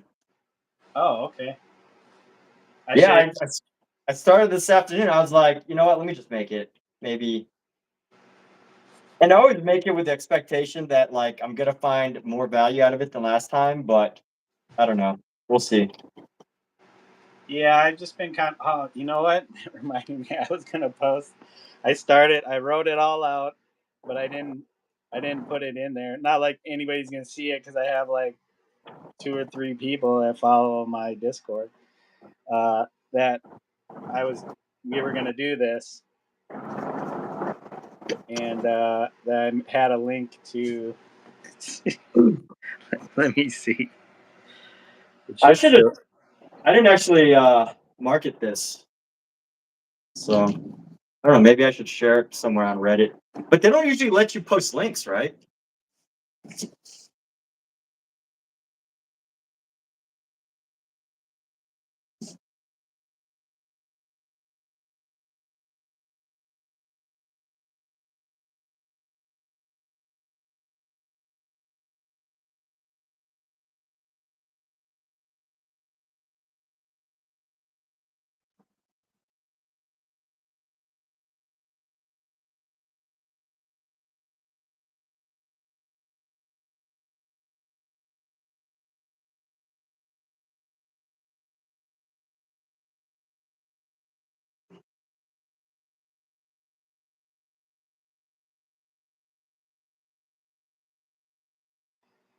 But now you can see me.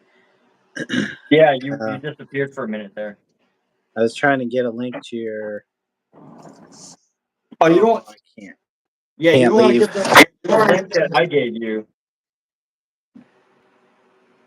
I'll do it on my other phone. Wait, but you know that, right? Like, I'm not. You don't want to get the link that I gave you to you. No. It's just a link to your Okay. YouTube page. Because then they can see that you're going live. Or we'll just be link to the actual. Right? Hey, That's good. there you go. So this is an art study that I'm doing with the music. So he's doing a painting based on a word or an idea, and I'm doing the same idea, and we're trading.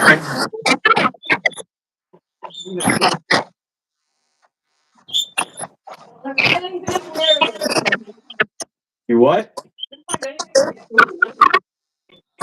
Where's something you've already worn? None of it does?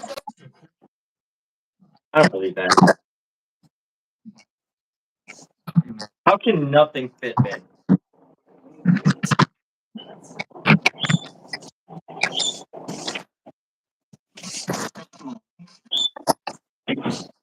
Something weird. Who did what? Our neighbors did something weird. What did they do? It was, well, someone in this building likes to line everything up in order. So it's 710, 712, 714, 716, which is fine, and that's how it was until today. Okay. So ours is now at the very end, closest to the street. Okay. I'm just trying to figure out the logic. Yes. What's the logic? Why does it bother you? Because I'm trying to figure out why they do it. Did it mess with us? Did it make us happy? Or what is the purpose of doing that? I don't think there's. I mean, I don't know. It sounds like you're assuming that there's some negative intent behind it, but it could just be as random as something that I would do. Like, hey, I don't know, so I'm just gonna put this stuff out here. Pookie, you got to get away by painting here. Why would it need to move from where it was yesterday? Oh no, You don't find it a mystery? no, I don't. I do not think that much about our garbage.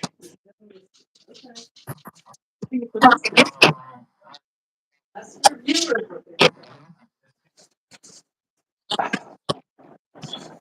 Why don't you post it on Nextdoor? That's something that people on Nextdoor would ask about. I have a neighbor who seems to be moving my garbage can, and I believe that they're doing this out of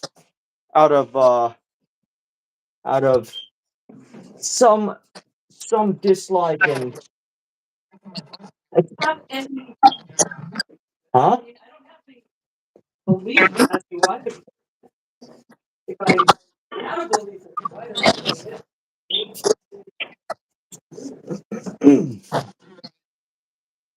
So you're definitely ruminating. Why am I seeing this way back? Yeah, you're getting a lot of weird feedback from your live, Corey. There's a lot of very like someone's speakers are messing up. Yeah, it's bad. One speaker.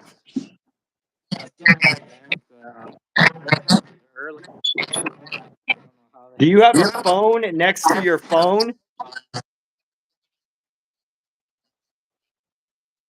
There we go. That's better. No, I don't know. I'm gonna mute myself.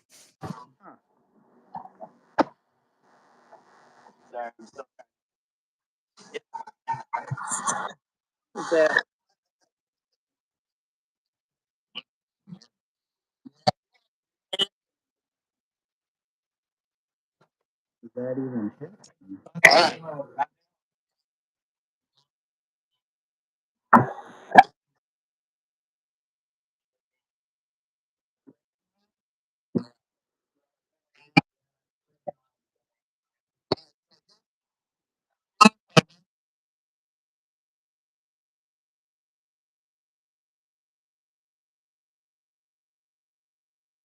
That. I guess there was another window open. All right, we're good. We're good. I guess there was another window open somehow. No, man. So I muted myself. There's still a lot of feedback coming from your stream. I don't know why, but there's a piece of electronic next to your screen.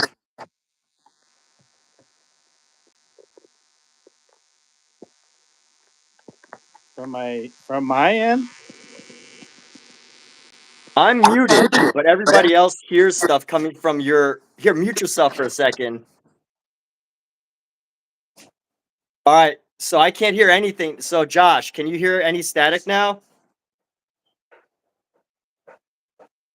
So when you're unmuted, we can hear static, but when I mute myself, we can still hear your static, but we can't. Unmute. Yeah, I can't hear you, but now there's like static now. Okay. Should I just come back in again?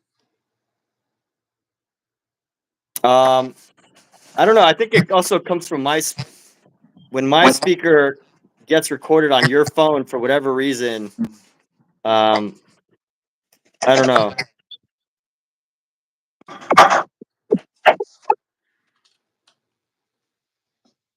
Is it still happening?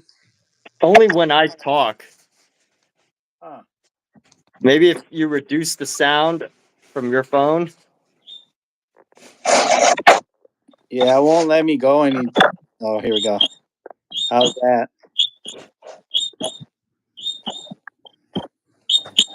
Can you hear me? Or am I muted still? Oh. Can you hear me?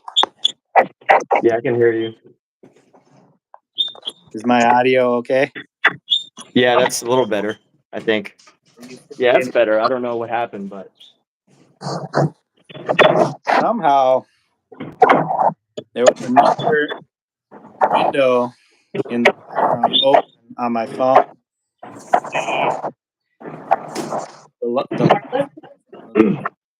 that I don't know. That was weird. Josh says you can still hear. Should I just come back in?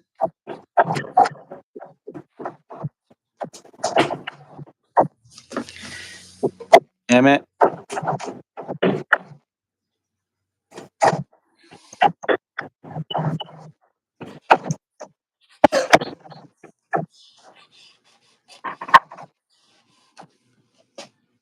Oh, crap. Well, that's fun. That's always fun. Just come back. AM, and I'm gonna leave, and I'm gonna try and come back in. Okay. All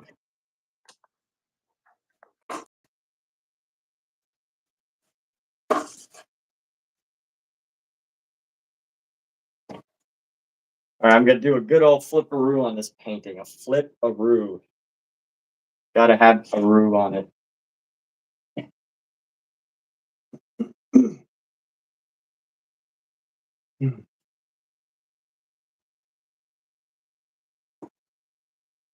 Okay, gotta get away. So stubborn, Pookie.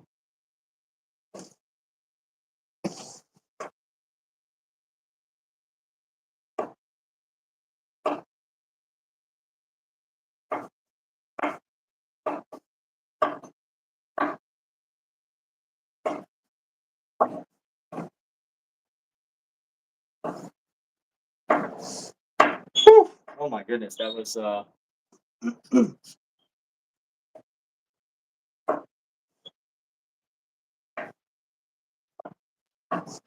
Let's see if that helped.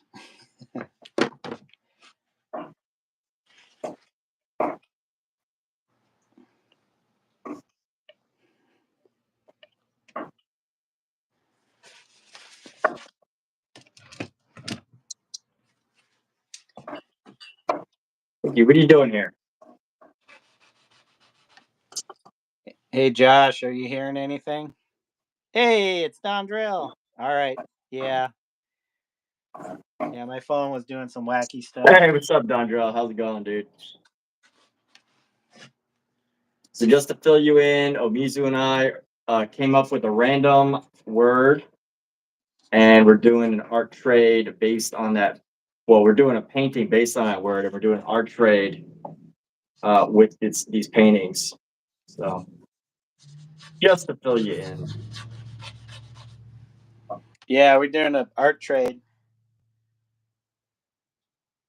And we decided to turn it into a game of a random word generator for the idea.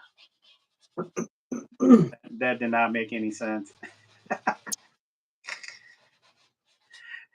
We used a random word generator to come up with the idea, which was interconnectedness.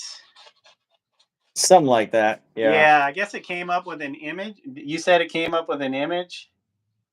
No, an idea generator. We did an idea generator, found a word. You picked the word, and then we did another word based on that word. And then we used that word to generate a concept, and then we took that concept, and now that's what we're working with. Yeah, what Emmett said. Huh? I said what you said. Exactly what you said. That's what we did. What's good with you? He says, for flames. Thanks, Josh. Appreciate that.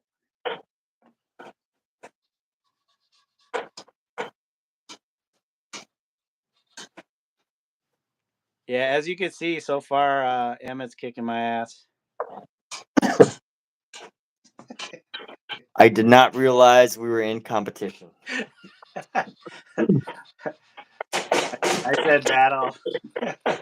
So I was just kind of playing on. Yeah, that's not a competition. We're just making our so based on a similar prompt or the same prompt, but our own interpretations. Oops.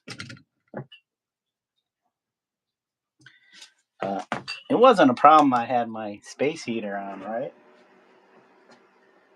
Can you hear my space heater?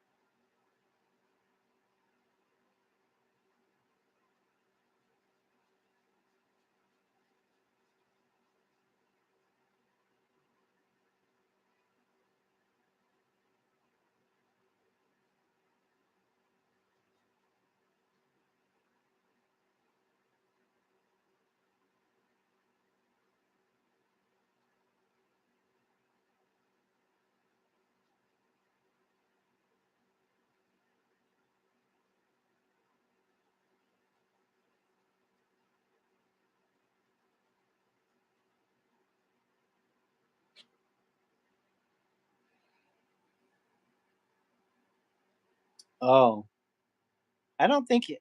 Hey, are you still muted? Because Dondrell said he thinks you're still muted.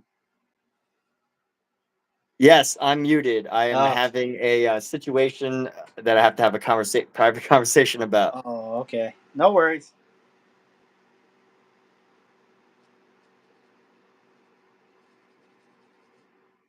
Does that mean I can hear your conversation even though you're muted?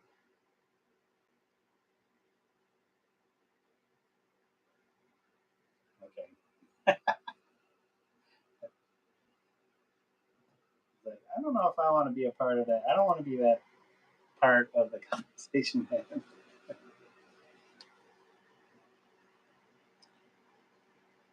Yeah, he's got to be muted for a bit. You could just watch him work. He's killing it. How's your day been going, Dondrell?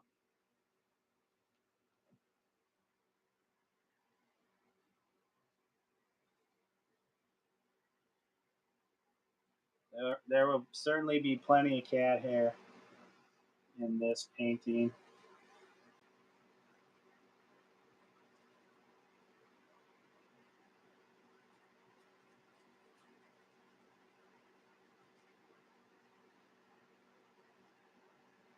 Oh, that's good to hear.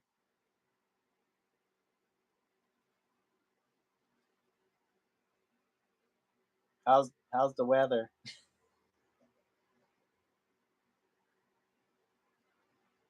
So yeah, basically what I'm doing here is I have no idea how I wanted to portray interconnectedness. Um, so I'm just kind of loosely created, and you might appreciate this. I loosely created this uh, kind of lattice work of ochre, yellow ochre, and just kind of right now building it up, filling it in, kind of building it up. Um, who knows? It might just be abstract, but yeah, I just kind of like loosely rolled the paint around, kind of like what you do with the pencil.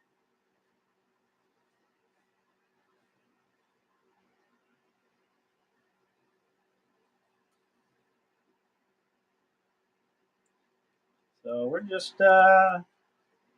figuring out some forms here.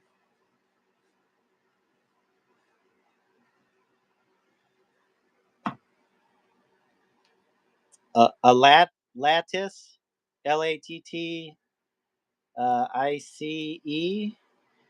Um, it's kind of a structure that you can.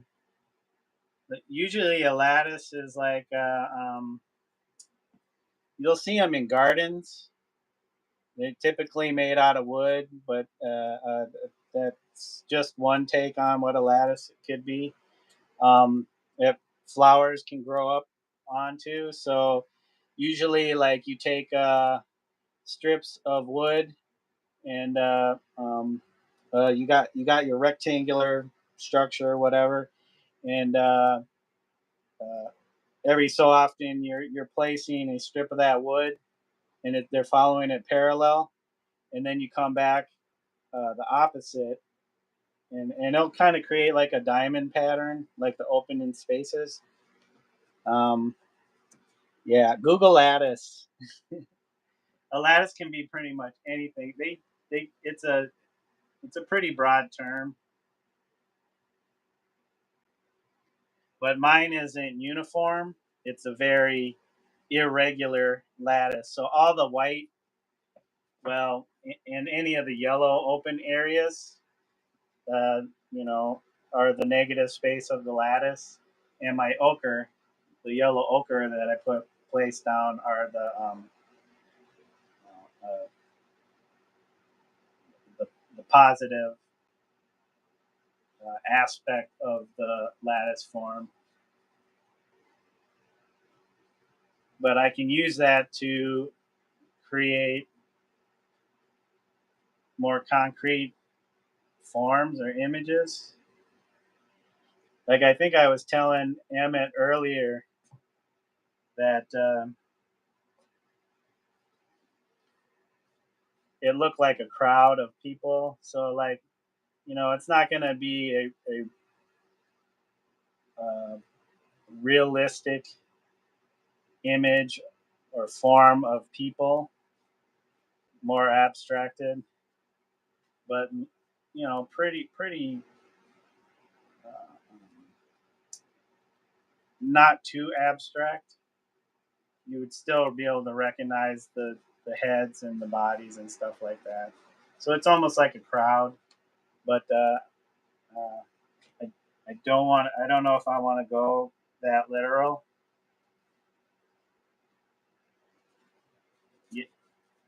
yet. It's almost like the forms are, could go that direction. Right now, I'm being a real big wuss as far as that direction is concerned. It's more like taking a stroll through a garden versus uh, trying to run like a 50-yard dash or something. Yeah, it's kind of. I mean, yeah, you just make a bunch of marks on there, and then you know, for me, I start to see images in that, like in this lattice. Eventually, if I just keep building and adding to it, I start to see more concrete images. Like I said, like a crowd of people or something. And then you just build out the faces in the crowd. But I just kind of randomly let myself like just go with the initial yellow ochre lines, and then just like slowly like build it up. But I don't know if I want to go that deep into, or that concrete, or that deep into a concrete image of a crowd of faces. So right now I'm just kind of adding this. I think it's lemon yellow to kind of help boost up this structure of the lattice. I wish I would have had a complete white canvas to start from, but that's not what happened. So sometimes just making marks, you know, just placing the brush, you know, putting some paint down, placing it on there. You could be very heavy-handed with how you place your mark, you know, really dig in there, or you can be very light. So initially, especially with oils, I don't know if you're familiar with oils. Uh, the idea is to paint fat over lean. So you want to start with thinner layers of oil. Yeah, and then eventually I'll like see what I should have did. And typically with oil paints, you want to start with your darks first, and then kind of come in with, you know, your medium tones and then your highlights. But that's not necessarily a hard rule you need to follow in oil paints. But yeah, the fat over lean method is to start off with very thin layers of oil, and then as you build up, you can get thicker and thicker, because you don't want to start with thick oil paint, just globs of thick oil paint, and then try to go thin on top of that. It's just going to make a big mess. You'd almost have to let the thick stuff dry, and even then, it might not, your paint might not be as stable as it polymerizes over time, because obviously the thick paint's going to take longer to polymerize fully. And when I say polymerize, most people say dry or cured, but the actual process of oil is that it polymerizes, where the molecules, settle as the oil settles into a certain type of matrix, molecular matrix, as the oil leaves. I don't know if I don't even think evaporate is the correct word for that process.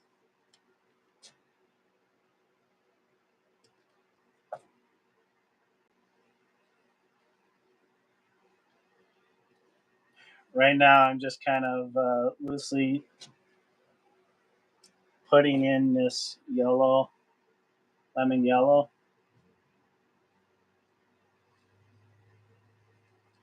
Who knows? I could take a big brush after this and then just go over this whole thing to kind of smooth out any of the paint strokes, the brush strokes.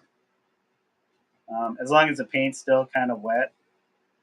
And then you would have a pretty smooth looking surface.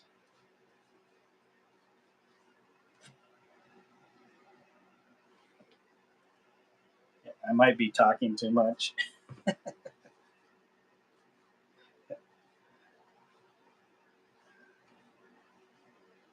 I know how to paint. I don't know how to talk about how to paint.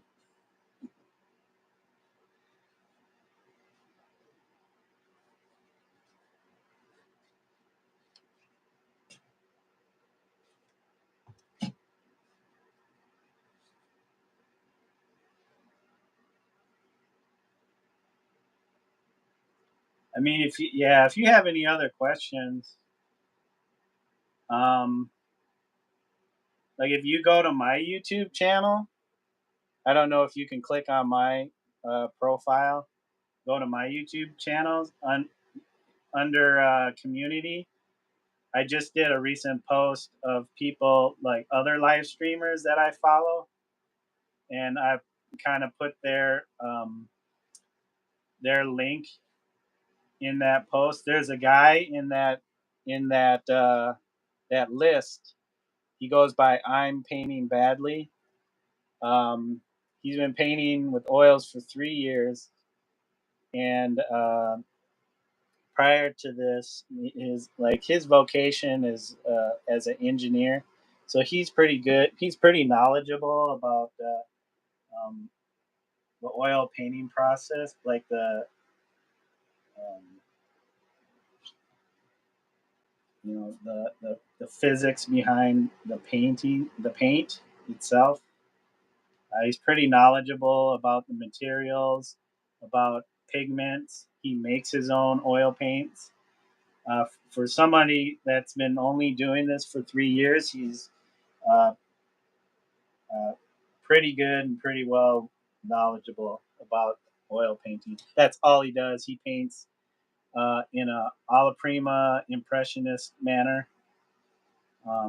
Yeah, I would suggest checking him out. He live streams at least 3 times a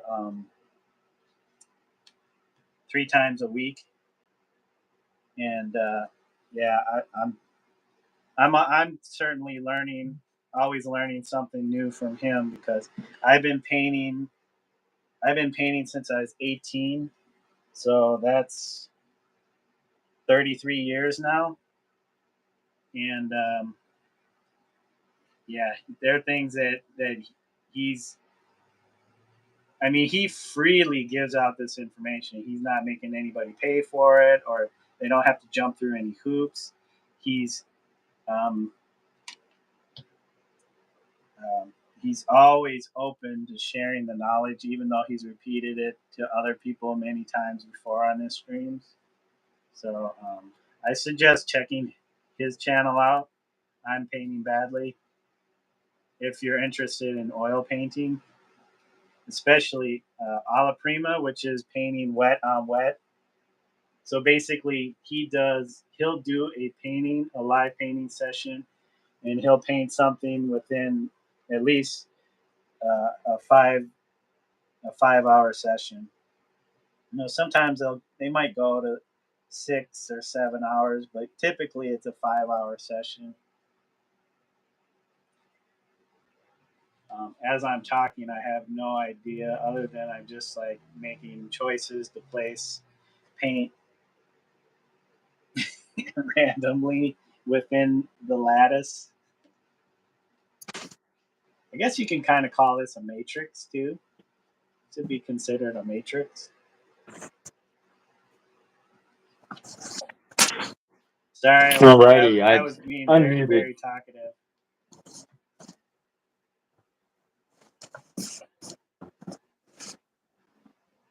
Oh, and I was promoting somebody else's channel too. That's awesome, man. I definitely heard. So I was unmuted, but I didn't have my volume off. That's awesome. It's great. It's always I I always figured like you wouldn't mind because you're always you're kind of like open to Yeah. people sharing and that. I'm one. And I don't have a problem doing that on my channel either. I know some streamers, content creators loathe that. I typically would ask the person first if they were cool with it. Oh yeah, for sure. I mean, you know, that's Because I good. get That's a it. It's good their practice. channel. It's like they're trying to build their following. I'm just like, yeah, I'm more about the art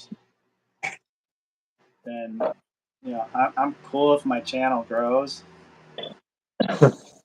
I certainly want it to grow, but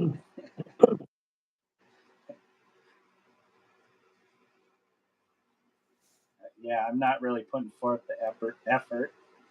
Anybody wants to plug their channel, go for it. Yeah, I was plugging a guy, another painter that I follow that's very knowledgeable in the oil painting arts.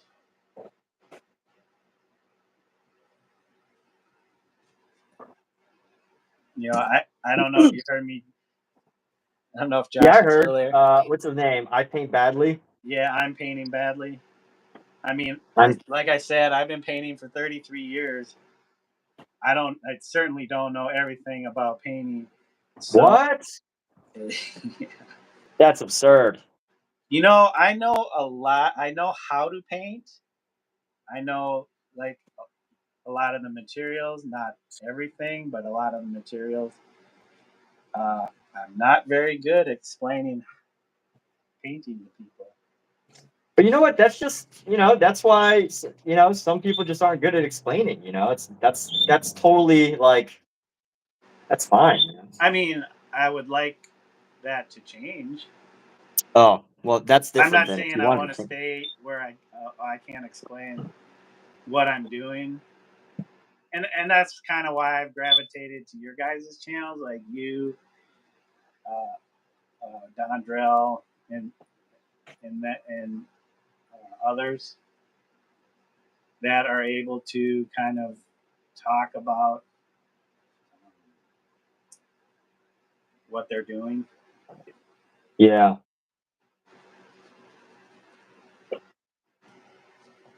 Well, Do like, you so always feel like you know what you're doing when you're talking? so when you say talk about it, do you mean like talk about the technique, or do you mean just like talk about what you're doing in general? In general, or even, you know, technical things, you know, just in general, like why am I making the choice, you know, to add this yellow like this? Usually it's more, for me, I'm a very instinctual painter.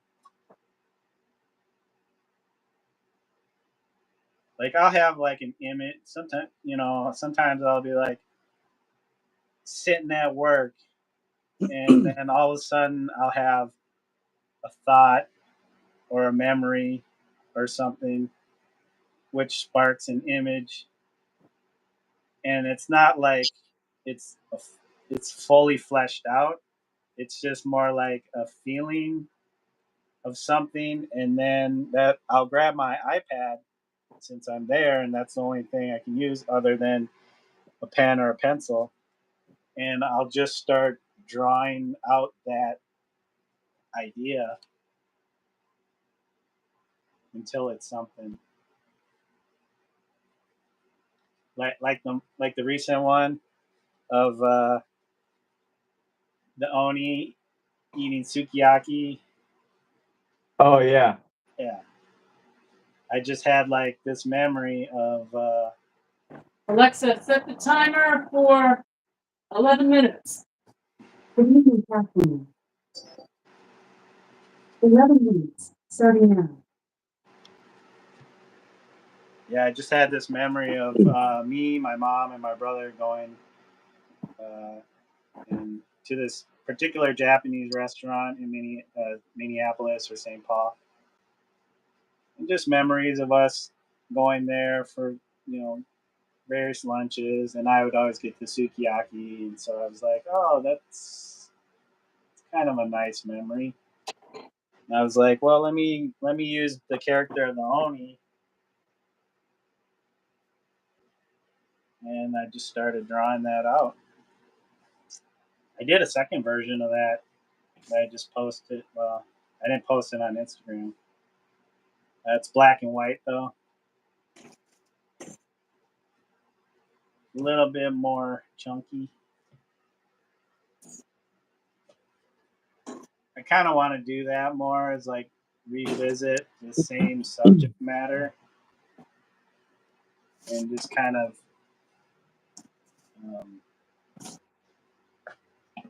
not exactly copying the same thing I did the first time, but seeing what evolves.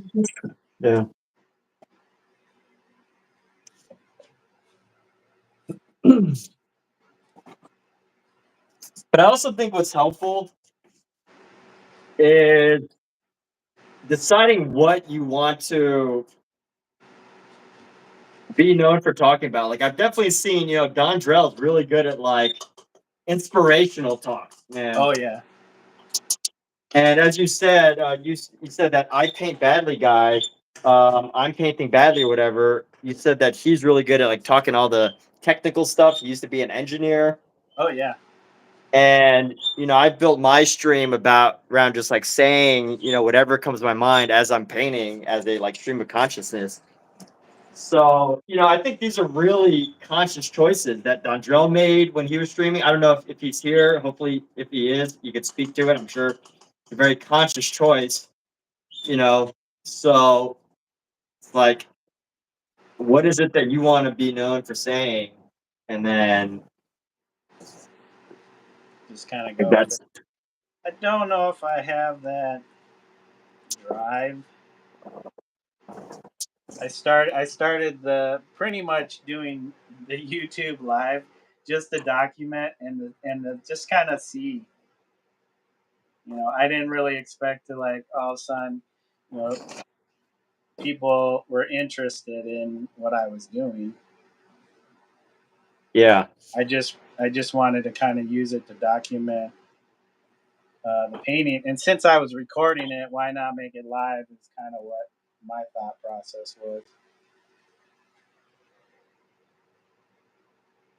But I didn't have a specific plan. Like, okay, I'm gonna turn my YouTube channel into this, you know, kind of whatever. Yeah.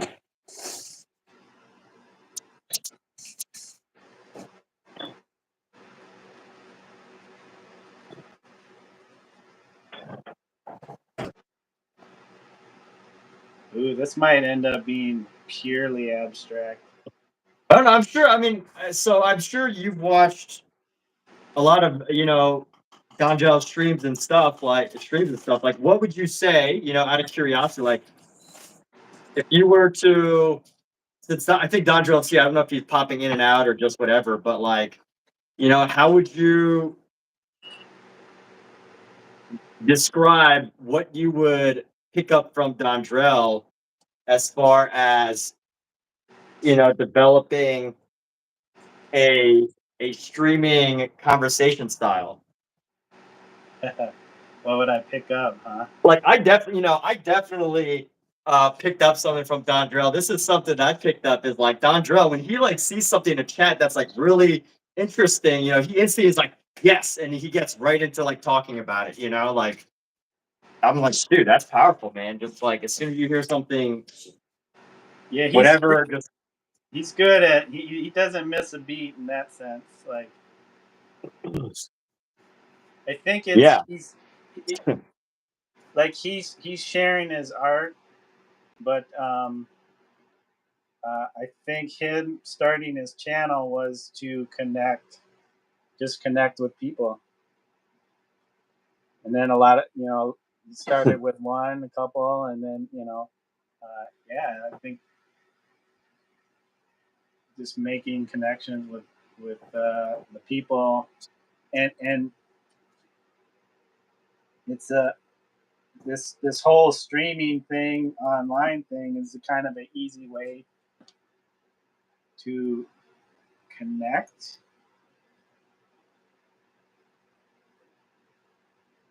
You don't Yeah. necessarily have to um,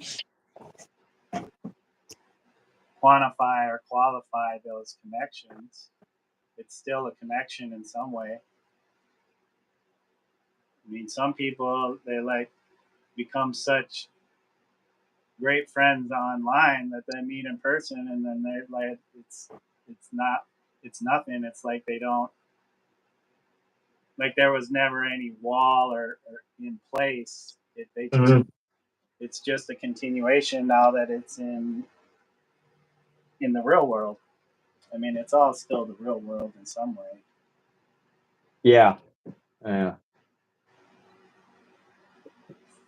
You sound like I confused you. No, I think what you're saying, it didn't really necessarily tackle the question that I was asking, but it did, express your idea of focusing on the connection and that community element.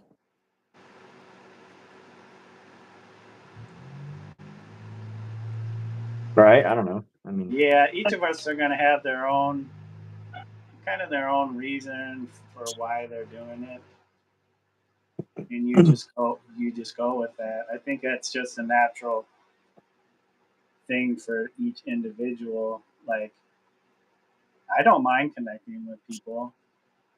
I don't mind sharing stuff with people.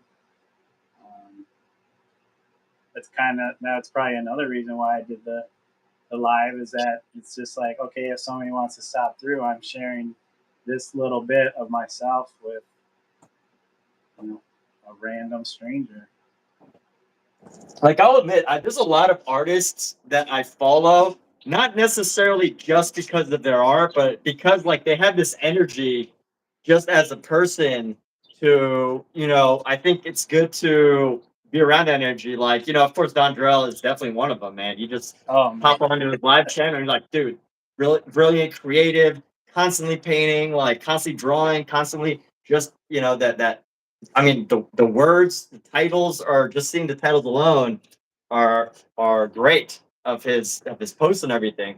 And there's another artist I follow, um, and there's that energy, and then there's the artwork itself, and then there's this other artist I follow, Michael or Ryan Jensen. He's an impressionist on Instagram.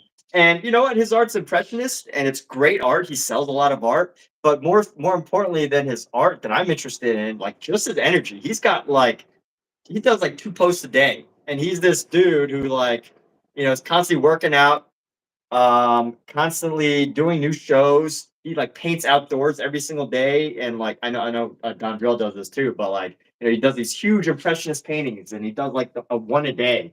And that's just something powerful to me, I mean, the artwork's great, but it's like just being able to witness and experience that level of energy artwork wise, is I think more valuable for me following than even just the artwork itself. I mean, the artwork itself is valuable, of course. He's selling it, he's in shows, but and I think that's what is also missing. That's important for live streaming is this element of, for throughout history, we've only ever known artists, or most people know artists only for their art itself. But very few people are actually aware of artists for the type of energy they gave out, the type of, you know, their philosophies, their thoughts, what their goals are for humanity, for lack of a better term. That's a little too like out there, but whatever their goals are. So I think that's the beauty of like live streaming, and even just social media alone, that people can really add their personality through content as well as their artwork.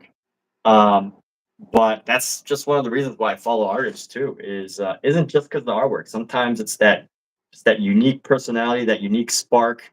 That as an artist myself, I'm like, oh, I want to like be to have that type of energy. Uh, I want to know that there's an artist out there who makes more work, way more work than I do, and makes it feel like, hey, dude, not in a competitive way, but just like somebody, uh, somebody like, hey, dude, I woke up today, I made some artwork. There's no reason you can't either, and I feel that's incredibly powerful in a way. But um, that's why I don't usually. That's I don't like that. That's why I don't always follow artists just for their uh, artwork. Sometimes it's that personal energy, that extra spark that they do that they add. And of course, it helps for them to have talent and to make really interesting work. But that energy adds a lot. Anyway, It makes sense. That's what kind of kept me watching Dondrell's channel. Like when I saw it, like on my feed, I'm like, oh, what's this? It's interesting looking art. And then I popped it on and I just started listening and watching the channel, and I was like, this guy's really positive. He sounds like he's gone through some stuff, but has come out the other end still, you know, with all this positivity and wanting to share that with people. And the art's great too. So yeah. But I definitely think that's like, something to take advantage of now, because it's as like, you know, for all of history, artists have never really had social media to um as a source of inspiration. They only had like, whoever lived within a couple of miles of them. But now, you could be sitting in a room in the middle of somewhere, locked in for the winter, and still find the the, the inspiring ideas that you need to continue on.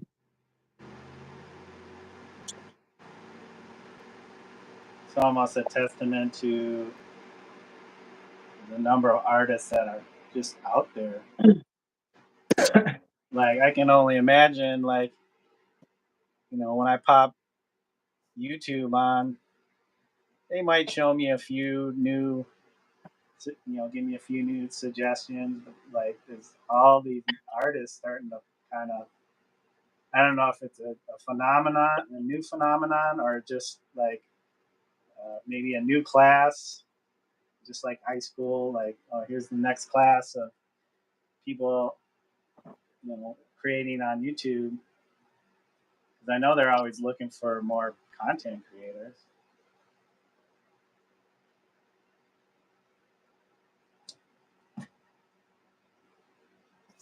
But yeah, Dondrell, everybody, Dondrell Lee Artistry has a great YouTube channel. Yep, check it out.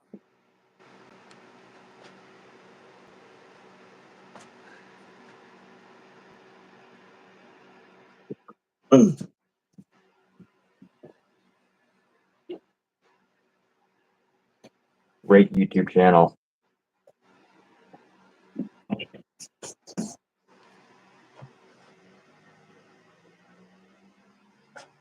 Yeah, If you want somebody that's a robot, follow my channel. A what? You want somebody who's what? I said, if you want somebody who's a robot, follow my channel. Oh. Well, hey, robots have their place in society too today. I think Andy Warhol said he wanted to be a robot. Did Or he? he wished he could be a robot.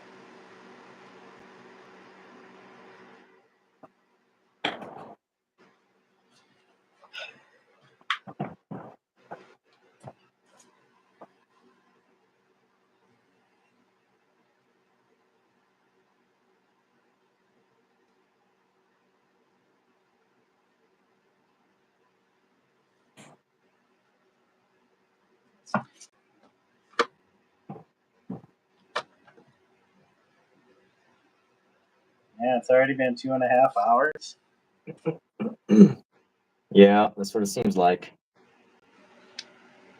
Man, you've been making some real progress. They're moving along.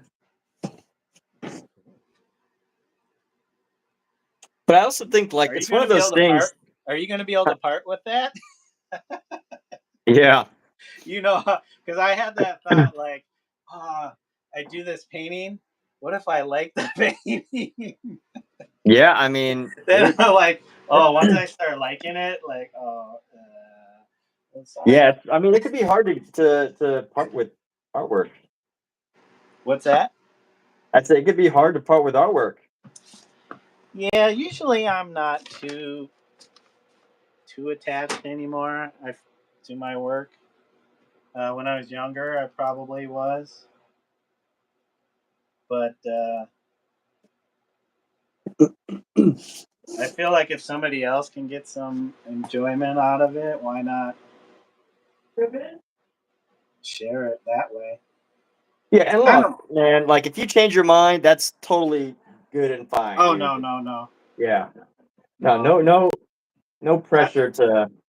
I've already sealed the deal with just asking you to do this. I Oh. wouldn't. And that for me, that's the easy way to let go of it. Is like, okay, we kind of made an agreement, I guess, a verbal Yeah. agreement. Look, if someone offers you $5,000 for your painting, feel free to sell it No, or whatever. because You I know. didn't. The thing is, I didn't paint it for them. You did what? I didn't paint it for them. Oh, well, hey. Well, yeah, I mean, up to you, man. I feel you.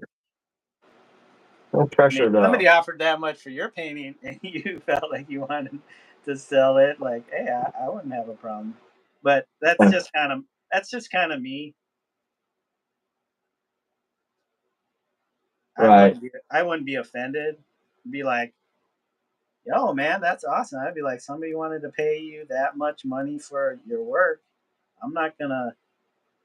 I'd be like, I'd rather you have that money because somebody can do a lot with that. Now, if it was like $100, I'd be like, dude, come on. But 5,000, I'd be like, all right, I get it. I'm not mad at you. You know, there were people that were pissed at Basquiat for him. He would promise paintings to them, and he would renege on that. Those, especially if they did something that pissed him off, and then he'd be like, "I don't like you anymore." Oh, He, if he put like something, like he would almost put his mark on a painting, saying, this is going to that person. If you wronged him or did anything like that, it almost seemed like he would cross that out, and you no longer were getting that painting. oh yeah. Well, I should make sure not to piss you off. That's Notes to it self. would. Don't. You'd have to kill my cat or something. Cool. Well, I'm not doing that. I'm not doing that. So.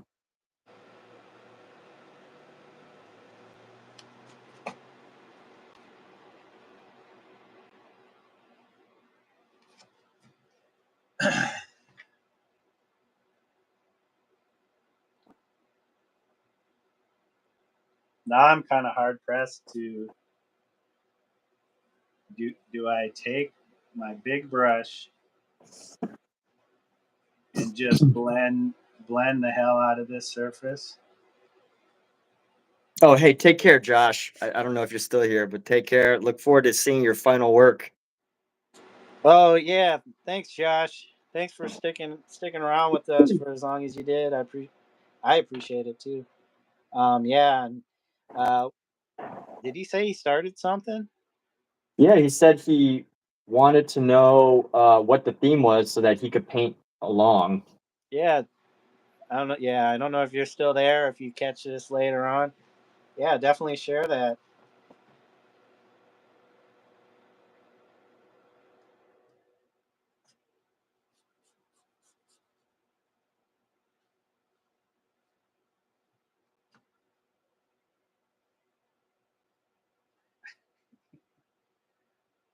I promise I'm not making a cubist painting.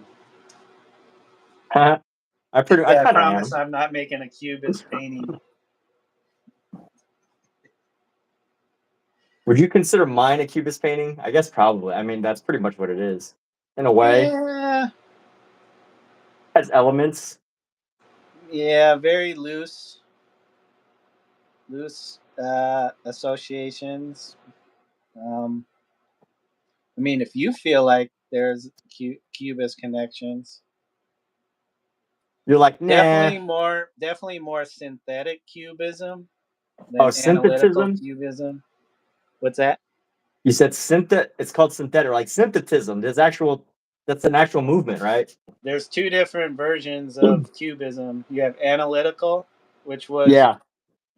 what Brock and Picasso started off doing, where they Hmm. would separate the surface, and just kind of break up the surface area. Hmm. The synthetic, they would bring it back together, which seems like the more common or popular that people draw from. So like Picasso's later works are more synthetic, but he definitely started moving away from cubism altogether. But there were still elements of it, synthetic cubism in his later work.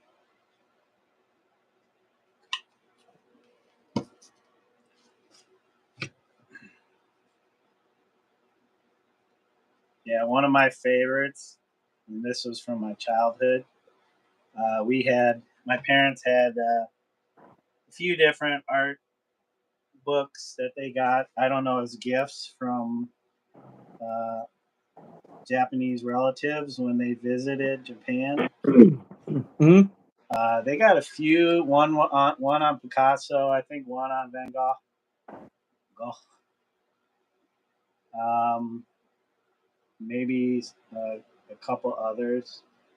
And as a kid, I would flip through all those art books, and definitely the Picasso one was one that I was always looking at. And there's a painting in there called Night Fishing in Antibes, which is just such a beautiful painting that's kind of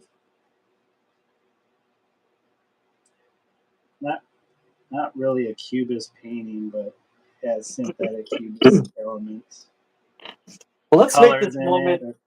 What's that?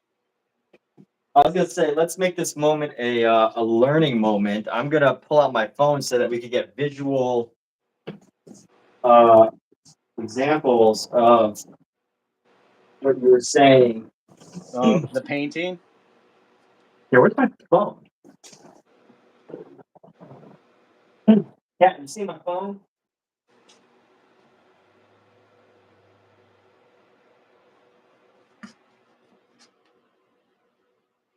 Yeah, if this were being streamed on like OBS or something, you just plug those things in. I'm like, what am still like? Why am I still on this yellow though?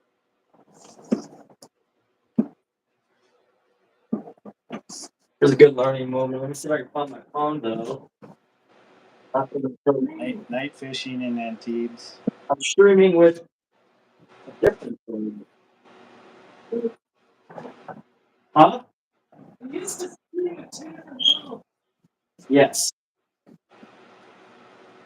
What did I do with my phone? I was showing. Oh yeah, here we go. I was showing Josh's stuff. So I need to look up the difference between synthetism, synthetic, So and you got analytical cubism and synthetic cubism. then there's synthetism, right? I don't know what that might be something different. All right, so this is an example of analytical So cubism. synthetic is basically, synthesizing different elements into a new form. And then there's synthetic cubism. So I still haven't, let me see. You just showed analytical? Yeah, and this is synthetic. Okay. Yeah, that's synthetic cubism. So new form. Still don't know how, like, this is analytical versus synthetic. So it looks like analytical breaks up the pieces more, but I don't know. Did you go analytical versus synthetic? Just do analytical cubism. Yeah, no, I did analytical cubism and I did synthetic. So this is synthetic and then this is analytic. I think this would like require some fine study. Synthetic is second phase. So Yep. analytical synthetic evolved afterwards, later phase. So analytical Brighter is breaking up the surface plane into various planes, where synthetic is you're putting it together from different elements. So it's almost like I don't know if you would say since analytical is like subtractive, and synthetic is additive. So here's synthetism is a term used by post-impressionists like Paul Gauguin, Émile Bernard, and Louis Anquetin to distinguish their work stylistically from impressionism. So it was originally connected to Cloisonnism and later symbolism. But this is an example of Paul Serouzier's synthetism. Synthesis. What is that? Synthetism. So like synthetic, but synthetism. Synthetism. I'll have to look at that. Here's a gallery. Looks very colorful. Looks just like looks like the advancement of impressionism with more colors is how I would describe it, I guess. And also, maybe more symbolic figures and Paul Gauguin was a synthetist. Huh. Interesting.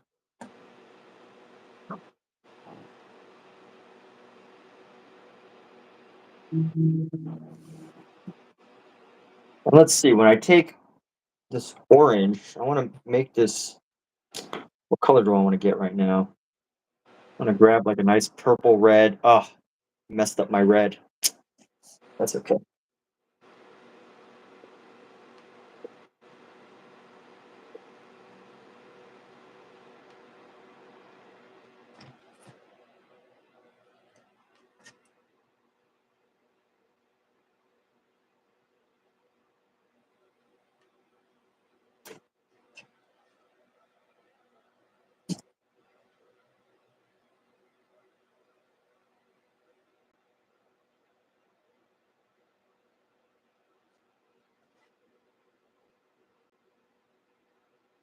Kat, you all right?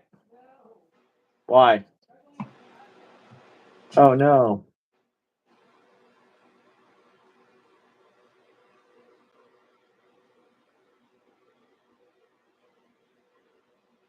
Yeah, I don't know. I really want to look into figure out the difference between synthetic and analytical.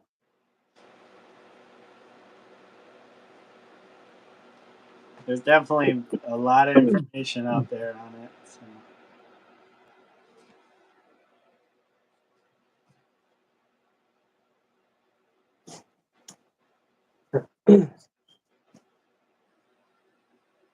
What also helps me in developing like my live stream conversations is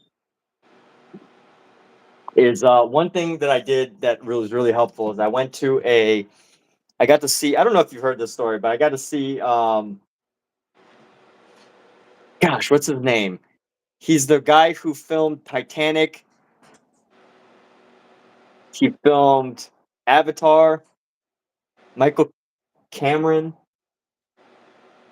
James Cameron.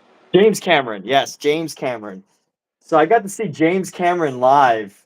Finally, I got to watch him like do a live question and answer panel, and I just like thought it was so interesting because anytime I've ever thought of James Cameron in the past, it's usually like a little Facebook square and it has like a little title of the article about James Cameron.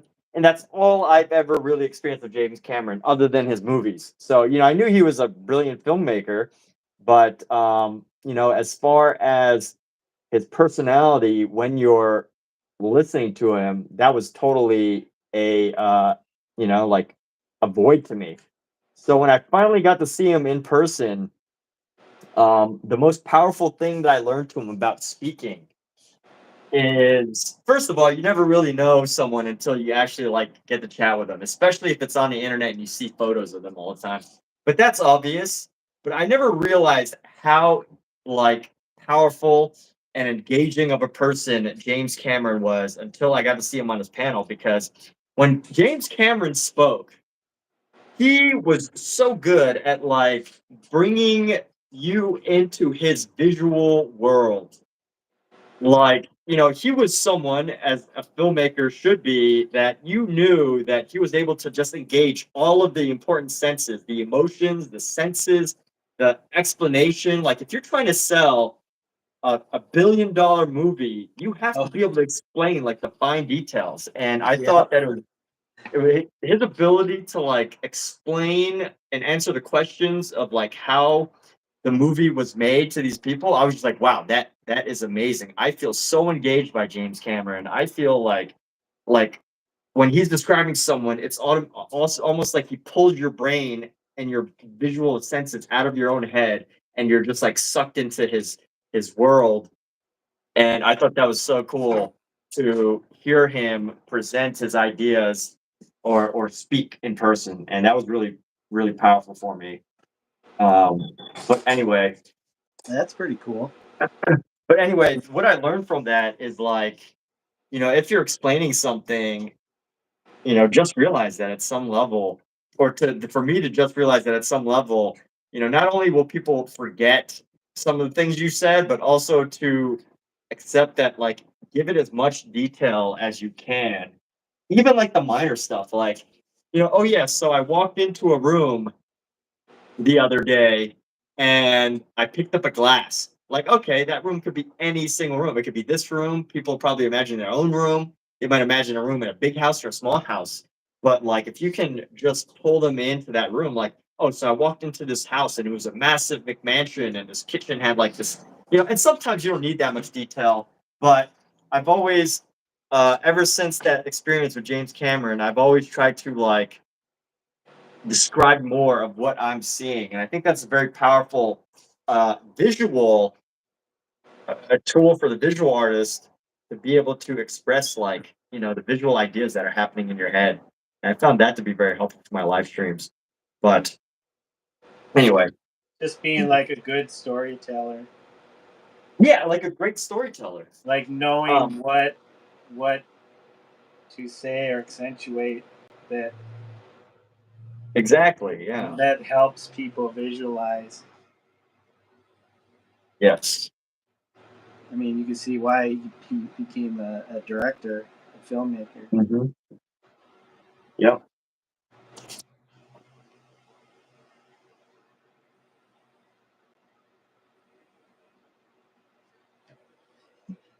I don't know if I'm doing a above view of like a map or what.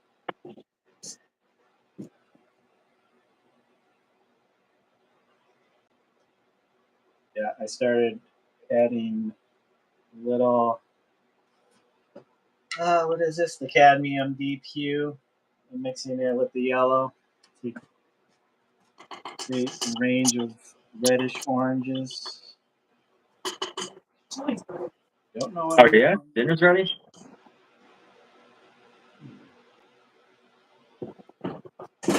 All right. Well, you know what? Dinner's ready, and I think I've been streaming for about five, maybe 6 hours now. I don't know how long. I know this stream's only been 3.5, but I think it reset at some point. So I'm gonna have to put a pause on this session.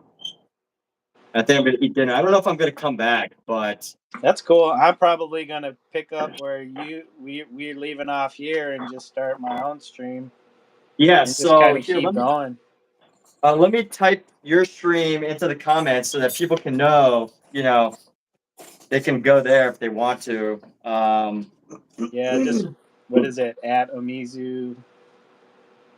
I don't actually know. Paints. Oh, can I type in here? I can't even type. I can't type in here actually. So, Oh, let me see. I can pull up my other phone, and then we will pull it up. But YouTube doesn't let you like do the link from the subscriptions. So, oh yeah. So, I'm probably gonna. I'm definitely gonna sign off right now. okay. But here's This was Omizu's, fun. Yep, there you go. It's all Omizu's page. backwards. It's at Omizu_paints. At Omizu_paints. If y'all want to follow along on his channel. Yeah, just type that in backwards. OMIZU_paints with a Z. Paints with a Z. That's important. Paints with a Z. So I'm gonna take a break now. Because S wasn't good enough. All right, man. Thanks, Emmett. All right. I appreciate it. Yeah. Hey, thank you. We'll just keep. See ya, everybody. I'll turn this off and then I'll let you do your thing. All right. Take it easy. Peace.